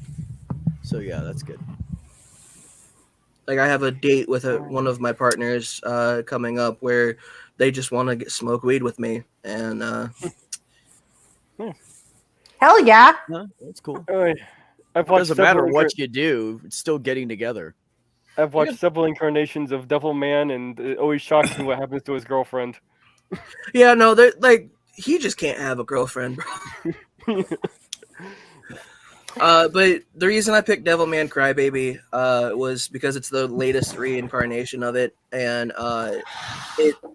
it definitely, in my opinion, it hits home with the message, which is society can definitely demonize a certain group of people, and mob mentality is horseshit. It really hits home on that, and that's what I decided. I was like, you know what, I'm gonna pick this. It was either that or Death Note, and I think I picked the right choice because Death Note's just a whole bunch of other shit. Yeah, definitely picked the right choice. John Hudson said, I had a 50-year friend die of recent. I could not bring myself to be sad. He was terminal and finally escaped his pain, which gave me happiness. Am I a monster? Hell no, you are not. No, you're not. You are a person who lacks selfishness. Because Yes. most of us, when we're crying, we lose somebody, it's because we will miss them. They don't know, they're gone. It doesn't matter to them anymore. Yeah, I don't think that makes you The selfish. light switch is off. There's no electricity to the brain anymore. There's no thought there. So yeah, no, I understand. That's one of the few things that helped me cope with my sister's death better, was knowing that she wasn't in pain from the cancer anymore. Yeah, like that's. I So- mean, don't get me wrong. I think I cried a lot when my mom passed away, but one of the things that like kind of spoke to me the most was like my mom doesn't have to deal with all the bullshit that cancer is doing to her, or Yep. going through chemo anymore. And you know, it's not a selfish thing to be happy that someone's not in pain anymore. And anyone that No, tells it's you otherwise can go selfless. fuck off. It's the exact opposite. It's selfless. Like I'm just like I don't mean to be like a dick, but anyone that tells you otherwise, just take a fucking hike. Yeah, really. Tell them to come see me. I'll tell them to fuck off for you. Hey, Beck, Yo, I got a question. Did that person, John, did I like miss the whole thing when my Wi-Fi cut out, or can I comment something on it? which part? What? The part What he about just him. said? Yeah, what he said about. Yeah, go ahead. No, so Yeah. John, I just want to say to you that like one of the biggest losses in my life was when I lost my friend of 22 years. And I told her daughter the day she called me and told me what happened, I told her daughter, you turn off those machines and you let your mom go. And I think it was the most unselfish thing I'd ever done, because I wanted her to be here, but I knew she was going to be a vegetable and I wouldn't live with her like that. So Yeah. please know that you're not a bad guy for feeling that way. You're actually very unselfish and knew your friend well enough to know they would not want to be. It kind of hits home, like that kind of hits home with me, because like I had a similar conversation with my closest friend, and I like, because cancer does run in my family, and like it's a good possibility that I could get it. And I straight told him, like, look man, if I get cancer, there's one of two things are going to happen. If it's terminal, I'm not fighting it. I'm just going to let it go. I'm going to not say shit to anybody except for the people that need to know, and I'm going to live my And go life. enjoy life the best you can. Yeah. That's right. Yeah. That's right. That's just That's what I'm I doing decided right to now. do. That's all you can do. Like, and Too bad it's so expensive to have fun, though. Yeah, really. I mean, shit, it's not that expensive. Like, you could, like, dude, I could show you a lot of fun things to do with no money, because I've been broke 90% of my life. So, Oh no, trust me, you ain't got me on the broke shit, buddy. I've been homeless and everything. I know. yep, But the I've been stuff homeless too. that stuff that I would like to go to do that would be fun, I cannot afford. So One of the things like I'm working towards right now is I gotta learn to. I suck at saving money. I'm just gonna put that out there. Like, my ADHD makes me want to spend like every goddamn penny I get the minute I get it. Yes, exactly. But like one of the things that I'm working towards is a buddy of mine wants to get like a RV and travel across the states. So you know what you could do is just get an online job, and then you can live anywhere you want. Just find a company that's hiring remotely in all states. Get a job with them, and you can live anywhere you want and travel, and all you need is internet wherever you're at to do your work. Yeah, I agree, John. The first 365 days of the year are the hardest. Yeah, work at home job might be about the only thing I could possibly do at all, really. Yeah. Well, guys, we're gonna go ahead and end this. I don't want to. I want everybody to be able to have time to get dinner and all that stuff before Maya's stream. So, Mage, do you have anything to shill? No, I just got my gardening channel, Gardens Happen, and I think where am I at with subscribers? I'm still at 191 subscribers. So, Oh, geez, Okay, go well, up and subscribe for God's sake. Subscribe to Mage's damn Ox or somebody. Can you throw that link for Mage's channel in there for me? You could do it for everybody if you want, because all these people deserve to be subscribed to. sorry, I'm 401, already what getting you got? Huh? There it is. Oh, you're getting it? Okay. Yeah, I got it. Yeah, if you guys want to throw your links in the private chat, I'll paste them if you can't.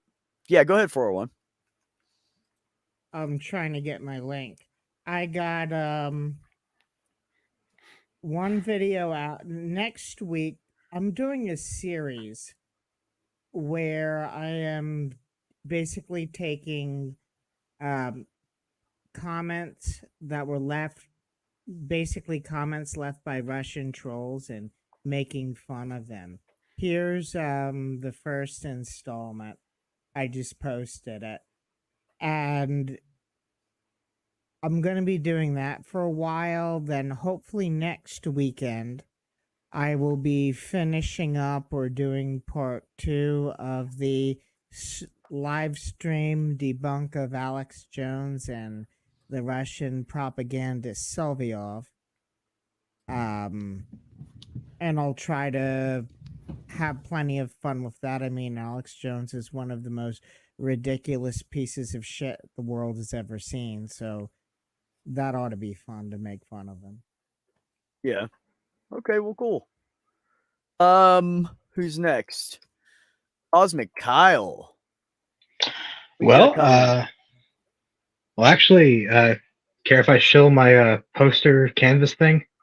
I don't care. Show whatever you want. Cool. So I have a new photography / canvas printing business. My own original photography. If anyone would like some prints, check them out on my Facebook and message me for more info. Yep. Kyle is upgrading the camera game. Nice. Yeah, for anyone who doesn't know, the moon picture here on my profile is one I took last night. Nice. Yep. Yeah, Look how it's not clear too it is. bad. Yeah, it's pretty good. Still messing with Stephanie. settings. Oh, Yeah. No, go ahead. yeah. And of course you can find Kyle on Facebook under Kyle Brewer, just like his name is on the screen. Stephanie, what you got coming up, sweetheart?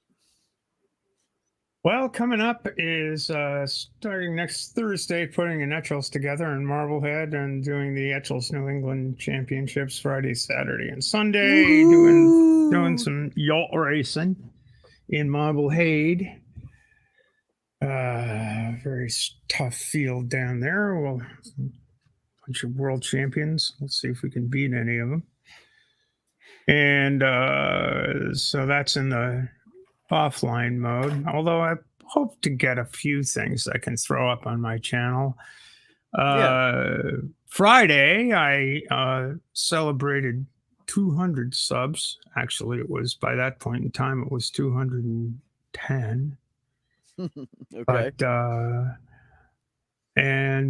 today I spilled the beans on me and the ACA. So I finally told that story. Not as much as I could have done, but enough. Yeah. And you know, anybody who wants to go over and see a half an hour's worth of talking about what happened in 2022 between June and October. Some other people left the ACA in October along with me. Yeah. So that's a little spicy. Not too much. Yeah, I've been meaning to talk to you about that and stuff. I'll have to go check that out for sure. Also, I just put in the chat the link to the next stream that will be fun tonight, and that is at 9:30 Eastern in 50-ish minutes on Maya's stream. So you guys, when we leave here, you click on that, go get your dinner, take a shit, pack your bowl, and you can meet us all over at Maya's channel so we can raid her. That is my new fun thing to do. Since you do have an hour, Captive Desk is probably still streaming right now. If you guys would like to go over during that hour to check out Dave's spooky Halloween Ouija board seance stream, do that. And I will be at Dave's and then at Maya's. So I will see you all there. And remember, everybody, most of all, more than anything, take care of yourself. Take care of one another. And have peace in your life. All right, you crazy people. You stay cool. Keep it real. Keep an eye out for each other. Suck in that content you love. dance like nobody's watching. Go after your passions and enjoy them. I'm out. Peace.